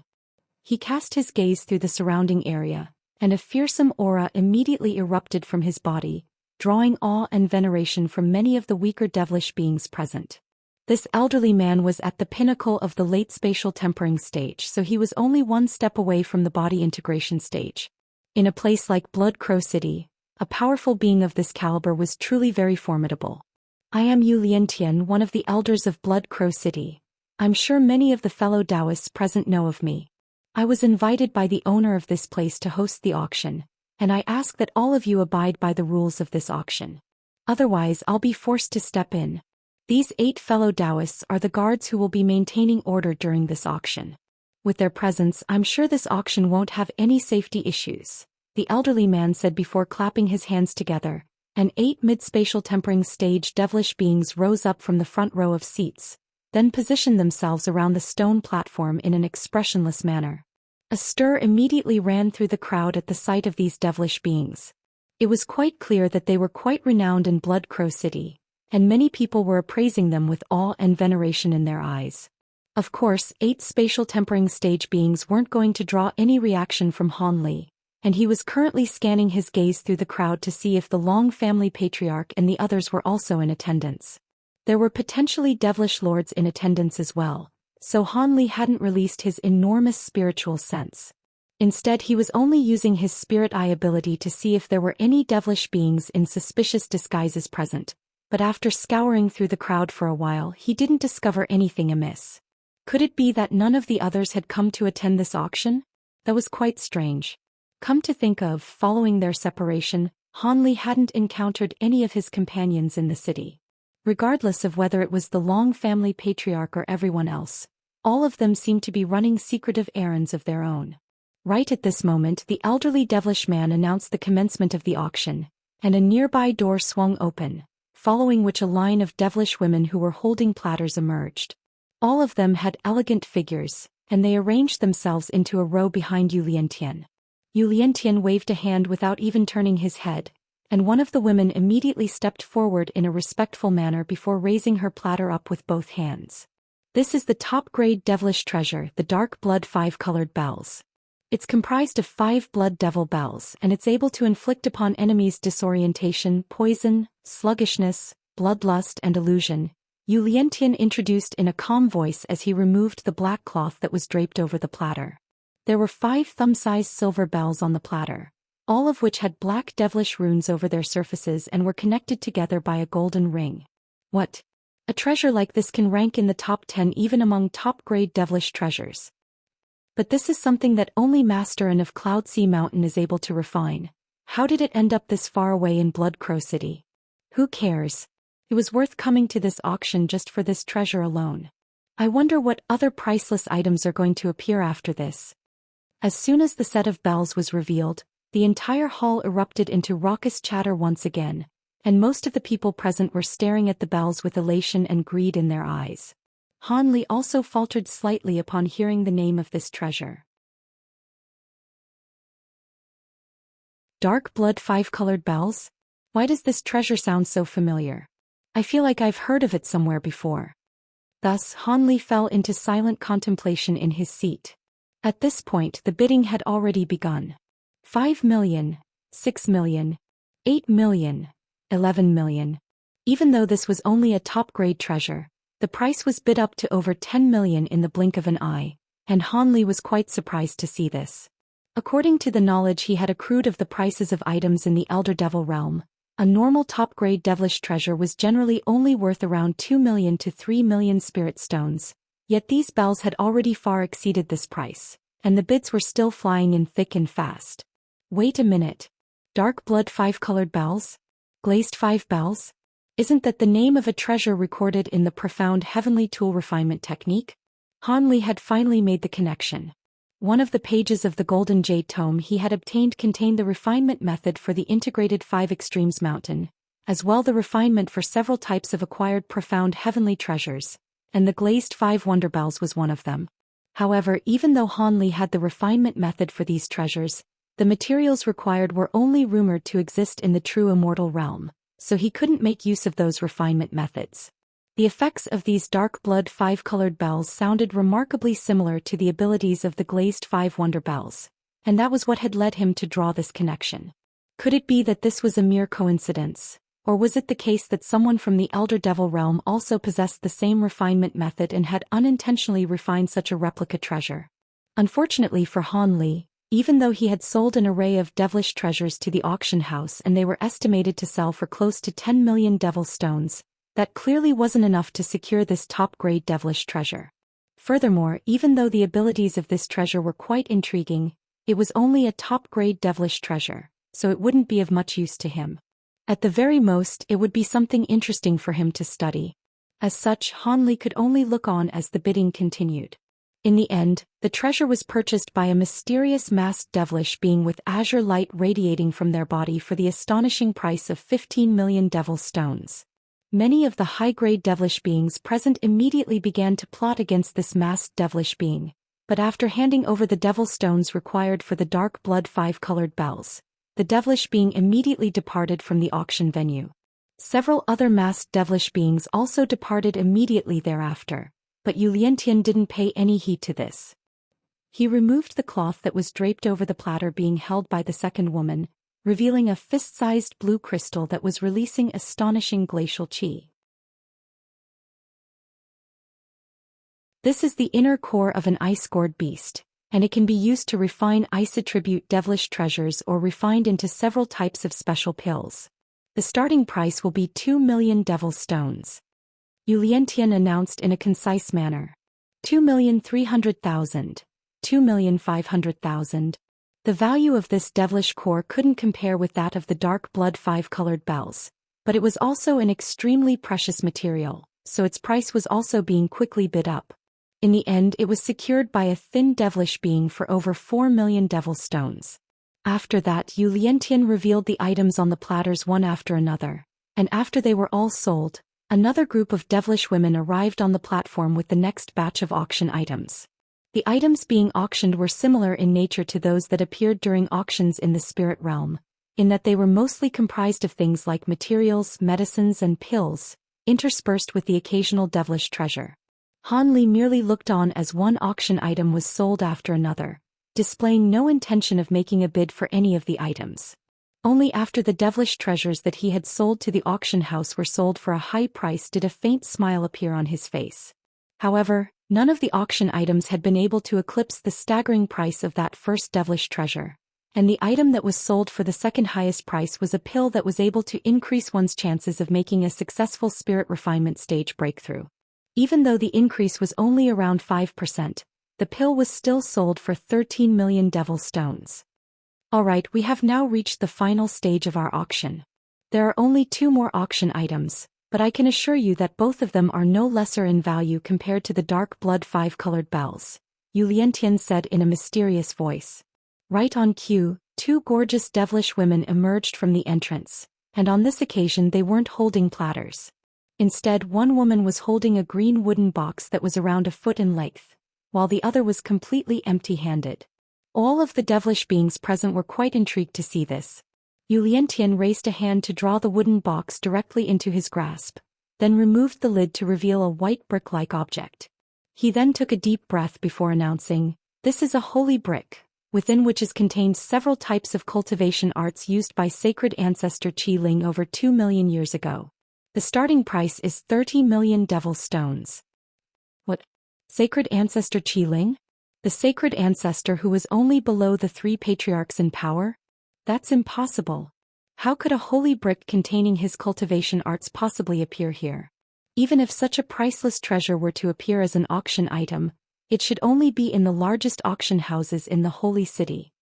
The entire venue immediately erupted into a frenzy, with some devilish beings ecstatic to hear the description for the auction item, while others were more skeptical. Please quiet down, everyone. Our auction house has already had the item appraised, and we can assure everyone that this is indeed a holy brick left behind by Master Qi Ling.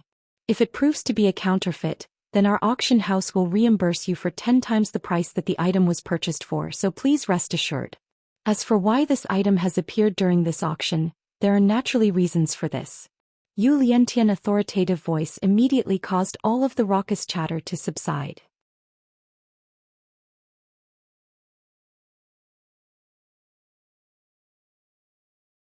"Oh, would you be able to explain the situation to us, brother Yu?" A devilish being who was enshrouded in black qi asked. This devilish being was also at the late spatial tempering stage, and he seemed to possess a status that was even loftier than that of Zhou Xian. All of the other devilish beings immediately fell silent upon hearing this, and Zhou Xian cupped his fist toward the devilish being in a salute as he replied, "Of course, brother Jiao. The holy brick has appeared in our city as the owner didn't want to create too much of a stir and draw trouble to himself, and the holy brick is actually flawed. The two cultivation arts contained within it are both missing critical mantras, and neither of them was the main ability cultivated by Master Qi Ling. Otherwise, such an item certainly wouldn't be making an appearance in this auction." "I see.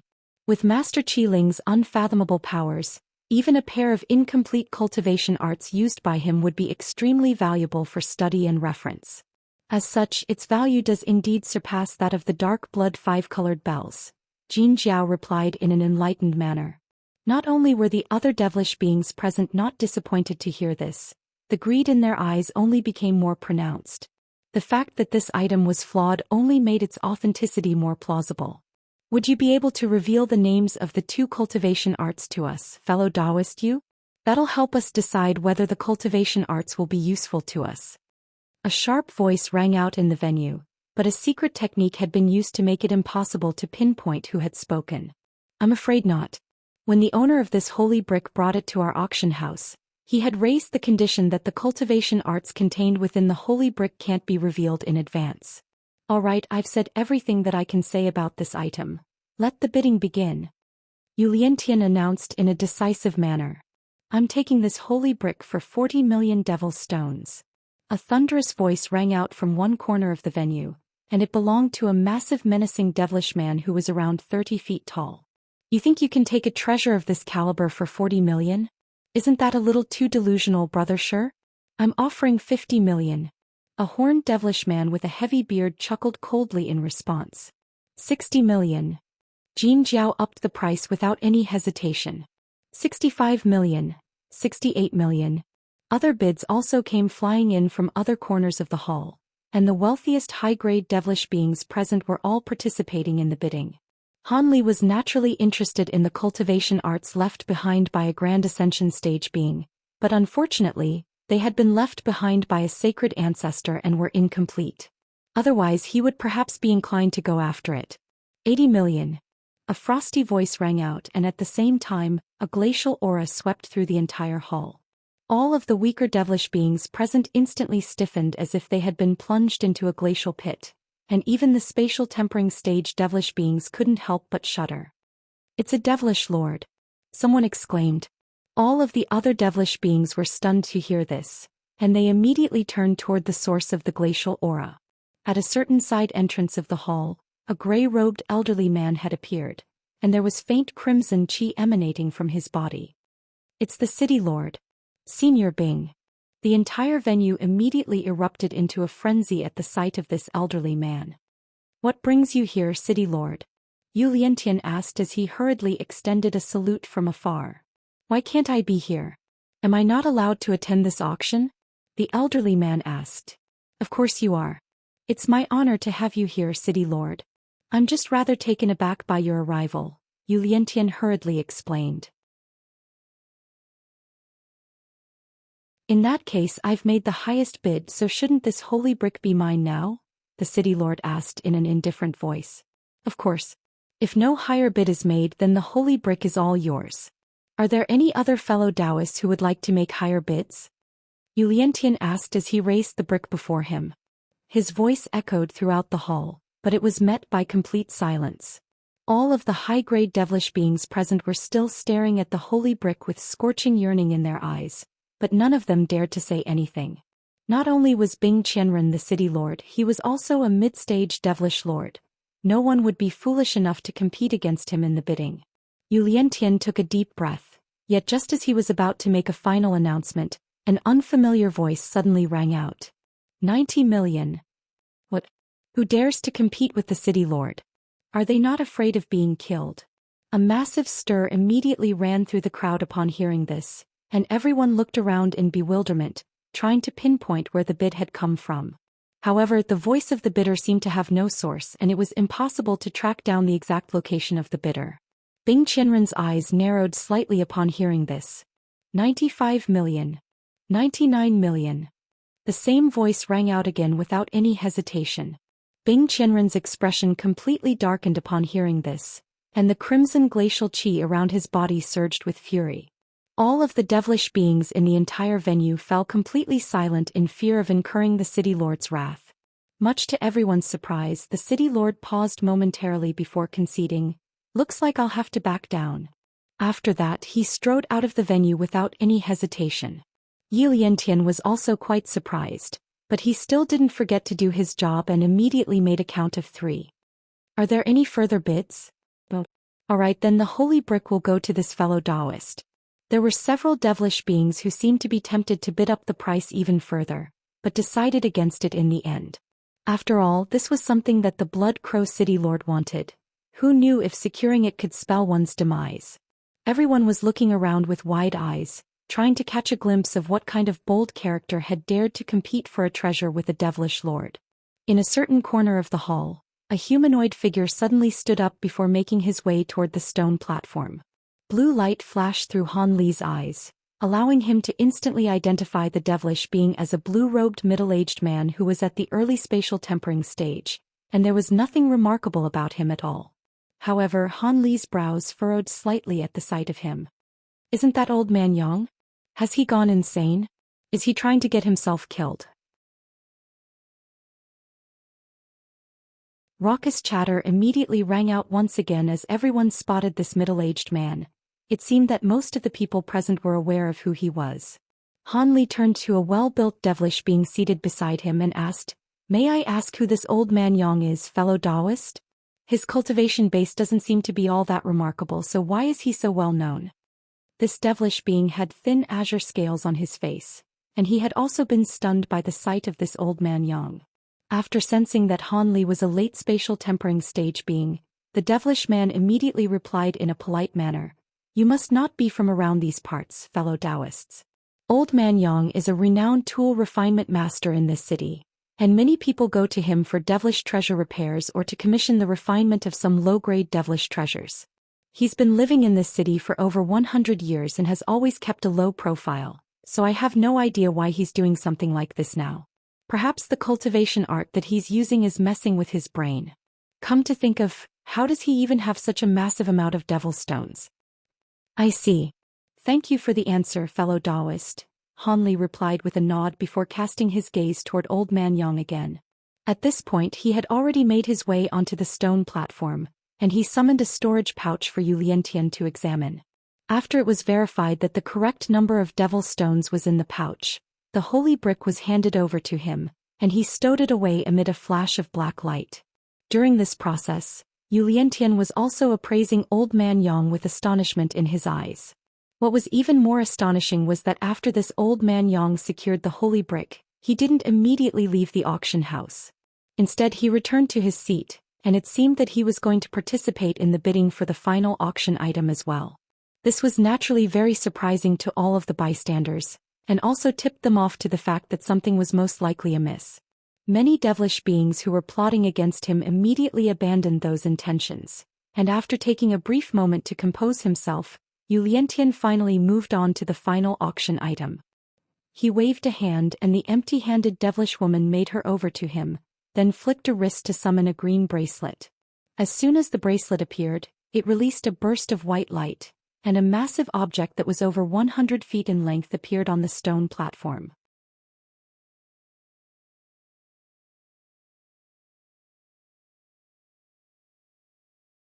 The object was shimmering with golden light, and it seemed to be a bone from an unknown giant beast.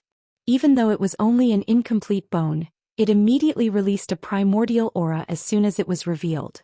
And even though Yu Liantian was already prepared, he still hurriedly took several steps backward in a cautious manner. Everyone else in the venue let loose cries of alarm in the face of this powerful aura, and some were even forced to release layers of protective devilish light. How could a mere bone possibly possess such a fearsome aura? Could this be a bone from the few types of legendary ancient beasts? That's impossible. Even the bones of those ancient beasts wouldn't possess such an astonishing aura. Brother, you please tell us what that thing is. Everyone erupted into a frenzy once again as they stared at the giant bone with shocked expressions. All in due time, fellow Taoist. This is an auction item, so I'll naturally introduce its origins to everyone. Seeing as there are clearly many fellow Taoists who are interested in it, I won't delay any further. This isn't the bone of some ancient beast. It's the bone of a true spirit, Yu Liantian said with a smile. The bone of a true spirit? Wouldn't that make it a priceless treasure? That's impossible. Even the sacred ancestors would be fighting over a treasure of this caliber. How did it end up here? The stir that had been created on this occasion clearly even the reaction to the holy brick, and most of the devilish beings present were very skeptical. Han Li's expression also changed slightly upon hearing this, and he immediately focused his gaze on that giant green bone. All of a sudden, he detected a slightly familiar sweet and fragrant scent from within that primordial aura, and it seemed to be similar to the aroma of some medicines. However, the medicinal aroma was extremely faint, and he wouldn't have been able to detect it had it not been for his regular contact with all types of spirit medicines. At the same time, an urgent and elated cry rang out in Han Li's spiritual sense. Master, I can sense that that bone will be extremely beneficial to me. Possible, please purchase it for me. This was none other than Chuer's tender voice, and it was even trembling slightly from excitement. Han Li faltered slightly upon hearing this but offered no response. Instead, he released a wisp of spiritual sense toward the giant bone, upon which a hint of bewilderment appeared in his eyes. At this moment Yu Liantian continued, "This bone isn't from this realm. Instead, it was swept into this realm through a certain spatial rift. It is indeed a bone from a true spirit being, but due to its age we've already verified that it no longer contains any true essence or spirit marrow. As such, not only are we unable to ascertain which type of true spirit this bone once belonged to, its true spirit aura has also waned to an extremely significant extent, so it's completely incomparable to the other true spirit bones that have appeared in this realm in the past. Having said that, it's extremely resolute, and if it were to be refined into a treasure, it definitely wouldn't be any less powerful than a normal spirit treasure. As for why it appeared in our city, the reason is similar to why the holy brick also appeared during this auction. The former owner of the bone simply wanted to get rid of it as soon as possible to avoid trouble. Before we begin the bidding, I can give all of you 15 minutes to examine this true spirit bone. Those who are interested can even come onto the platform for a closer examination if you'd like." As soon as his voice trailed off, Yu Liantian swept a sleeve through the air to release an azure incense burner, which landed on one corner of the stone platform. There was a stick of incense that was half a foot long and had just been ignited protruding out of the incense burner, and at the same time, Yu Liantian flipped a hand over to summon a silver talisman, which he plastered onto the true spirit bone. The astonishing primordial aura was instantly subdued, and everyone heaved a collective internal sigh of relief. After hearing Yu Liantian's explanation, the skepticism and befuddlement on many people's faces had faded. In essence, this could barely even be considered to be a true spirit bone. It was only roughly equivalent to a rare tool refinement material, so it wasn't all that absurd for it to appear in Blood Crow City. Even so, there were still many high-grade devilish beings who were very interested in this giant bone, and not only were there many people releasing their spiritual sense toward it, a few of them had even made their way onto the platform for a closer examination. However, all of them were very disappointed by the results of their examination. Just as Yu Liantian had said, aside from some residual aura, there really wasn't anything of use to be found in the giant bone. The true value of a true spirit bone lay primarily in the true essence and spirit marrow it contained. Even if the tiniest amount could be found in the bone, its value would immediately swell by thousands of times. However, the absence of those things naturally put a heavy dent in its value.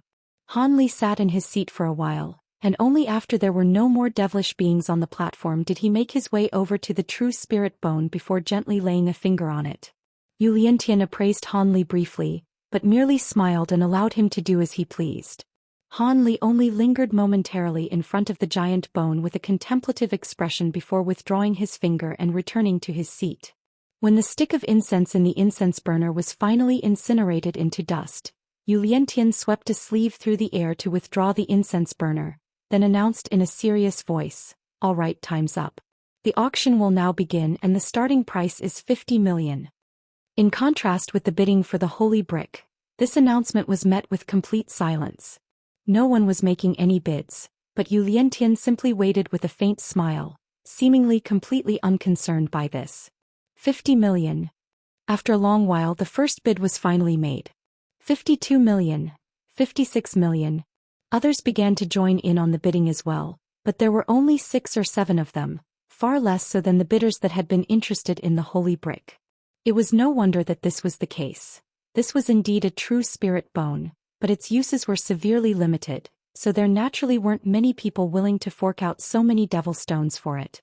Even so, the price still climbed steadily, and with 3 or 4 bidders still in the running, the price was bid up to a staggering 70 million. The highest bidder was a devilish woman whose get-up suggested that she was quite wealthy. The other bidders immediately fell silent, and it seemed that they were planning to concede. A hint of elation flashed through the devilish woman's eyes upon seeing this. 70 million going once. 70 million going twice. If there are no further bids to be made, then this true spirit bone will go to this fellow Taoist. Hee, let me remind you that if you miss out on this opportunity, it will be extremely difficult to obtain another true spirit bone in the future. Yu Liantian chuckled, seemingly rather unsatisfied by this current price. Would I be able to sell off some items here if I don't have enough devil stones? The person who had raised the question was none other than Han Li. Yu Liantian seemed to be quite pleased to hear this, and he replied, "Of course.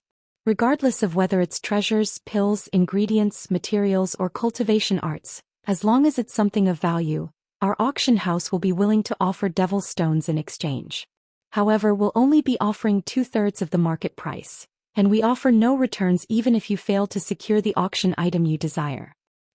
"Alright, then I would like to sell some things. Please pause the auction for now," Han Li said. "Sure, please head to the rear hall. You'll be able to sell off your valuable possessions there." Yu Liantian waved a hand, and the devilish woman beside him immediately stepped forward as Han Li's guide. Thus Han Li followed the woman into the rear hall. Around 15 minutes later, Han Li returned to his seat and immediately made a bid of 80 million. Such a staggering price naturally created quite a stir throughout the entire venue, and many people were scrutinizing Han Li's cloaked figure, trying to guess who he was. The devilish woman's expression changed slightly, but she was clearly determined to secure the true spirit bone as well, and she immediately upped the price. 82 million. 90 million. Han Li countered without any hesitation. A hesitant look finally appeared on the woman's face, and after making a bid of 91 million she suddenly turned toward Han Li's direction and said, "Fellow Taoist, I am from the high family of Wither City. This true spirit bone is something that will be of great use to my family. If you're willing to hand it over to me, our high family will be sure to thank you with a handsome reward. The high family of Wither City? Is that the high family that's led by sacred ancestor Kuji? Why did they send someone all the way to Blood Crow City? The high family is one of the few major tool refinement families of our holy realm. Could it be that they're interested in this true spirit bone? That woman is quite powerful. Could she be a direct lineal descendant to sacred ancestor Kuji? The high family was clearly quite a powerful family, and many of the devilish beings present were appraising the woman with awe and veneration in their eyes. However, Han Li completely ignored her and made a bid that sent a jolt running through all of the bystanders' hearts. 100 million. Even if this woman were related to a sacred ancestor, as long as the sacred ancestor in question wasn't anywhere near Blood Crow City, there was no need for him to worry. The woman's expression darkened significantly upon seeing this, and she gave a cold harumph, but didn't place any further bids. Alright, then this true spirit bone will go to this fellow Taoist. Yu Liantian hurriedly announced in an elated manner. Han Li rose to his feet and made his way onto the stone platform, then handed over the required devil stones before stowing the true spirit bone into his storage bracelet. Thus concluded the auction, and as Han Li departed from the auction house, Chuer's excited voice rang out in his mind. You must have discovered what's so special about this true spirit bone as well, Master. With that bone at our disposal, there's a good chance we'll be able to elevate your spirit body to the Grand Ascension stage.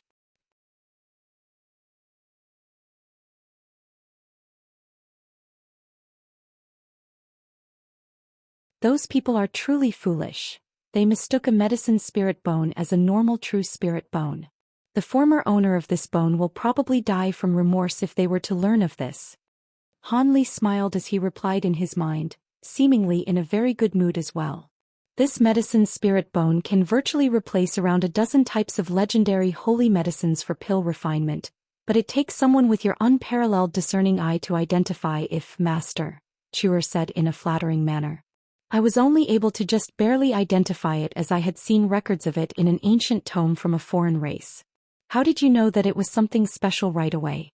Were you aware from the very beginning that this was a bone from a profound medicine spirit? Han Li asked in a seemingly nonchalant voice.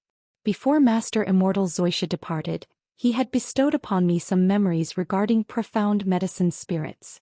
If the spirit body can refine and fuse with this spirit bone, then not only would its magic power be severely enhanced, it can even attain some of the abilities of the medicine spirit that the bone once belonged to, and that would give it a very good chance of breaking through its bottleneck to the Grand Ascension stage. Chuer replied in an extremely excited manner. After cultivating for so many years within the spirit body, Chuer had virtually already become one with it.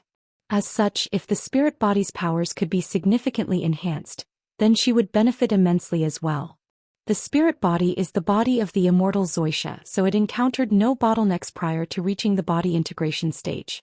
It did encounter a few bottlenecks after reaching the body integration stage, but it was able to break through all of them with ease. I had been concerned that it would be very difficult for it to advance beyond the late body integration stage, but with this medicine spirit bone, that's no longer an issue. I have to say I'm really envious of you spirit beings sometimes. The obstacles you encounter for your breakthroughs are less than a tenth as grueling of what normal living beings have to experience. As soon as you accumulate enough power, you can easily make breakthroughs, Han Li sighed. But Master, you have to remember that it often takes us spirit medicines hundreds, even thousands of times longer than normal living beings to accumulate magic power. If we encounter the same level of difficulty in our bottlenecks, how could a profound medicine spirit possibly come into existence? Chuer giggled. Han Li smiled and replied, I'm naturally aware of that. Alright, this medicine spirit bone is clearly extremely old, but there should be many remnant signs left within it. Identify which profound medicine spirit it belonged to, then refine it right away. Come to think of it, only another medicine spirit like you will be able to identify the signs within this bone. Rest assured, Master, give me a few days and I'll be able to determine which type of profound medicine spirit this bone belonged to. However, even if the spirit body progresses to the Grand Ascension stage, my inferior cultivation base means that I'll only be able to make use of around 50% of the spirit body's powers at most. Also, Grand Ascension stage medicine spirits can't compare with normal Grand Ascension stage beings. They'll only be especially adept in concealment and movement techniques, Chuer reminded in a hesitant voice. Oh, is that so? That's all right. An ally with half the power of a Grand Ascension stage being is enough to help me dominate the spirit realm, Hanli replied with a nonchalant smile. That's true. However, it will most likely take over 100 years before the spirit body's magic power can reach the pinnacle of the late body integration stage, so you'll have to be patient for a while, Master. During this time, I'll need to control the entirety of the spirit body's magic power to refine this medicine spirit bone, so I won't be able to assist you in battle, Chuer said with a smile. Han Li's brows furrowed slightly upon hearing this, but he replied in a calm manner, I'm willing to wait for such a powerful ally. I have other trump cards up my sleeve, so I should be able to ensure self-preservation during my time in the Elder Devil realm. There's no need for you to worry about anything. You can begin refining the spirit bone right away. Immediately thereafter, azure light flashed within his sleeve, and a small green spirit bone that was only several inches in size appeared in his grasp before instantly vanishing once again. Yes, Master. I'll be sure to refine the medicine spirit bone as soon as possible, Chuer replied in an elated manner before falling silent. Han Li smiled and removed his cloak before continuing onward. As opposed to returning to the inn, he was planning to visit a nearby materials shop instead. 2 days ago he had visited this shop and hadn't found anything that had caught his eye, but the shopkeeper had told him that a large batch of materials would be arriving in 2 days, and among this batch of materials were several large pieces of foreign devilish metal. Han Li immediately made a mental note of this, and was naturally paying the shop a visit now that the 2 days had passed by. He wanted to see if he could find any other beads that contained that mysterious energy within the pieces of foreign devilish metal. After all, just a single one of those beads could save him over 100 years of arduous cultivation, so he was certainly interested to acquire more. However, just as Han Li turned the corner, a pair of burly devilish men suddenly appeared in his path with cold expressions. Han Li immediately ascertained both of them to be at the mid-spatial tempering stage, and one was emanating a scorching aura, while the other was releasing a bone-chilling one, so it was quite clear that they were using special devilish cultivation arts. He stopped around 30 to 40 feet away from them in an expressionless manner and asked, Do you need something? If not, then please step aside, I have important business to attend to. We have no business with you, but our mistress does. She would like to invite you for a chat, one of the 2 devilish men said in a cold voice as he pointed toward a certain direction. Han Li turned his attention toward that direction to find there was a pub, within which a devilish woman in a long black dress was appraising him from one of the tables. Their eyes met and the woman put on a seductive smile. At the same time she transmitted her voice to Han Li. Why are you in such a hurry, fellow Taoist? How about we have a drink together? There's something I'd like to discuss with you. Are you here for that spirit bone? Han Li asked in a calm voice. You're a smart man, fellow Taoist. Indeed, I'm here for the spirit bone. If you're willing to hand it over to me, I can offer you some other treasures that will definitely be at least equal in value, the devilish woman chuckled. I have no interest in handing the spirit bone over to anyone, Han Li said without any hesitation before stepping forward to pass through between the 2 devilish men. The devilish woman's smile immediately gave way to a vicious expression upon hearing this, and her lips tremored as she transmitted an instruction to the 2 devilish men. The pair of devilish men hesitated momentarily upon hearing this, then converged toward Han Li in a seemingly slow and steady manner, but their scorching and freezing auras were sweeping toward Han Li in unison. The 2 auras intertwined and enhanced one another significantly, trying to force Han Li back. If Han Li were an ordinary spatial tempering stage being, then he'd have no choice but to comply. But Han Li remained completely expressionless as golden light flashed from his body, and the 2 auras crashed into his protective spiritual light. A resounding boom akin to an explosive thunderclap rang out, and an extremely fearsome aura emerged from Han Li's body for a split second. 2 auras, one hot and one cold, surged forth in a frenzy, and the 2 devilish beings' hearts jolted as they tried to oppose this aura with their own. However, in the next instant, both of them let loose cries of pain, and they stumbled back as if they had become inebriated. With each backward step they took, the two of them would throw up a mouthful of blood each. Only throwing up 7 or 8 mouthfuls of blood each did they barely manage to steady themselves, but both of them had turned deathly pale. On top of that, one of them had been completely charred black, while the other had a layer of white frost over his body. Both of them wore expressions of incredulity, and the devilish woman immediately stood up in astonishment, but she could only look on as Han Li departed, not daring to pursue him. Thus, Han Li passed through the two devilish men in a calm and collected manner, continuing on his way without even turning his head once.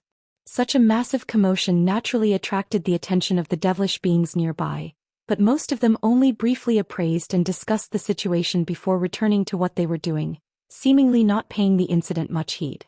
After all, Blood Crow City was currently filled with outsiders, and minor conflicts like this were an extremely common occurrence.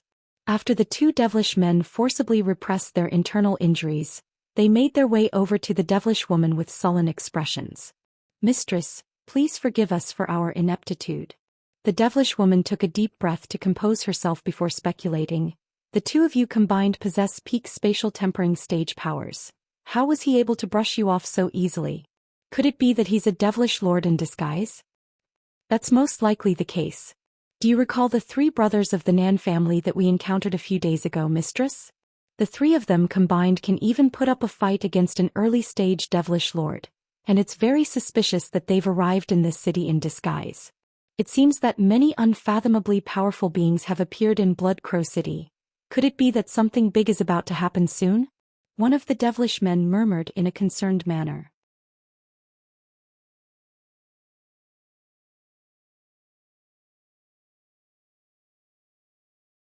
Blood Crow City isn't a large city, but it's the only nearby city, so it's not uncommon to see devilish lords pass through here.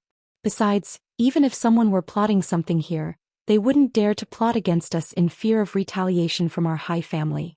The true spirit bone that we discovered here is one of the vital materials for the prized treasure that our high family is currently refining, so if we can bring it back with us, we'll be rewarded handsomely for sure.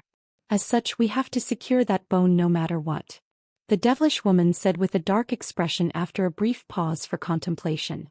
"But mistress, if that man really is a devilish lord, how are we supposed to take the spirit bone from him?" the other devilish man asked. "If he really is a devilish lord, then things will be quite troublesome. He must be a vagrant cultivator, seeing as he has no qualms about offending our high family. However, just because he doesn't see us as a threat doesn't mean that there isn't anyone else in the city that he's fearful of," the devilish woman chuckled coldly. The two devilish men exchanged a glance upon hearing this. "What would you like us to do, mistress?" "Go and track down the 3 brothers of the Nan family. In the meantime, I'll pay a visit to the Blood Crow City Lord. The Nan family still owes our high family a favor, and if I recall correctly, Bing Tianren is from the Heavenly On Valley, so they'll all most likely heed our request. If we can recruit their assistance, then there's a very good chance that we'll be able to secure the spirit bone," the devilish woman decided. "That's a great idea.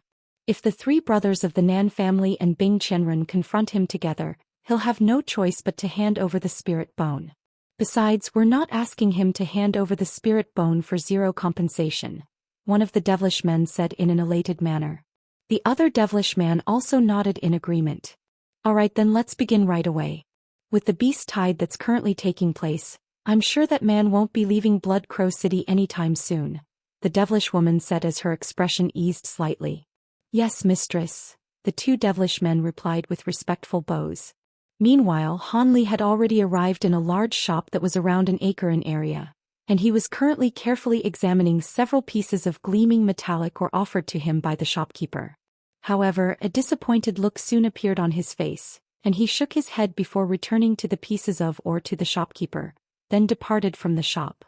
As he had expected, these pieces of foreign devilish metal were all empty. It seemed that it was going to be purely a matter of luck for him to track down more of those crystalline beads. At this point, Han Li had visited all of the shops in the entire Blood Crow City, and he returned to the inn without any intention of continuing to linger on the street. The incident where he had just been intercepted seemed to have already been forgotten by him. Half a day passed by in the blink of an eye, and night gradually settled over Blood Crow City. Aside from some of the devilish guards who were returning from patrol duty, There was not a single person to be seen on the streets. Blood Crow City had entered a state of lockdown again. Several hours later, Han Li was meditating in his room when a hint of surprise suddenly flashed over his face. He then immediately made a hand seal and disappeared amid a flash of azure light. Moments later, faint spatial fluctuations erupted several thousand feet above the inn that Han Li was staying in, and a barely visible streak of green light appeared in a wraith-like manner before flying into the distance after just a few flashes, completely disregarding the flight restriction in the city.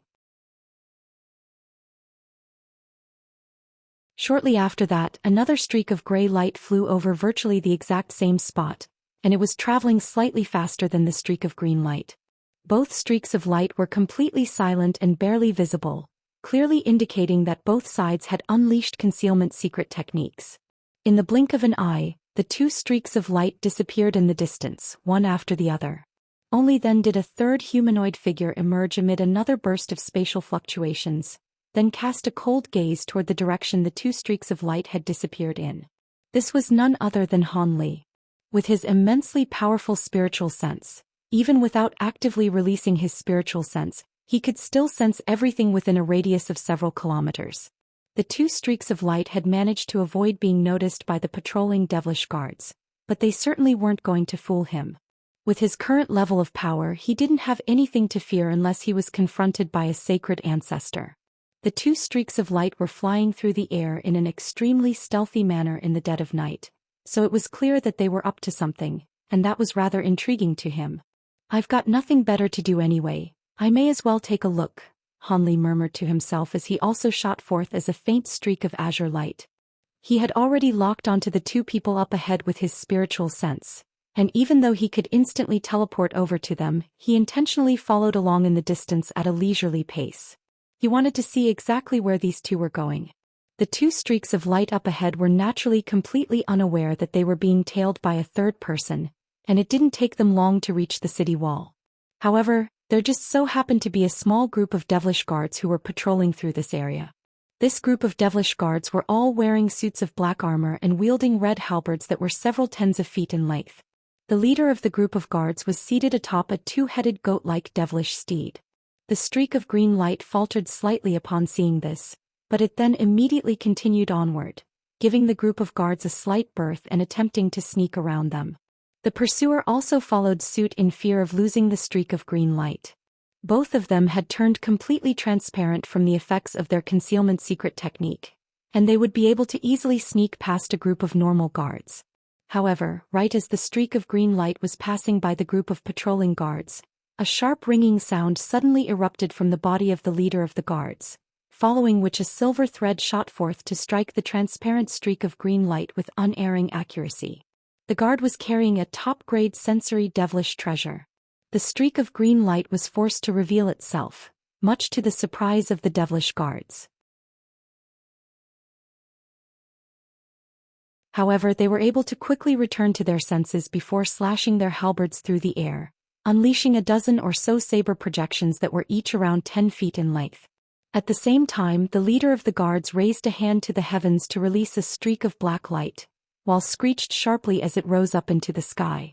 A cry of rage and frustration rang out from within the streak of green light, following which the humanoid figure within suddenly swayed slightly. The blade projections flashed past and the green streak of light was instantly torn apart, but the humanoid figure was nowhere to be seen. The leader of the devilish guards immediately reacted and swiveled around on his devilish steed, just in time to see the streak of green light re-emerge around 300 feet away amid a burst of spatial fluctuations, then continued toward the city wall up ahead. "Stop him!" the leader of the guards yelled in an enraged voice while laying a hand onto one of his devilish steed's two heads. The devilish beast raised its two heads and blasted forth two bolts of blue lightning at once, both of which surged viciously toward the back of the green humanoid figure in the distance. The green figure made a reverse grabbing motion and a ball of green light shot forth. The two bolts of blue lightning vanished into the ball of light without a sound, seemingly having been completely nullified. The green figure then immediately vanished into the distance, leaving all of the devilish guards who were about to surround him looking on in a dumbstruck manner. The leader of the guards was just about to set off in pursuit in a fit of fury when all of a sudden, the same ringing sound erupted once again, followed which another silver thread shot forth.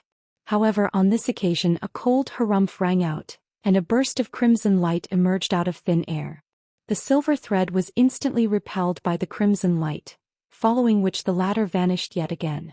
A thought immediately occurred to the leader of the devilish guards upon seeing this, and his face instantly paled. At the same time his devilish steed, which had been poised to pounce, had also settled down. The other devilish guards were at a complete loss for what to do, and after a brief hesitation, one of them asked in a careful manner, "Should we give chase, General? The guards up ahead most likely won't be to stop those." The leader of the guards forced a smile onto his face and replied, "Let them go. Those two are far too powerful for us to mess with." The other devilish guards were all stunned to see this. They were well aware of how proud their general was, yet he was conceding his inferiority to a pair of mysterious figures after only such a fleeting encounter. This was the first time they had seen something like this. Meanwhile, the two streaks of light had already flown out of Blood Crow City one after the other, passing through the restrictions set up on the city walls as if they didn't even exist. Han Li also passed by the group of devilish guards in his hidden state, but the silver thread that had managed to detect the two people who had come before him displayed no reaction to Han Li. After just a few flashes, Han Li also flew through the restrictions on the city wall.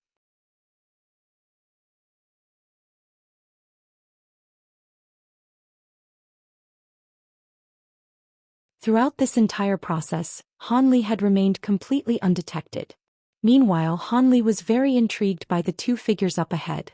He was able to disregard the restrictions on the city wall with his immense powers, but those two were clearly far less powerful than he was, yet they were still able to pass through the restrictions with ease. This indicated that they either possessed some type of special treasures, or they were important figures in the city that could grant themselves passage through the restrictions. Thus, Han Li continued to follow the two streaks of light, all the way to a vast expanse of rugged rocks close to 10,000 feet away from the city.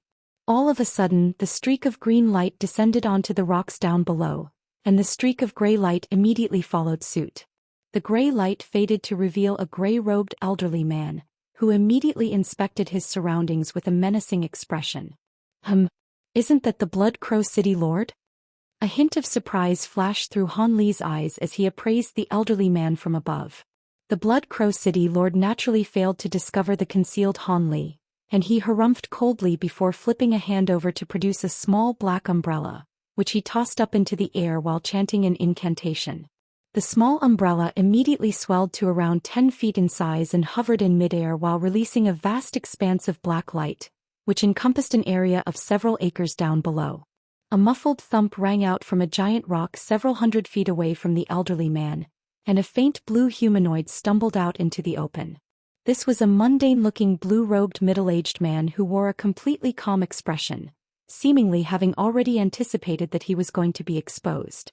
Han Li cast his gaze toward the middle-aged man and discovered that this was none other than Old Man Yang, who had secured the holy brick during the auction.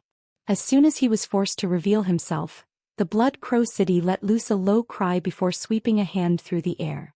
A streak of crimson light that was over 100 feet long swept forth in a flash, slicing the giant rock in front of Old Man Yang in half amid a resounding boom. However, Old Man Yang instantly vanished, and the streak of crimson light missed its target as a result. A massive trench that was over 100 feet in length was immediately sliced into the ground.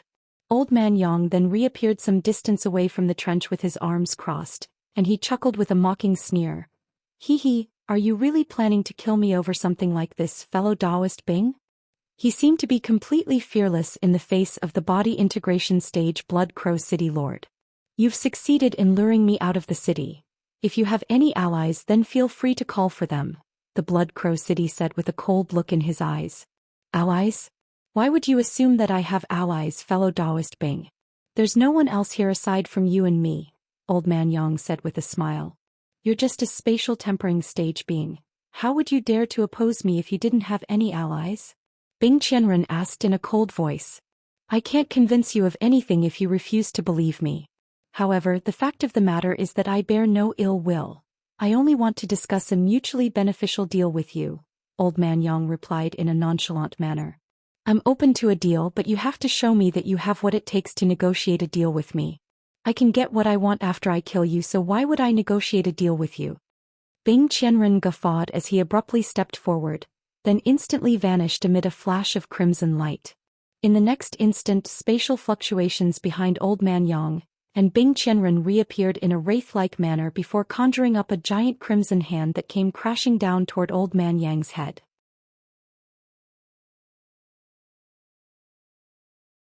The Blood Crow City Lord was sweeping aside Old Man Yang's proposal for a negotiation and was aiming to kill him on the spot.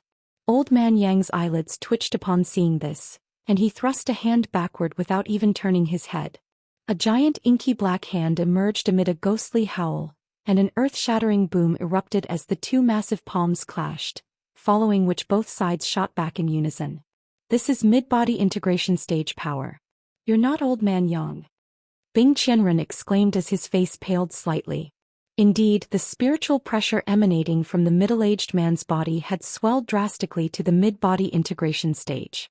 Is that really important? Besides, who says I'm not Old Man Yang? A peculiar look appeared on Old Man Yang's face. Bing Qianren scrutinized Old Man Yang for a moment before asking in a cold voice, "Are you one of the 7 scourges of the Lightning Sea or someone from the Heavenly Abode Mountain?" Your reactions are truly remarkable, fellow Taoist Bing. I am indeed from the Lightning Sea, but I'm merely a vagrant cultivator, not one of the 7 scourges. During the battle between the 7 scourges and the Heavenly Abode Mountain, you looted the place where sacred ancestor Qiling passed away and stole 3 of the 4 holy bricks. As a result, the 7 scourges and the people from the Heavenly Abode Mountain ended up fighting for nothing while you came all the way here to become a city lord. I wonder if there'll be anywhere you can stay in our holy realm if the 7 scourges of the Lightning Sea or the Heavenly Abode Mountain were to learn of this. Looks like you've dug up quite a bit of my past. In that case, the holy brick on that auction must be a counterfeit that you made, Bing Qianren harumphed coldly. How could it be a counterfeit? The item was appraised by the auction house. I merely destroyed some of the mantras within it. Didn't you pursue me all the way here for the 4th Hoi brick? Old Man Yang flipped a hand over to reveal a green wooden box as he spoke. Bing Qianren stared at the wooden box with a dark expression for a while before continuing, I don't care who you are. This 4th holy brick is something I'm determined to obtain. What deal do you want to propose? You sure are a straightforward man, Brother Bing. In that case, I won't drag this out any longer either. You and I are both aware that this 4th holy brick is related to the legendary hidden treasure left behind by sacred ancestor Qiling. It's said that when all 4 holy bricks are gathered, not only will one obtain all of sacred ancestor Qiling's abilities, they'll also obtain the map to the secret treasures drawn up by sacred ancestor Qiling himself.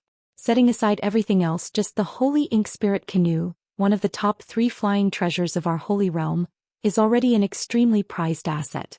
If someone like you or I were to obtain it, even the average sacred ancestor would find it very difficult to kill us.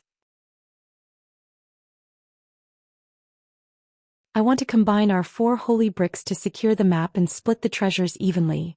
What do you say? Old Man Yang proposed with a smile. I have 3 holy bricks, yet you only have 3 and you want to split the treasures evenly? Bing Qianren sneered coldly, seemingly having already foreseen this response. If you ask me, there's no difference between having 1 holy brick and having 3. If you could piece together the map with the 3 holy bricks in your possession, then you wouldn't have cowered in this Blood Crow City for so many years.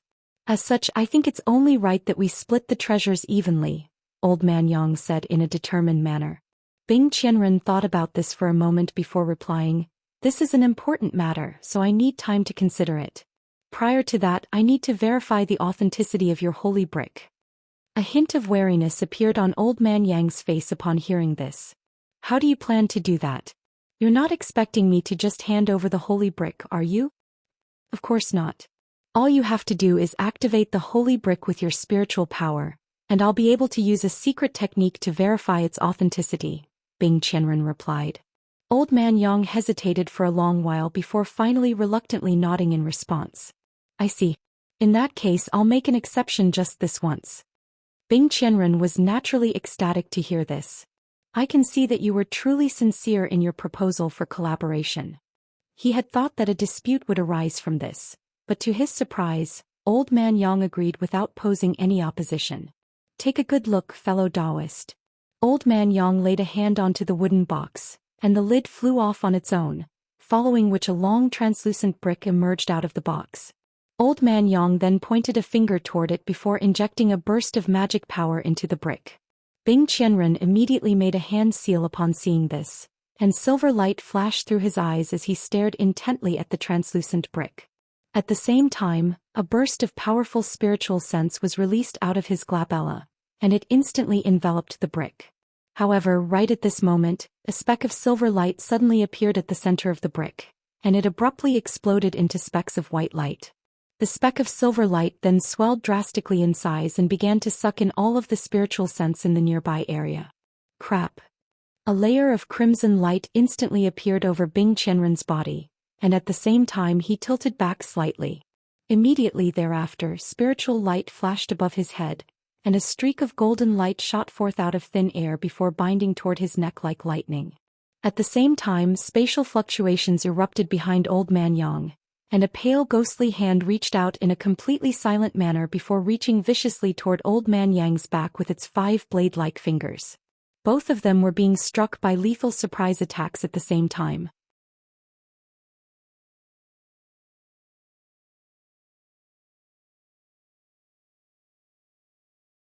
A furious look appeared on Bing Qianren's face as his body swayed incessantly in an attempt to evade the golden light, but he was a lot more sluggish than normal as his spiritual sense was being drawn into the silver vortex. A crisp clang rang out as the golden light struck his neck, only to be repelled by an eruption of crimson light. Within the crimson light was a jade badge that was as red as blood. It was a top-grade protective devilish treasure that had activated on its own to save him from that lethal strike just in the nick of time.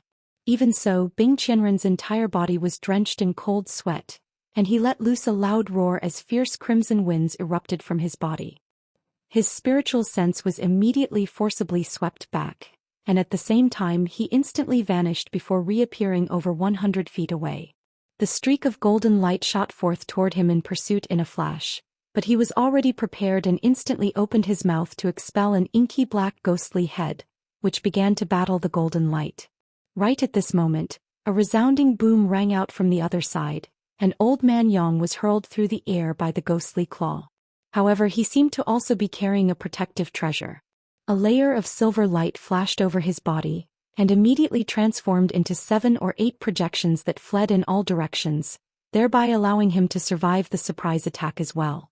A faint cry of surprise rang out, and spatial fluctuations erupted where Old Man Yang had stood a moment ago, and 7 or 8 streaks of black light shot forth out of thin air in pursuit of the projections. Immediately thereafter, a ball of black chi emerged, within which stood a brocade-robed humanoid figure who was slowly withdrawing his hand. The humanoid figure was extremely pale, but was identical to Bing Qianren in appearance, as if they were twin brothers. A resounding boom rang out as the fleeing projections were all destroyed by the streaks of black light, but one of them expelled a ball of green light backward that cancelled out the oncoming streak of black light. The blurry projection then stopped and became clear again. Old Man Yang cast his gaze toward the humanoid figure within the black chi and said in a cold voice, "I was wondering why your cultivation base hadn't improved at all during all these years. I can see now that it's because you were bussing cultivating this clone. Do you think I would follow you here without a backup plan? Call out your hidden companion as well. Qi Ling's secret treasures can only be obtained by one of us. There's no way we can split them evenly." Bing Qianren said. In that case there's nothing else for me to say. Show yourself, brother Ye. He may have a clone, but it's weaker than his true body. With our combined powers, there's still a very good chance that we can defeat him, Old Man Yang said with undisguised malice in his eyes. I knew that the map wouldn't be that easy to secure. After all, fellow Taoist Bing was able to steal 3 holy bricks from right under the noses of the 7 scourges of the Lightning Sea and the Heavenly Abode Mountain. Immediately thereafter, golden light flashed, and a tall and broad barefoot man with a set of hideous features appeared. The man was completely empty-handed, but was carrying a large golden gourd on his back, and was appraising Bing Qianren with a hint of a smile on his face. Devilish Lord Jin Hu. Bing Qianren exclaimed at the sight of the hideous man. Devilish Lord Jin Hu cupped his fist in a salute as he smiled and said, I didn't think that you would have heard of me. I've also heard much about you, fellow Taoist Bing. I'm looking forward to facing you today. Contrary to his rugged and unsightly appearance, the devilish lord spoke like a refined and unfathomable being. Looks like I'll just have to kill both of you here to claim Qi Ling's secret treasures for myself. I guess this is well worth the several centuries I've spent plotting for this. Bing Qianren suddenly cackled as he appraised his two assailants. What do you mean by that? Old Man Yang was immediately struck by a sense of foreboding upon hearing this, as was devilish Lord Jin Hu. However, Bing Qianren didn't offer any explanation and merely laid both of his hands onto his waist with a cold smile on his face. Two leather pouches, one black and one red, flew out in unison, then tipped themselves over to release a ball of crimson light and a swarm of black insects. The crimson light appeared to be quite ordinary, but it was split up into 7 barely discernible layers of different shades, and was emitting a faint buzzing sound. As for the thumb-sized devilish insects in the swarm, they were completely inky black in color and had unsettling white skull patterns on their backs. Those are 7 kill blood baleful qi and black-bone devilish insects. Fellow Taoist Yang, we have to retreat. Devilish Lord Jin Hu exclaimed upon seeing this, and he immediately laid a hand onto his golden gourd, upon which it instantly flew up into the air, then transformed into a burst of golden light that swept him up before flying away. Old Man Yang's heart also sank at the sight of the crimson light and insect swarm, and he knew that he had underestimated Bing Qianren. Thus he immediately swept a sleeve through the air, and a burst of green flames rose up from beneath his feet as he fled toward the same direction. It was quite clear that the two of them were extremely fearful of the crimson light and black insect swarm. Don't you think it's too late to be running now? It's taken me all my years in Blood Crow City to nurture these creatures, and they were meant precisely for the two of you. Bing Qianren guffawed as he made a hand seal, and the crimson light and insect swarm immediately surged forth in pursuit at an even faster speed than the two fleeing devils. Old Man Yang and devilish Lord Jin Hu had naturally also discovered this, and they frantically expelled mouthfuls of blood essence to raise their own speed. Bing Qianren's expression darkened upon seeing this, and he and his clone shot forth in unison as streaks of gray light, plunging into the cloud of 7 kill blood baleful qi up ahead after just a few flashes. Immediately thereafter their bodies blurred and released layers of crimson light, and they seemed to have melted away within this light. As a result, the 7 kill blood baleful qi were sped up by about 2-fold, catching up to the two fleeing devils in just a few flashes before skirting around them to intercept them from the front. The crimson light faded and Bing Qianren re-emerged alongside his clone, both with sinister smiles on their faces. Old Man Yang and devilish Lord Jin Hu were forced to stop, and they hurriedly looked back to find that they had been sandwiched right between the cloud of 7 kill blood baleful qi and the swarm of insects flying toward them from behind. The two exchanged a glance upon seeing this, and both of their expressions had darkened significantly. Old Man Yang was quite a decisive character and he immediately decided, "All right, you win. I'll hand over this final holy brick to you in exchange for our lives." "Sure, hand over the holy brick so I can verify its authenticity, and I'll let you go once I confirm that nothing is amiss," Bing Qianren immediately agreed. At this point, the swarm of insects and 7 kill blood baleful qi had formed a massive circle that completely trapped Old Man Yang and devilish Lord Jin Hu. Bing Qianren's fast response came as quite a surprise to Old Man Yang, and his brows furrowed slightly with skepticism.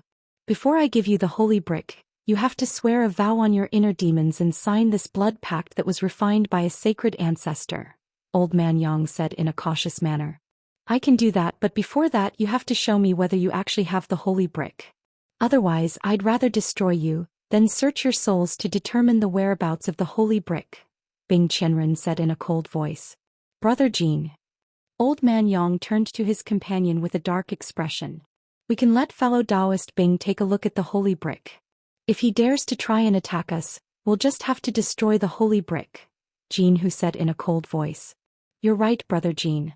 I'll show fellow Taoist Bing the true holy brick right away. However, just as you did before, you can only observe it from afar using that secret technique of yours," Old Man Yang said. "Of course. If the holy brick is genuine, then I'll swear the vow and sign the blood pact right away," Bing Qianren replied in an expressionless manner. Old Man Yang nodded before opening his mouth to expel a ball of black qi, within which was a green wooden box that was around 1/2 foot in length. He laid a hand onto the box and the lid flew off, following which a brick that was identical to the one from before emerged. This is the true fourth holy brick. If you want it, then. All of a sudden, Old Man Yang's words were cut off as a spatial rift opened up in front of him, and a golden hand reached out in a casual manner before grabbing onto the holy brick. Crap. Don't you dare.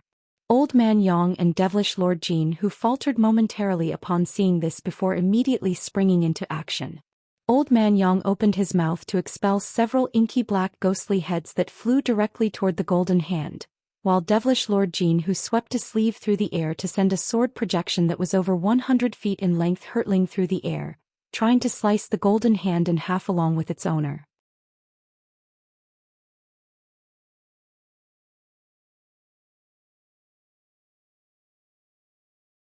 A faint chuckle rang out, and the golden hand suddenly swelled to around 10 feet in size, then released a ball of piercing spiritual light alongside a burst of powerful shockwaves that swept forth in all directions.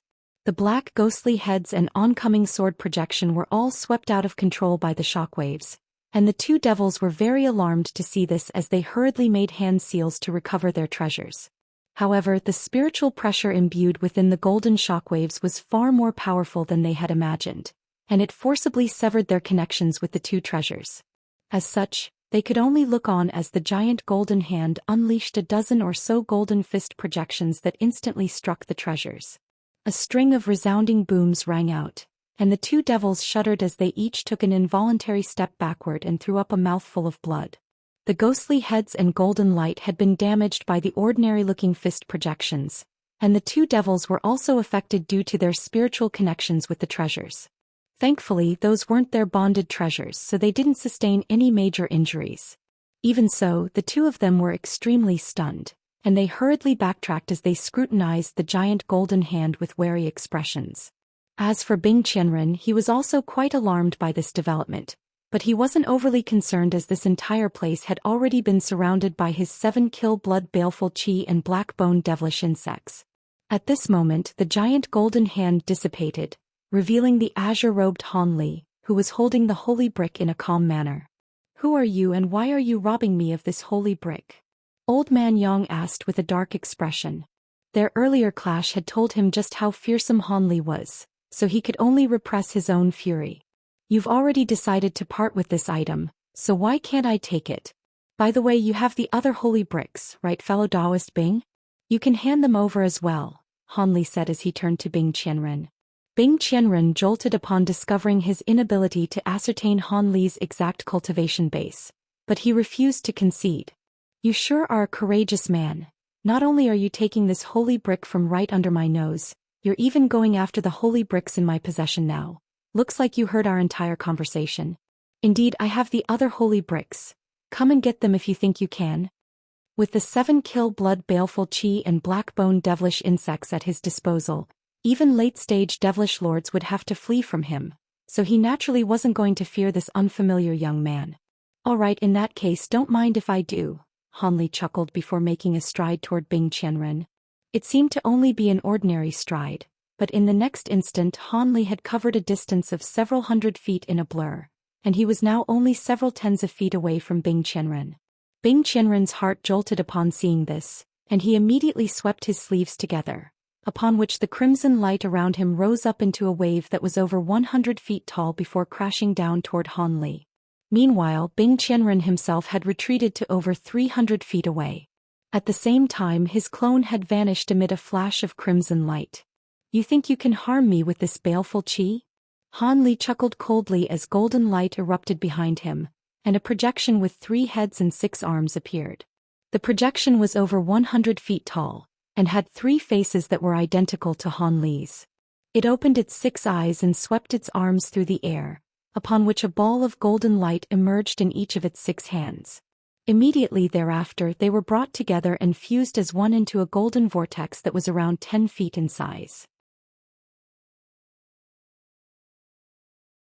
Countless golden and silver runes flew out of the vortex, then swept forth in all directions with unstoppable force. As soon as the crimson light reached close to Han Li's body, it was drawn into the golden vortex, and within the span of just a few breaths, close to half of the baleful qi in the air had vanished. Impossible! Bing Qianren exclaimed, but he didn't miss a beat as he immediately began to make a series of hand seals. The crimson light that was surging toward the golden vortex shuddered, then released a burst of power to try and struggle free from the suction force. Han Li's expression changed slightly, and he abruptly increased his magic power output, upon which the golden vortex swelled to 5 to 6 times its original size, and the intensity of its suction force also increased by more than tenfold. As a result, all of the crimson light warped and twisted before being torn apart, then surged toward the vortex as specks of crimson light. Bing Qianren was sweating profusely as he frantically made different hand seals to try and recover some of the baleful qi, all to no avail. Soon, none of the crimson light remained and Bing Qianren roared with fury, "How dare you take my 7 blood baleful qi?" He then rubbed his hands together before raising them at once, and countless bolts of azure lightning came hurtling directly toward Han Li. The black swarm of insects in the surrounding area also converged toward Han Li at his behest. These black-boned devilish insects possessed incredible strength and bodies that were as hard as steel, making them even more fearsome than the 7 blood baleful qi, and Bing Qianren was sure that the strange golden vortex wouldn't be able to devour them. At the same time, spatial fluctuation erupted above Han Li, and a burst of faint black qi swept directly down toward Han Li. Within the black qi was a humanoid figure. It was none other than Bing Qianren's clone. Han Li remained completely expressionless, but with his enormous spiritual sense, he had naturally already sensed the surprise attack. The projection behind him swept its arms backward at his behest, and 6 golden balls of lightning shot forth directly toward the oncoming black qi in a flash. An earth-shattering boom rang out as the 6 balls of golden lightning exploded to form a golden lightning formation that inundated the clone. Within the formation were countless arcs of golden lightning that writhed like golden snakes. This was none other than Han Li's divine Devilbane lightning. At Han Li's current cultivation base, his divine Devilbane lightning had become extremely formidable, even without being complemented by the lightning wield technique. An early body integration stage clone was naturally no match for the lightning, and the black qi was instantly nullified, revealing the horrified clone within it. The clone released several devilish treasures to try and withstand the lightning, but it only managed to last a few moments before it was completely destroyed amid a howl of anguish. Meanwhile, formidable azure light was surging toward Han Li alongside the black insect swarm, but he merely pointed a finger at the golden vortex while sweeping a sleeve through the air to conjure up a gust of fierce wind. The giant vortex flashed erratically before exploding into countless specks of golden light, which was dispersed in all directions by the gale force winds before falling like rain. The oncoming azure lightning was completely destroyed by the specks of golden light, but the black devilish insects were merely momentarily knocked off course before flying toward Han Li again, having remained completely unscathed in the midst of the storm of golden light. As expected of one of the more renowned types of devilish insects in the Elder Devil realm, they were truly formidable. However, as opposed to being alarmed by this, Han Li merely smiled and made a grabbing motion, then hurled forth an inky black bracelet. The bracelet revolved in the air and released countless golden flowers in a frenzy, each of which transformed into a massive shimmering golden beetle that was around half a foot in length, and there were over 1,000 of them. These were none other than the mature gold-devouring beetles. "Go!" Han Li instructed as he pointed toward the oncoming swarm of black insects. The gold-devouring beetles immediately flew toward the black devilish insects in several golden swarms, and as soon as they clashed, the grotesque sound of engulfment rang out as countless thumb-sized black carcasses rained down from above. These black-boned devilish insects were naturally no match for the mature gold-devouring beetles, and they were immediately crushed. Within mere moments, a thick layer of black insect carcasses had accumulated on the ground, and only several hundred black-boned devilish insects remained. Han Li wasn't surprised at all by this outcome, and he turned toward the incredulous Bing Qianren before sweeping a sleeve toward him. The gold-devouring beetles immediately abandoned the remaining black-boned devilish insects and flew toward him instead. Bing Qianren was already suffering from the backlash of having his clone destroyed, and his heart had completely sunk now that his ultimate trump card had been dispatched so easily. His face turned deathly pale from horror at the sight of the oncoming swarm of unknown golden beetles, and he immediately tried to flee. However, right at this moment, a cold harumph rang out, and Bing Qianren felt as a thunderclap had erupted right beside his ears as a sharp burst of agony speared through his spiritual sense. He let loose an involuntary howl of agony before plummeting out of the sky, and the gold-devouring beetles immediately inundated him.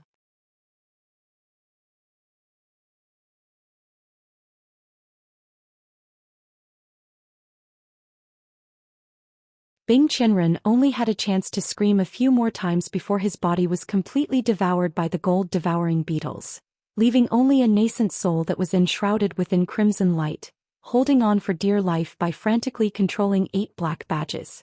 The only reason it hadn't already perished was because Han Li had instructed the gold-devouring beetles to hold back. The nascent soul was completely petrified and began to beg for mercy, but Han Li completely ignored it and waved a hand through the air to draw a crimson bracelet into his grasp from afar. This was none other than Bing Qianren's storage bracelet. Han Li injected his spiritual sense into the bracelet, upon which his brows furrowed slightly. There were indeed treasures in there, but no sign of the 3 holy bricks. "Fellow Taoist, I'll give you the holy bricks if you release me," Bing Qianren's nascent soul yelled in desperation. "You don't think I can find the 3 holy bricks myself?" Han Li chuckled coldly as he turned toward the nascent soul with blue light flashing through his eyes. As soon as his voice rang out, the gold-devouring beetles immediately sprang into action again and converged toward the nascent soul. The 8 black badges were indeed quite profound, but they were no match for the mature gold-devouring beetles and were instantly destroyed. The nascent soul was then devoured amid an anguished cry, and when the beetles flew back again, 3 long translucent bricks were revealed. So he was hiding these holy bricks in his nascent soul.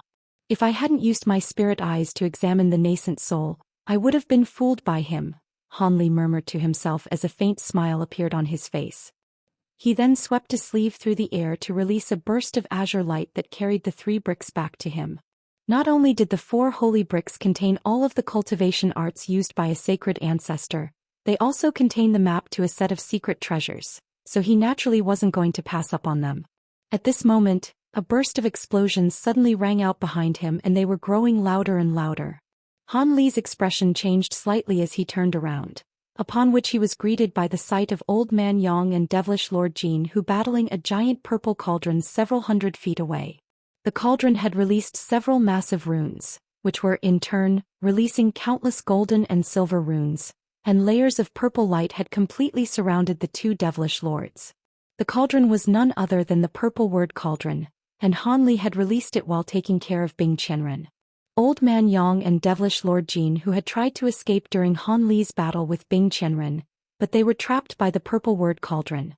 The 2 of them struggled with all their might, with one of them releasing powerful green fiery Ws, while the other had his golden gourd raised aloft, releasing balls of dazzling golden light that revolved around his body. However, the ancient runes flying out of the purple word cauldron were imbued with unfathomable power, and they nullified all of the opposing attacks while forming layers of restrictions in the nearby area that made it impossible for the 2 devils to escape. A pleased look appeared on Han Li's face upon seeing this. As expected of an incomplete profound heavenly treasure, just the purple word cauldron alone was able to trap the 2 body integration stage devilish lords with ease. Furthermore, if he were to control the treasure in person, it would become more than twice as powerful as it currently was. Old Man Yang and Devilish Lord Jin who had naturally witnessed Han Li's crushing victory over Bing Qianren, and their hearts immediately sank now that he had turned his attention toward them. They weren't as naive as to think that Han Li would decide to let them go, and he was so powerful that they couldn't even muster up the urge to oppose him.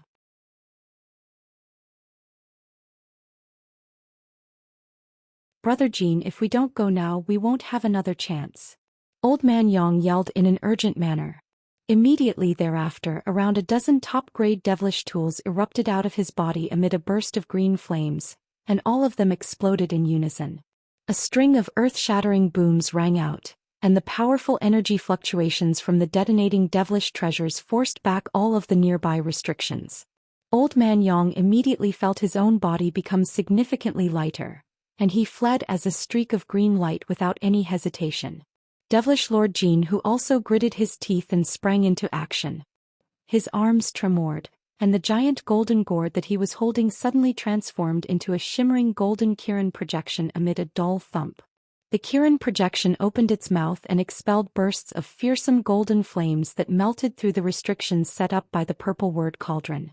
Immediately thereafter, devilish Lord Jin, who was swept up by the Kirin projection and also fled the scene. Oh, I can sense a fire tribute Kirin aura from that treasure. That's rather interesting, Hanli murmured to himself with a hint of surprise in his eyes, and he immediately made a hand seal before sweeping a sleeve through the air. The swarm of gold-devouring beetles instantly converged to form a giant blade that was over 100 feet in length at his behest before setting off in pursuit of Old Man Yang. At the same time, Hanli swept his sleeve through the air again, releasing an azure sword projection that sliced the Kirin projection in half along with devilish Lord Jin who let loose a howl of anguish, but immediately made a hand seal, upon which the blood essence flowing out of his body fused into the projection as clouds of blood mist. The Kirin projection that had been sliced apart instantly regenerated before flying away with devilish Lord Jin who again. Han Li's brows furrowed slightly upon seeing this and he yelled, "Come out." A golden blur shot forth out of his body before landing on the ground, revealing itself to be a small golden beast. "Go on, I'm sure his treasure will be useful to you," Han Li instructed. "Thank you, Master. That treasure of his seems to contain some spirit bones of a fire Kirin, so it would indeed be immensely beneficial to me," the leopard Kirin beast replied in an elated voice. It then swelled to around 10 times its original size in a flash before rushing off in pursuit. With the leopard Kirin beast's speed and powers, it would have no issues taking care of a wounded devilish lord. In the blink of an eye, for streaks of light had disappeared into thin air while hurtling toward 2 different directions. As for Han Li himself, he descended upon a giant rock down below and began to meditate.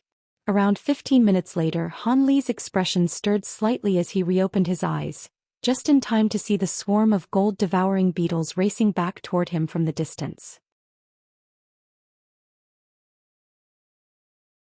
Han Li swept his spiritual sense toward the swarm of beetles, upon which a faint smile appeared on his face, and the swarm dispersed at his behest before all of the beetles flew back up his sleeve as golden flowers. Immediately thereafter, a roar rang out in another direction, and the leopard Kirin beast also returned. After just a few flashes, it appeared directly above Han Li, then transformed into an adorable little girl who appeared to be 5 to 6 years of age, and her face was deathly pale as she hurriedly said, "Master, we have to run." "What happened? Did you let that devilish lord get away?" Han Li was rather taken aback to hear this. "No, I already killed that man, but there's a beast tide." "No, not a beast tide, it's an insect tide. There are lots and lots of devilish insects coming this way," the little girl said in a horrified manner as she frantically waved her little arms. "An insect tide?" Han Li's heart jolted upon hearing this, and he immediately cast his gaze toward the direction that the leopard Kirin beast had just returned from, only to find that there seemed to be nothing amiss. Han Li was rather perplexed by this, yet just as he was about to pose further questions to the leopard Kirin beast, the situation suddenly took a drastic turn. The distant sky abruptly dimmed, and a green line appeared before instantly becoming thicker, surging toward Han Li as a vast expanse of green mist. Han Li was quite alarmed to see this, and he immediately released his spiritual power as blue light flashed within his eyes. The blurry and indistinct mist immediately became clearer in his eyes, and he could see countless small chartreuse devilish beasts within it. These beasts had the butterfly bodies and lion heads with chartreuse fur all over their bodies, and eyes that were as red as blood. Butterfly tail beasts. Why have they appeared here? Is this the insect tide you were referring to? Han Li asked as his expression eased slightly. Butterfly tail beasts possessed lethal poison that posed a huge threat even to the average body integration stage being, but he had cultivated the chaotic myriad poison body, granting him immunity to all poisons, so he had nothing to fear. "Not them, behind them," the little girl yelled as she continued to wave her arms frantically. "Behind them." Han Li faltered slightly as he peered into the distance beyond the green mist, upon which his expression changed drastically. A purple cloud had appeared behind the purple mist, and in the beginning, it was only several kilometers in size. However, following the span of just a few breaths, it had spread to encompass the entirety of heaven and earth, and there was no end to it in sight. As soon as the green mist came into contact with the purple cloud, A sharp hissing sound rang out, and tens of thousands of dismembered butterfly tail beast limbs instantly rained down from the green mist, while thin and sharp insect limbs that were around the length of chopsticks fell out of the purple cloud.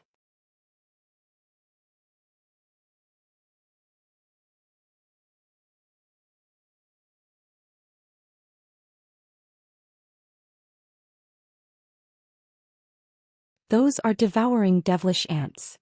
Han Li immediately drew a sharp breath at the sight of the chopstick-shaped devilish insects, and a rare hint of fear appeared on his face. We have to get back to the city. Han Li yelled as spiritual light flashed from his body, and he flew directly toward Blood Crow City as a streak of azure light. After just a few flashes, he had already covered a distance of over 1,000 feet. The little girl hurriedly reverted back into its beast form and quickly caught up to Han Li before vanishing into his body. The oncoming insect tide was traveling very quickly, but Han Li was able to instantly leave it behind as he flew as quickly as he could. Strangely enough, after the purple cloud completely devoured the green mist, it retreated like the receding tide and vanished in the blink of an eye. Han Li wasn't around to see this, and he continued to fly back toward the city in an urgent manner. At the same time, he assessed the information that he had read about devouring devilish ants, and his expression darkened further and further. What is going on in this place? First it's a butterfly tail beast tide, and now there's even a devouring devilish ant tide.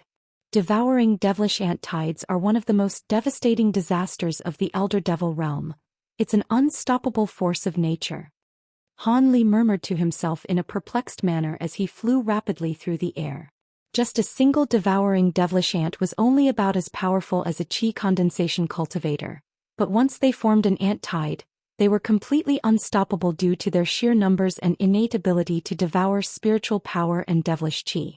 It was said that nothing could survive in the wake of such an ant tide, and everywhere they went, death and destruction would surely follow. The butterfly tail beast tide was already extremely fearsome, but it couldn't even begin to compare with the devouring devilish ant tide. It was said that there were even precedents of sacred ancestors being trapped in such ant tides before exhausting all of their magic power and being devoured in the end.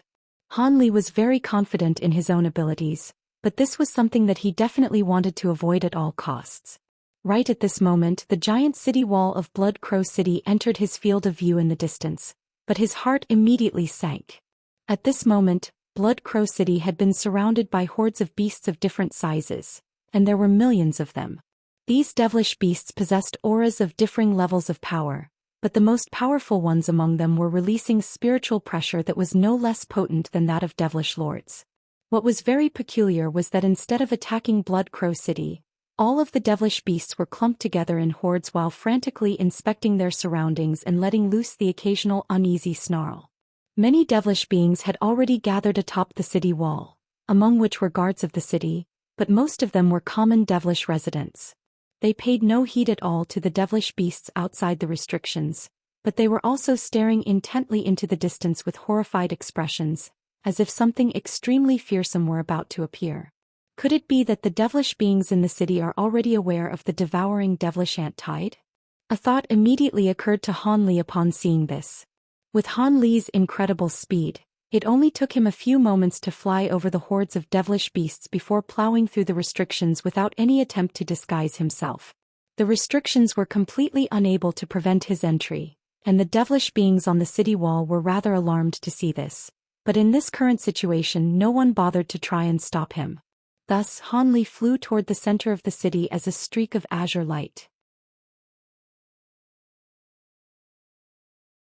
At this point, Blood Crow City had been plunged into complete turmoil, and countless streaks of light were flying through the air, clearly indicating that the flight restriction had been lifted. Many devilish beings had gathered in groups within the city, and they were all holding discussions with grim expressions. Right at this moment, spatial fluctuations erupted nearby, and a streak of yellow light shot forth in a flash. Han Li faltered slightly before catching the streak of yellow light, and it immediately exploded into a burst of flames while the Long family patriarch's voice was transmitted into his ears. It was only a brief message, but Han Li's expression stirred upon hearing it, and he immediately flew toward a certain corner of the city. A short while later, Han Li landed in a mundane-looking courtyard, and the Long family patriarch, the woman from the Yi family, the man from the Lin family, and Elder Hui were already waiting there, but the spirit beings were nowhere to be seen. Thank heavens you're here, fellow Taoist Han. If you had arrived any later, we would have most likely had to leave without you, the Long family patriarch said in an elated voice. What happened? Is it because of those devouring devilish ants? If so, there's no need to panic. At our speeds we should be able to get away with no issues, Han Li said. The problem is that devouring devilish ant have appeared around Blood Crow City on all sides, and everyone in the city knows that the devilish beasts outside have been cornered here by the ant tide. The entire area in a radius of tens of thousands kilometers has already been surrounded by the ant tide, so even with our powers, we'd have to take a substantial risk if we want to escape, the Long family patriarch sighed. So this nearby area has already been completely surrounded by the ant tide? No wonder those devilish beings and devilish beasts are able to coexist in harmony. In that case we have to escape right away. Once the Ant Queen emerges, Blood Crow City will be completely overrun, and it'd be next to impossible to escape then, Han Li said in a grim manner. I'm aware of that, but before we go I have some things to say. In order to prevent the ant tide from focusing on and overwhelming our group, we have no choice but to split up and escape toward different directions. With how fearsome these devilish ants are, we'll most likely only reach true safety once we flee into the plains. The plains are extremely massive, so it'll be very difficult for us to meet up again. As such, the next place we gather at will be at Illusion Night City, which lies just in front of the Illusion Howl Desert. If we can make it out of the ant tide, travel toward the city right away.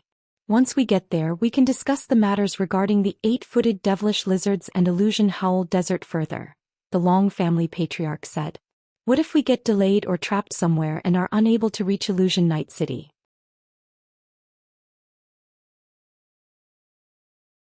We can't just expect those who get there early to just keep waiting indefinitely, the man from the Lin family asked with furrowed brows. Rest assured, I've considered that as well, and I've decided that we'll gather at Illusion Night City on this same day 2 years later.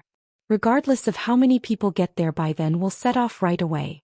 As for the exact meeting spot, we'll make it the largest inn in Illusion Night City, the Long family patriarch replied. 2 years should be enough as long as we don't encounter excessive difficulties along the way.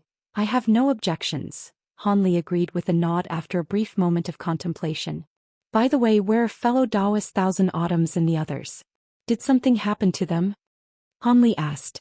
Peculiar looks appeared on everyone else's faces upon hearing this. Our fellow Taoists from the spirit race had already left 2 days ago. This is a jade slip left behind by fellow Taoist Thousand Autumns. Take a look for yourself, the woman from the Yi family explained as she tossed a white jade slip toward Han Li. A wry smile appeared on the Long family patriarch's face upon hearing this. Is that so? Let me take a look, Han Li said as he caught the jade slip before injecting his spiritual sense into it.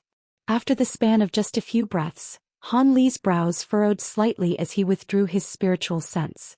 So fellow Taoist Thousand Autumns and the others suddenly had to leave to take care of an urgent matter. They've also arranged to reunite with us at Illusion Night City, so there are no issues there. Indeed. I don't know what this urgent matter is, but it must truly be quite an important matter for them to leave in such a hurry and separate from us. The spirit beings are no less powerful than we are, so we don't have to worry about them. Now then, let's not delay any further. Many devilish beings have already begun to flee Blood Crow City, the Long family patriarch said in a grim voice as he cast his gaze into the distance. Han Li's expression changed slightly upon hearing this, and he immediately released his spiritual sense in all directions. Sure enough, thousands of high-grade devilish beings had already split up into around a dozen groups and departed from Blood Crow City, traveling quickly toward the plains in the distance.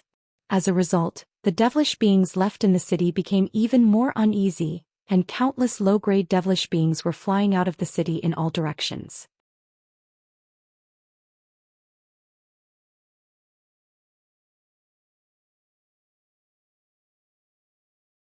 In the blink of an eye, close to half of the residents of Blood Crow City had fled. With so many devilish beings fleeing at once, they'll provide great cover for us and significantly minimize the risk that we'll have to incur.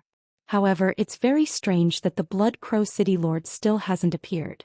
If he were present to oversee proceedings, the situation surely wouldn't be as chaotic as it currently is, the man from the Lin family said with furrowed brows.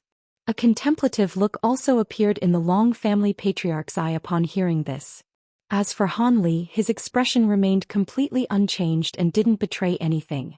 After that, they didn't delay any longer and snuck out of the city along with a huge group of tens of thousands of devilish beings. As soon as these devilish beings left the city, they split up into around a dozen smaller groups and began to flee toward the same direction. It was clear that they were hoping to exploit potential holes in the ant tide. These devilish beings all had different cultivation bases, so their speeds naturally varied as well, and with no one to lead them, they quickly scattered into a disorganized rabble that extended for several tens of kilometers. The high-grade devilish beings at the front displayed no intention of slowing down and formed a group of their own. The low-grade and mid-grade devilish beings could only trail far behind and look on helplessly as the high-grade devilish beings disappeared into the distance. Han Li and the others didn't join those high-grade devilish beings. Instead, they flew along at a leisurely pace among the second group. Around 15 minutes later, an explosive boom suddenly rang out up ahead, and a huge purple cloud of devouring devilish ant emerged. Within the cloud of ants, bursts of black chi and lightning were rumbling incessantly, unleashed by none other than the high-grade devilish beings up ahead. The cloud of ants was over 100 acres in size, but in the face of the devastating attacks unleashed by the high-grade devilish beings, devilish ants fell from the heavens in massive burning clumps, and in the blink of an eye, close to half of the cloud of ants had been destroyed. The devilish beings further back let loose ecstatic cries upon seeing this and also joined on the attack. As a result, this cloud of devilish ants was wiped out within the span of just a few breaths. Many of the devilish beings were greatly encouraged by this, and they began to form the opinion that these devilish ants weren't actually as fearsome as they were rumored to be. However, the more experienced devilish beings still wore grim expressions and immediately continued onward after a brief conversation with one another. Right at this moment, the entire sky suddenly dimmed, and a layer of purple mist emerged without any warning before slowly descending from above. This mist was formed by tens of millions of devilish ants, and the entire sky had been turned purple by their staggering numbers. These devilish ants had hidden themselves high up in the air and swooped down to surround everyone after they were delayed by that smaller group of devilish ants. "We've been ambushed. Charge. We have to get out of here for a chance to survive." All of the devilish beings down below were instantly plunged into turmoil, and hundreds of streaks of light shot forth in different directions. As for how many of them would actually be able to escape, that was something that only the heavens knew. "Brother Han Fairy Yi, there's no need to disguise our cultivation bases any longer. Let's split up here," the Long family patriarch said with a dark expression as he raised a hand to summon a snowy white canoe, which he instantly flew onto. Elder Hui and the man from the Lin family also flew away toward different directions as streaks of light after exchanging a glance. "Fellow Taoist Han, I'll be going ahead," the woman from the Yi family said with a smile, and she released a burst of 5-colored light, which transformed into a 5-colored phoenix projection that swept up her body before vanishing into thin air. In the next instant, the fire-colored phoenix projection reappeared several thousand feet away, then disappeared after another flash. Han Li heaved a faint sigh upon seeing this, and he made a hand seal, upon which a pair of translucent wings appeared on his back amid a loud thunderclap. With a flap of those wings, he transformed into an azure and white thread of light that shot forth into the distance, and he also disappeared from view after just a few flashes. Thus, all of them had split up and gone their separate ways, detaching themselves from the devilish beings. They all possessed powers comparable to devilish lords, so they were naturally far faster than the average high-grade devilish being.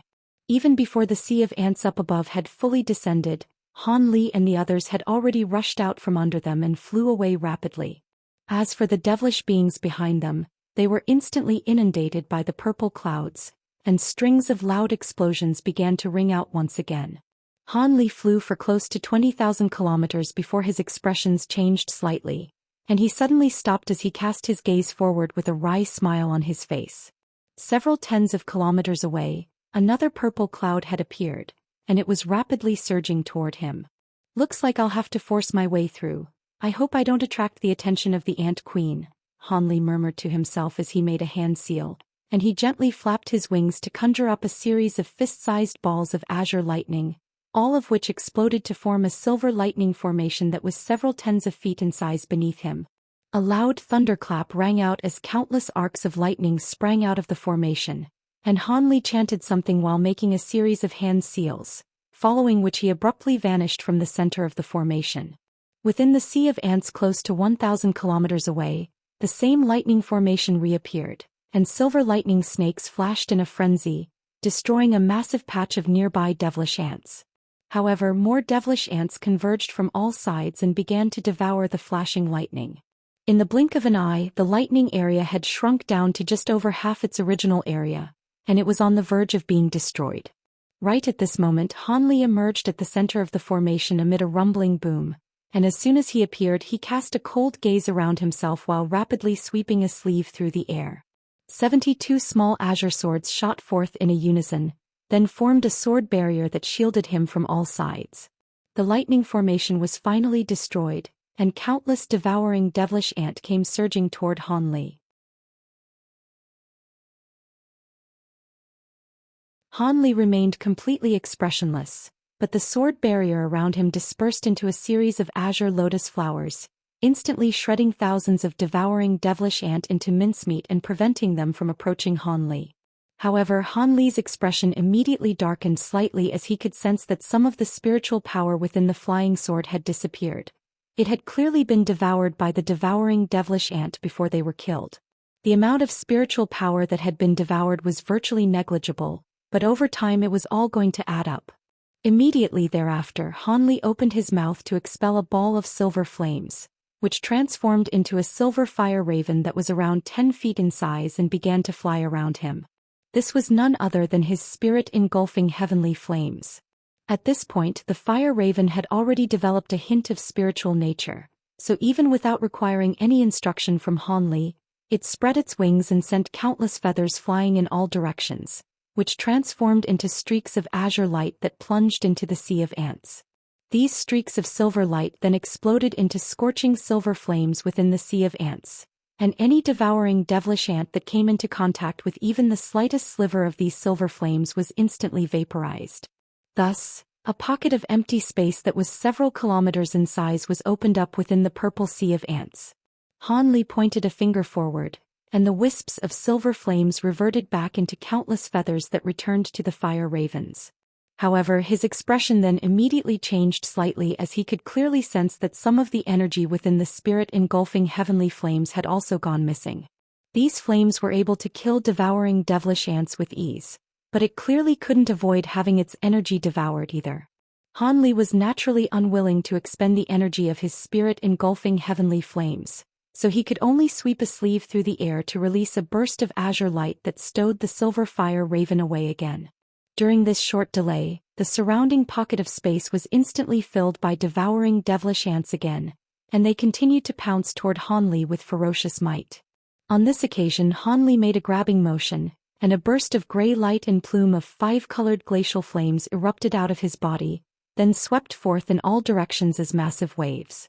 In the face of the gray light, the devilish ants were reduced to dust, while the 5-colored glacial flames froze thousands upon thousands of devilish ants into chunks of 5-colored ice that plummeted out of the heavens. However, after Han Li withdrew these two types of abilities, he shook his head and heaved another sigh. After that, he didn't conduct any further experiments and flew toward a certain direction as a streak of azure light with his azure bamboo clouds worm swords carving out a path for him. In the wake of his flying swords, countless devilish ant carcasses were being left behind, and he wasn't flying any slower than he would without any impediment.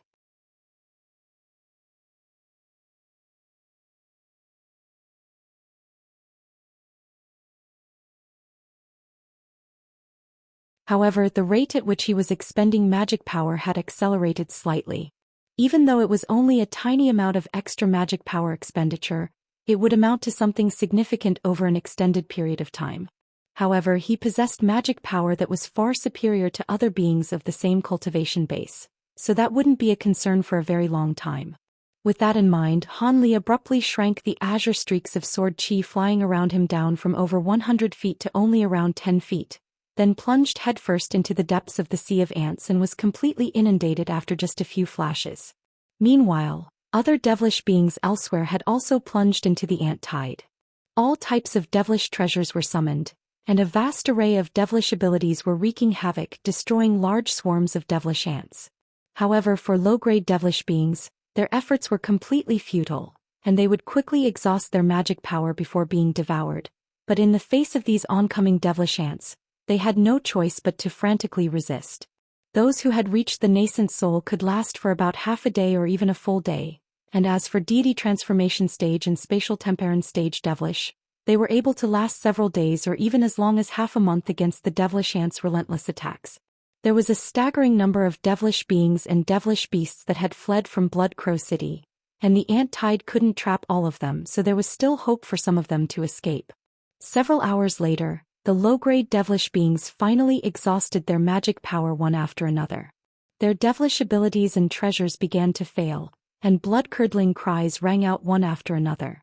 After half a day, only those at or above the nascent soul stage still remained. Due to the fact that the devilish beings and devilish beasts had fled in all directions, the ant tide was forced to split up into several tens of portions and gradually expanded along with their prey. Millions of kilometers away from Blood Crow City, there were 6 devilish beings flying through a large cloud of devilish ants. They consisted of 5 men and a woman, and one of the devilish men was releasing scorching flames, while another was emanating wisps of white glacial chi. All of the devilish ants that approached them were either incinerated into dust or frozen into chunks of ice. As for the devilish woman, she had an inky black antiquated mirror hovering over her head, and balls of azure light were erupting out of the mirror, then exploded to force back the approaching devilish ants. These 3 devilish beings were none other than the members of the High family who had intercepted Hanli several days ago. As for the other 3 devilish men, they appeared to be in their 40s and bore a resemblance to one another, clearly indicating that they were related by blood. These 3 devilish men weren't using any devilish treasures, but the inky black chi they were conjuring up was sweeping through countless surrounding devilish ants. All 6 of these devilish beings were at the spatial tempering stage, and they forced their way through the sea of ants for several hundred kilometers in the blink of an eye. The number of ants began to gradually decrease up ahead, and it seemed that they had reached the edge. The 6 devilish beings were naturally ecstatic to see this, but right at this moment change suddenly struck. One side of the sea of devilish ants suddenly parted, and over 100 massive ants rushed out, each of which was around 10 feet in size. These ants were entirely green in color with translucent wings on their backs. They were extremely menacing to behold. As soon as they appeared, they immediately pounced toward the 3 related devilish men.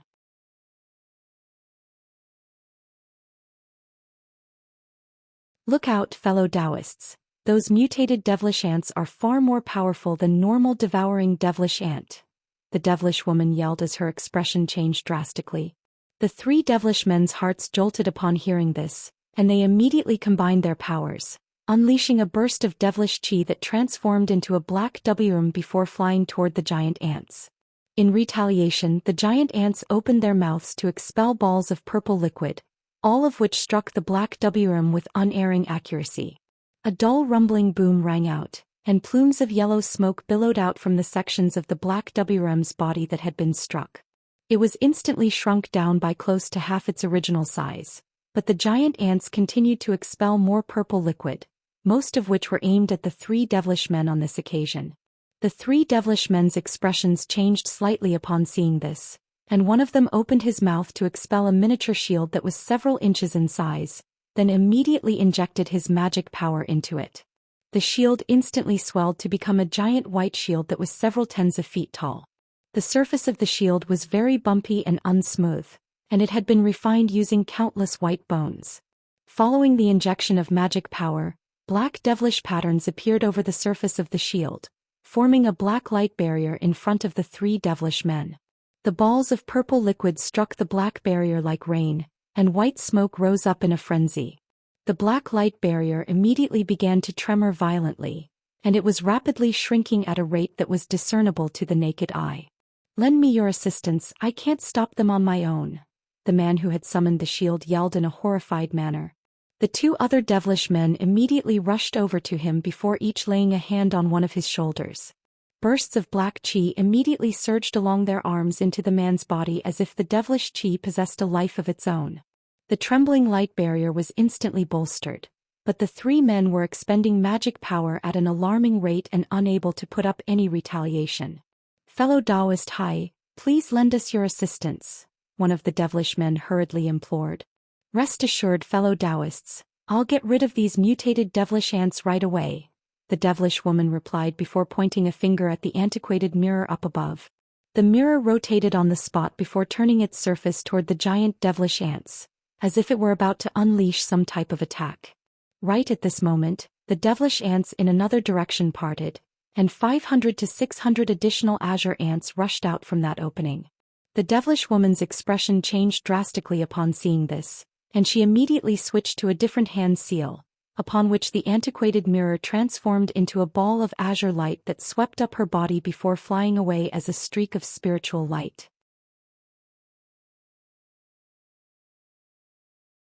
Not only was she abandoning the three trapped devilish men, she was even leaving her own two subordinates behind. The two men from the Hai family were also quite alarmed to see this, and they fled into the distance as streaks of light as well, leaving the three desperate devilish men behind to curse their treacherous companions. Similar scenes were unfolding in many other places as well, and the emergence of these high-grade mutated devilish ants quickly spelled the downfall of many of the remaining devilish beings. All of the high-grade devilish beings that had been able to survive thus far either had special abilities or treasures that they could use to protect themselves or had fantastic luck. As for Han Li's group and the small handful of devilish lord-level devilish beings and devilish beasts, they were able to carve out a path through the ant tide for themselves through their individual powers. Even so, the devouring devilish ant had no intention of allowing the remaining people to escape. If even the slightest hint of complacency were to set in, the remaining survivors would immediately be swept up by the ant tide and be forced to fight for their lives again. Thus, one day passed by after another, and only after half a year did the devouring devilish ant tide gradually begin to disperse. 7 or 8 of the cities on the outskirts of the grassland had been destroyed, and hundreds of millions of devilish beings had been devoured by the devilish ants. This was a harrowing chapter in history for all devilish beings in the area, and the notorious reputation of devouring devilish ants was bolstered even further. A year later, a streak of azure light was flying over a black forest that was filled with massive trees. Close to 10 kilometers behind the streak of azure light was a flock of crimson-feathered birds that were giving chase in hot pursuit. The azure light paused momentarily and several tens of streaks of sword chi shot forth from within it, slicing the dozen or so crimson birds at the forefront in half. Immediately thereafter, the streak of azure light continued onward, and the rest of the crimson birds let loose a few harsh squawks of fury, but didn't dare to pursue the streak of azure light any further. Only after flying for close to 10,000 kilometers did the streak of azure light slow down slightly, and within the azure light Han Li was appraising a head-sized crimson crystal with a smile as he murmured to himself, "This is quite a large chunk of wind flame crystal. I'm sure it'll be of great use to me in the future." During the past years he had been constantly traveling, and only after entering the plains did he truly manage to shake off the devouring devilish ant. After that he traveled directly toward the Illusion Howl Desert as was the plan that everyone had decided on. These plains were an extremely perilous place for normal devilish beings, but Han Li naturally wasn't concerned, and along the way he had discovered many materials and spirit medicines that were extremely rare in the spirit realm, which was naturally very pleasing for him.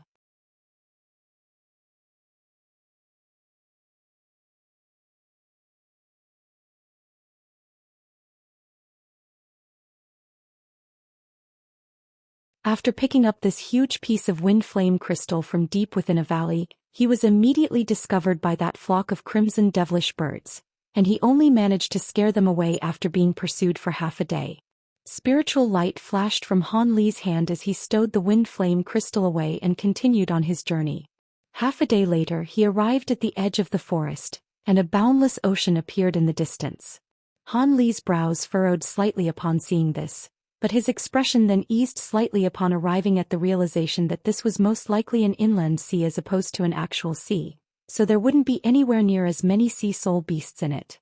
Azure light flashed and Han Li flew directly onto the ocean, covering a distance of over 10,000 feet after just a few flashes. All of a sudden, countless blue streaks of light erupted out of the water, hurtling directly toward Han Li. Han Li's expression remained unchanged as he swept a sleeve downward, releasing a burst of gray light that transformed into countless thin azure gray threads, which punctured all of the oncoming streaks of blue light. Thumb-sized blue fish began to rain down from the heavens. These fish had no scales and their heads were remarkably long and were as sharp as blades, giving them a very peculiar appearance. Han Li slew hundreds of these fish with just a single attack, but even more of them were shooting up out of the seawater. Han Li raised an eyebrow as he released more gray threads out of his sleeves, killing all of the oncoming flying fish.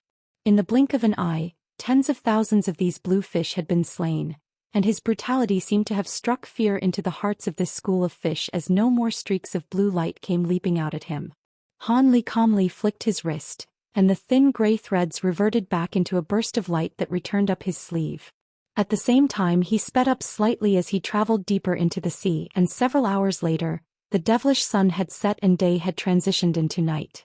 Deep under the sea, a series of powerful auras began to emerge, and Han Li could occasionally see the limbs of some astonishingly massive sea beasts appearing on the surface of the ocean. His brows furrowed slightly, and he decided that it wouldn't be wise to continue traveling through the night. With his current powers he didn't have to fear the powerful nocturnal soul beasts, but it was naturally best to avoid trouble as much as possible. On top of that, he had already traveled for over 10 days without any proper rest, so this was a good opportunity to rest and recuperate. With that in mind, he immediately released his spiritual sense to scan through an area with a radius of close to 1,000 kilometers. Shortly thereafter, he suddenly changed directions, and a black spot soon appeared on the surface of the ocean in the distance. Upon approaching the black spot, Han Li was able to identify it as an island that was several tens of kilometers in size. There were several mountains on the island that were over 10,000 feet tall, and the entire island was enshrouded within a layer of mist.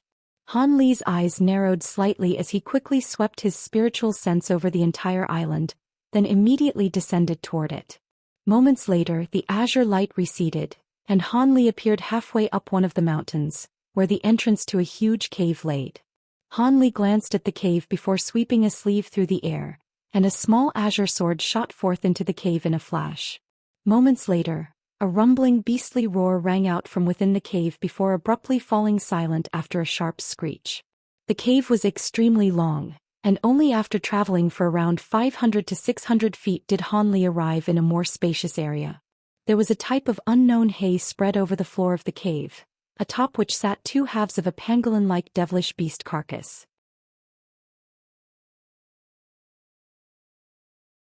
Han Li flicked a spark toward the beastly carcass, and a flame was instantly ignited, incinerating the carcass and the hay into ashes. Thus the entire cave became extremely clean.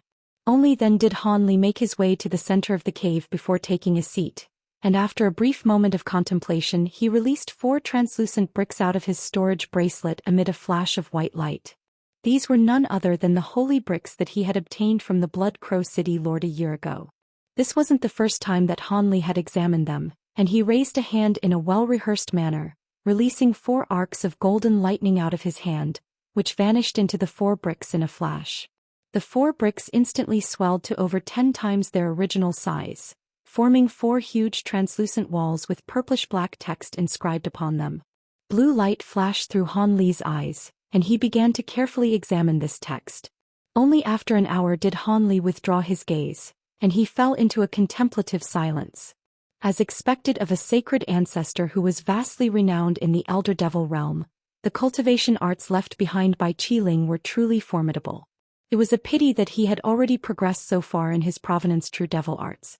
Otherwise he would have been tempted to switch to a different main cultivation art. Even so, the cultivation arts and secret techniques recorded on the 4 holy bricks were very intriguing to him, and there were even 2 or 3 that he could cultivate right away. All of a sudden Han Li made a few grabbing motions, and the 4 holy bricks immediately arranged themselves into a row in front of him, following which each of the bricks began to release a vibrant pillar of light. The 4 pillars of light overlapped, and a map that was several tens of feet in size was projected onto a stone face of the cave. The map was very clearly annotated, and the center of the map was a peculiar symbol depicting a black dragon with a single horn on its head. Han Li appraised the map with a contemplative expression, and after a long while he swept a sleeve forward to release a burst of azure light that stowed the 4 holy bricks back into his storage bracelet. As a result, the map on the wall naturally also disappeared, and Han Li heaved a faint sigh as he fell into silent contemplation again. As soon as he had escaped from the devouring devilish ant, he had begun studying these 4 holy bricks. It only took him several days to decipher how they worked and to piece together the map of Qi Ling's secret treasures. Unfortunately, the map appeared to be extremely detailed, but didn't provide any context for the location that it depicted. For an outsider like Han Li, the Elder Devil Realm was an extremely foreign place, so he had no idea exactly what area the secret treasures were hidden in.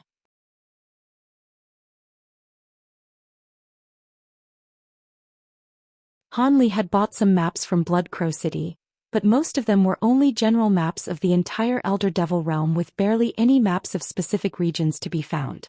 As such, the only thing he could do was try to purchase more maps from the cities that he passed through to see if he could find more leads. With his current level of power, it wasn't like he absolutely had to find Qi Ling's secret treasures, but as long as it didn't hamper his main objective, he certainly wouldn't be opposed to tracking down the treasures. After a brief moment of contemplation, Han Li set this matter aside for now and made a hand seal, upon which a layer of golden scales appeared over his skin, and the Provenance True Devil projection emerged behind him. The projection opened its 6 eyes, then made a peculiar hand seal with each of its 6 hands. Meanwhile, Han Li flipped a hand over to produce a stack of formation plates of different colors, and he flicked his wrist to send them flying through the air as several tens of balls of spiritual light, all of which immediately vanished into the nearby surrounding space. In the next instant, 5 colored light flashed beneath him, and a formation that was several tens of feet in size emerged with him right at its very center. Light flashed within the formation, and there were extremely profound golden runes inscribed upon the formation. Han Li flicked his fingers toward the formation expressionlessly, and 7 or 8 top-grade spirit stones landed in it in a flash. He then made a hand seal before letting loose a thunderous low cry, and the entire formation emitted a buzzing sound, then formed a 5-colored light barrier that completely inundated his body. The faint devilish qi in the air was instantly forced out of the formation, and at the same time, bursts of pure spiritual qi emerged within the light barrier. Han Li took a deep breath as a pleased look appeared on his face, and he made a peculiar hand seal as an inky black vertical eye appeared on his glabella. Bursts of indistinguishable chanting rang out within the formation, and 3 faces of the true devil projection adopted the expressions of glee, rage, and sorrow, while its body began to flash erratically. At this moment, possessed silver runes began to surge out of Han Li's body, and in the beginning there were only several tens of these runes. However, as time passed, more and more silver runes began to emerge before swelling to the size of human fists as they swirled within the light barrier. At the same time, Han Li's body gradually began to turn as translucent as jade, and the scales over his skin vanished into his body as a series of golden runes. A low roar rang out as the silver runes within the light barrier transformed into countless shimmering silver threads, which shot forth toward Han Li like a torrential downpour.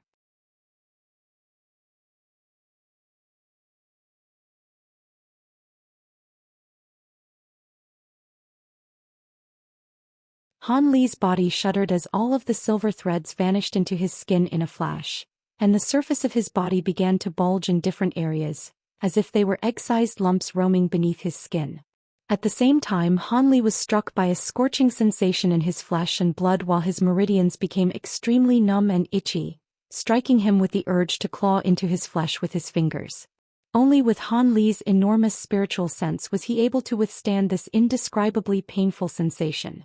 If a normal body integration cultivator were in his place, they would either fall prey to qi deviation due to an inability to control their true essence, or be unable to continue to calmly cultivate.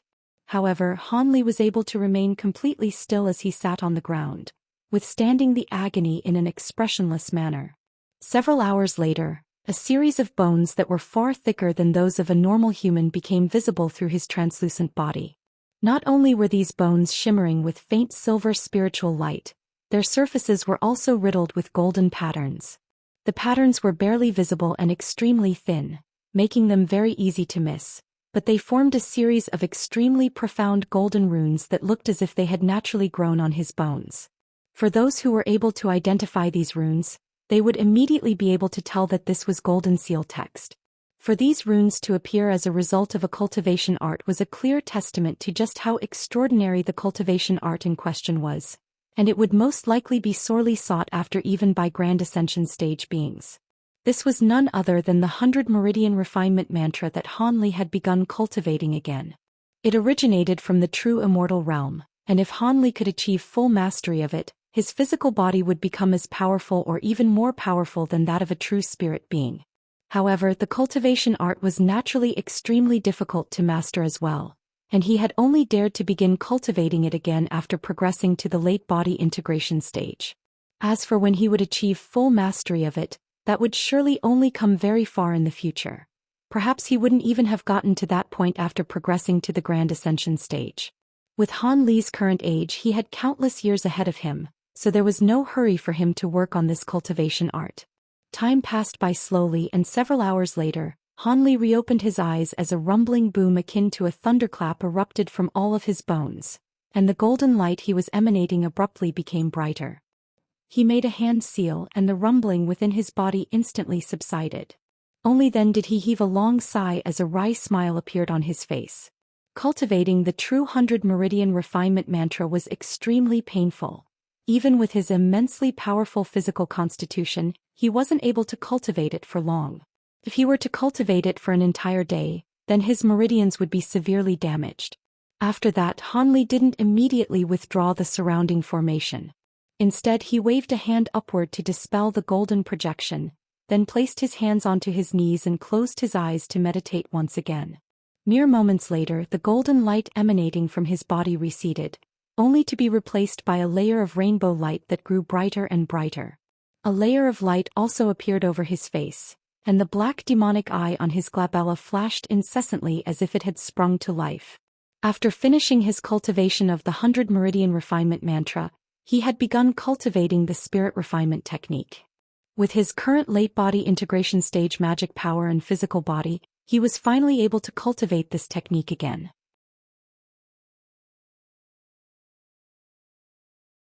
If he could master the second stage of the Spirit Refinement Technique, his spiritual sense would increase by several-fold.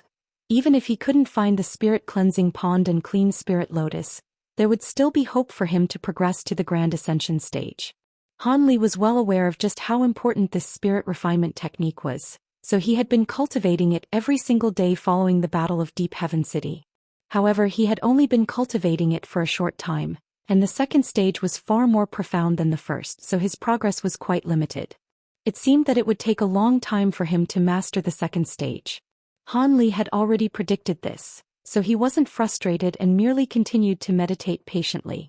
The next morning, a streak of azure light rose up from the island, then shot forth into the distance. 2 days later, Han Li emerged out of this inland sea and entered a lush green mountain range. The mountain range was very humid, and there was mist of different colors that would occasionally rise up from the ground, concealing everything below an altitude of 3,000 to 4,000 feet. In order to avoid being delayed by any devilish beasts that may have been lurking in the mist, Han Li was flying at an altitude of tens of thousands of feet. There were some powerful devilish birds that even Han Li didn't want to mess with residing at altitudes of over 100,000 feet, so he wouldn't fly any higher than this unless he had to. This mountain range was far more massive than he had imagined. He had thought that it would take him 3 to 4 days at most to fly out of it, but even after around half a month of flying, there were still no signs suggesting that he was close to emerging on the other side. This was rather surprising to him, and he also became more cautious. Even though he was flying at quite a high altitude, he was still attacked by several powerful devilish beasts, which posed a minor hindrance to him, but they were all incinerated by his spirit engulfing heavenly flames. After flying for a few more days, the trees and mountains down below became more sparse, and he was finally about to reach the other side. Han Li immediately sped up upon seeing this, yet right as he was flying over a barren mountain, his expression suddenly changed slightly as he abruptly stopped on the spot. He then cast his gaze toward a certain direction with a contemplative expression. Shortly thereafter, he seemed to have made a decision and flew directly toward the same direction he had just turned his attention toward. A short while later he had flown for close to 1,000 feet, and he caught sight of a giant purple tree in the distance that was over 30,000 feet tall. In the air above the giant tree, there were a dozen or so devilish men and women battling a flock of crimson bats.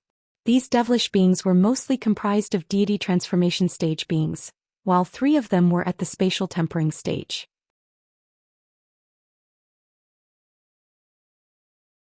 They were setting up a formation and had summoned several tens of treasures to ward off the crimson bats, of which there were over 30. Each of these bats was around 5 feet in size, and all of them had black devilish symbols all over their bodies. With each flap of their wings, a burst of gray devilish wind would sweep forth, and they were also blasting green flames out of their mouths. The wind enhanced the flames, creating a green sea of fire that completely trapped the group of devilish beings above the giant tree. Even though the devilish beings were unable to escape, the 3 spatial tempering stage beings among them were controlling several powerful treasures, and the formation they had created was quite profound, so they were able to withstand the sea of flames for now.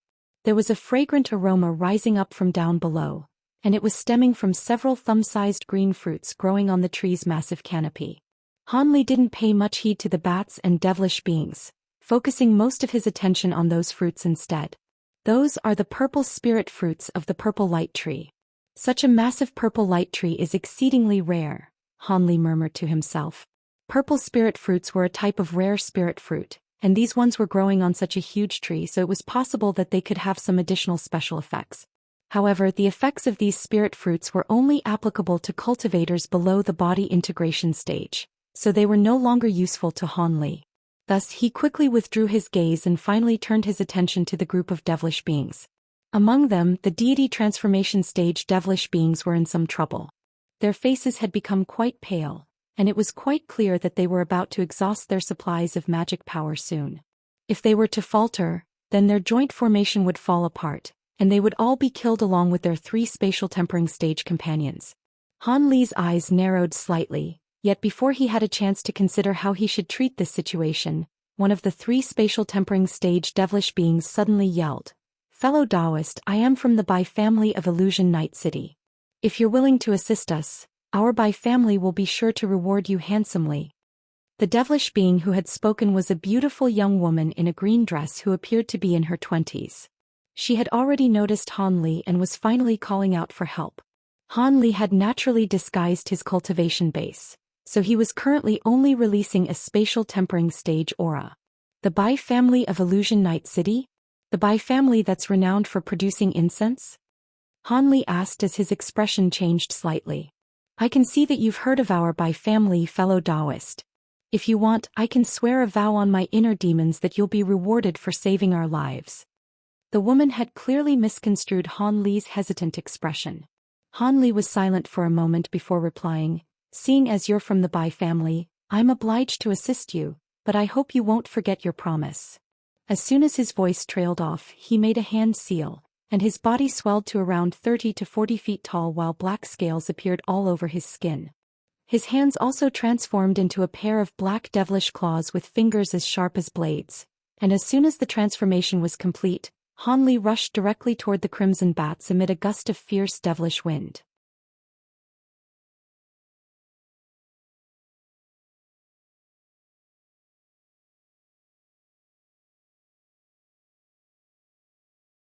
The black wind reached the crimson bats in a flash, and close to half of them suddenly turned toward Han Li before blasting green flames toward him out of their mouths.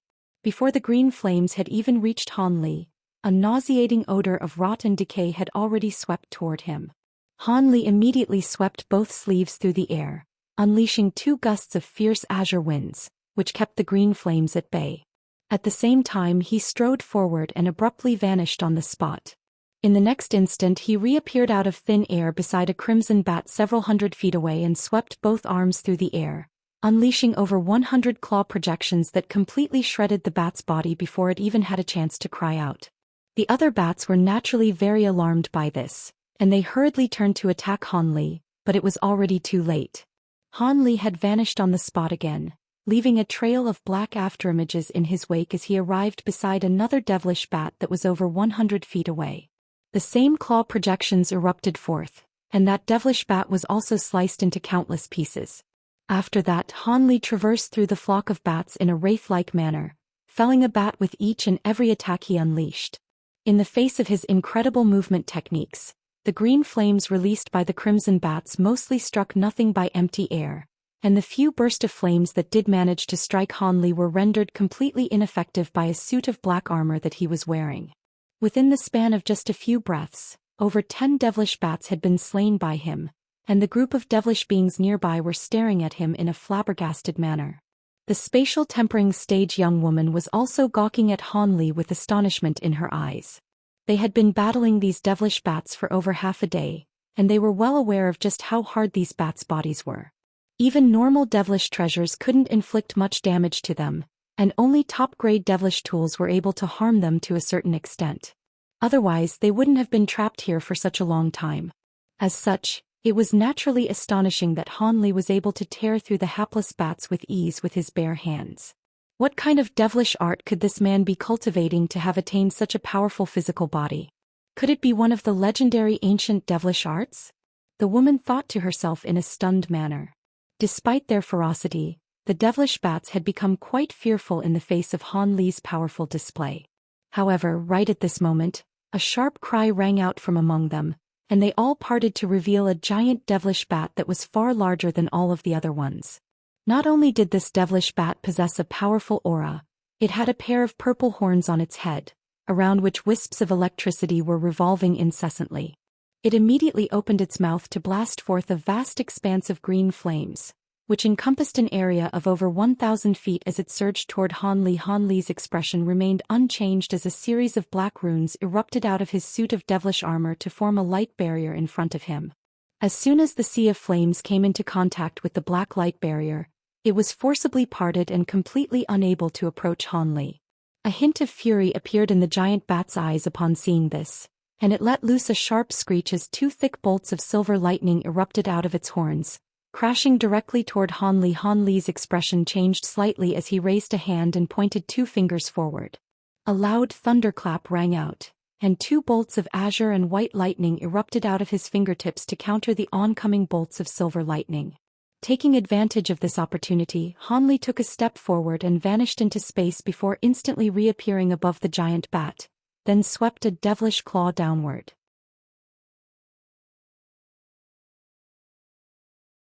Five black claws projections descended from above, and the giant bat immediately flapped its wings in alarm, propelling itself to the side like a speeding arrow. Despite its huge frame, it was surprisingly agile.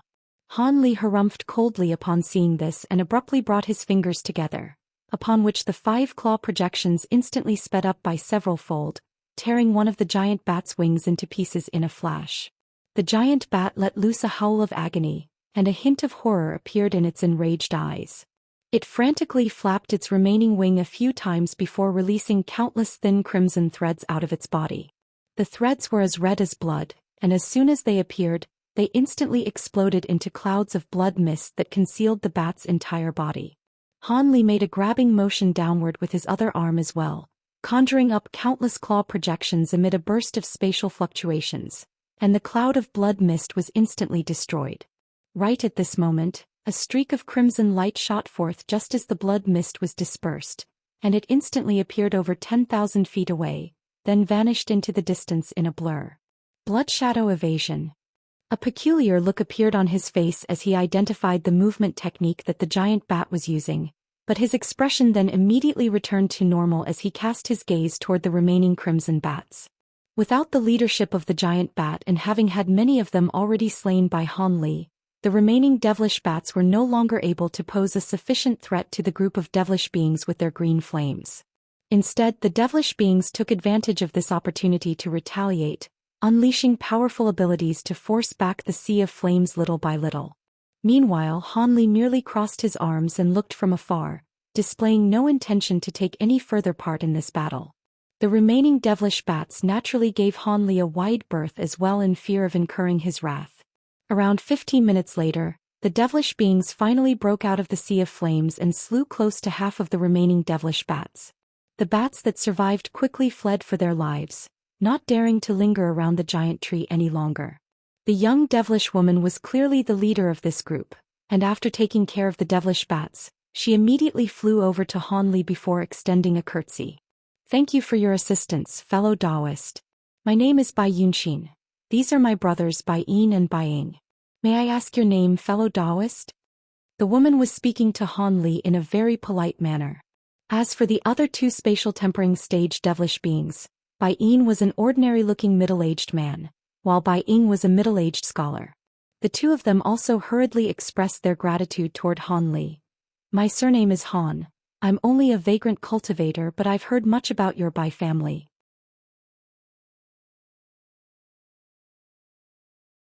I've heard that the incense produced by your Bai family is capable of calming the mind and warding off sinister beings. I'd love to see it in action, Han Li said in a calm manner as he cupped his fist in a salute.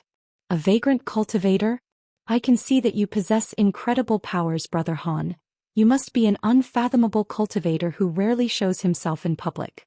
Otherwise, there's no way I wouldn't have heard of you, Bai Yunxin said with a smile. I'm no unfathomable cultivator, but it is indeed true that I don't show myself in public much. This place is quite far away from Illusion Night City. Could it be that you came here for these purple spirit fruits? Han Li asked. Bai Yunxin's expression changed slightly upon hearing this, but she calmly negotiated. Indeed, our Bai family is planning to refine a type of spirit pill that requires these purple spirit fruits as one of the main ingredients. We've been scouring through these plains for many years and only just discovered this purple light tree. If it weren't for your help, there's no way we would have been able to secure these spirit fruits, so we should be splitting half of them with you. However, these fruits are extremely important to our Bai family, so would you be willing to accept devil stones in compensation instead? Rest assured, Fairy Bai. I have no need for these purple spirit fruits, so we'll do as you say, Han Li chuckled in response.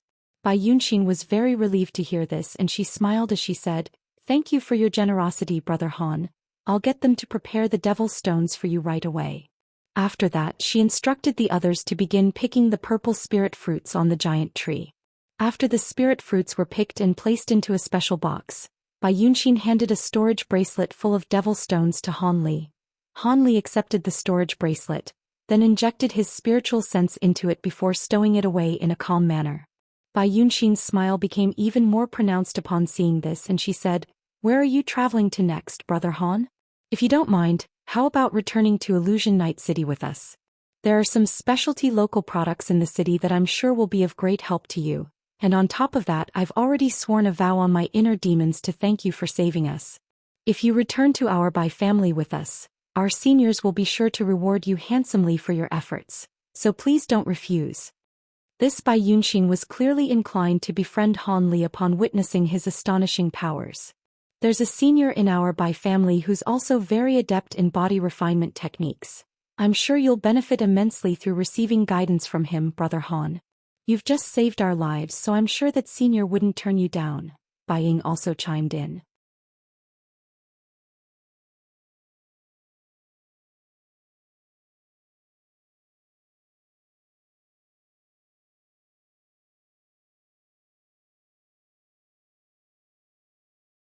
I've already been stuck at the late nascent soul stage for centuries, and this golden dawn mouse is extremely rare. Its inner core will be extremely important for me to make a breakthrough, so please lend me your assistance. If we succeed, you'll have my eternal gratitude. What? Are you planning to unleash that secret technique? But if you do that, not only will your true essence be severely depleted, you'll be struck by a variety of negative after effects as well. The final yellow-robed man interjected in an alarmed manner. If I can't progress to the deity transformation, then my life will be close to coming to an end, so I have no choice but to make this gamble, the elderly man said as he gritted his teeth. In that case, we'll do everything in our power to protect you. Be careful, big brother. We'll try to stall the enemies for as long as possible. The other two yellow-robed men agreed in unison after exchanging a glance, and the elderly man naturally extended words of gratitude toward them. In the next instant, the two yellow-robed devilish men abruptly stepped forward, and the devilish flames around the two flying daggers they were controlling reared upon by about twofold. The two daggers then transformed into a pair of devilish pythons that managed to just barely withstand the attacks from the flying swords and devilish lion, but judging from their strained expressions, It was quite clear that they wouldn't be able to keep this up for too long. Meanwhile, the long-haired elderly man pointed a finger toward his own flying sword, and it flew back to him as a streak of black light before vanishing into his body in a flash. Immediately thereafter he made a grabbing motion with both hands. Several thin and long blades that resembled wicker leaves appeared between his fingers. However, just as he was about to plunge these blades into his own dantian, spiritual light suddenly flashed in the distance, and a giant ball of light appeared before hurtling toward them at an incredible speed. The elderly man's heart jolted as he hurriedly stopped what he was doing and turned toward that direction. Within the ball of yellow light was a giant flying ark that was over 100 feet in length, and it was clearly not a flying treasure that a normal devilish being could possess. At the front of the ark stood several people who were appraising the 7 combatants from afar. The elderly man's eyes immediately lit up with elation at the sight of this giant ark. "That's our family's vast yellow wood ark. Could it be that seniors of our family have just returned from the plains?" Everyone else stopped what they were doing as well, and the other 2 yellow-robed men were also looking on with elation, while the 4 white-robed devilish beings were far less ecstatic. After just a few flashes, the giant ark appeared in the air above the 7 devilish beings before drawing to a halt. Immediately thereafter, a cold female voice rang out. "Aren't you the 3 brothers from my 9th uncle's family? Why are you battling these people from the Ning family?"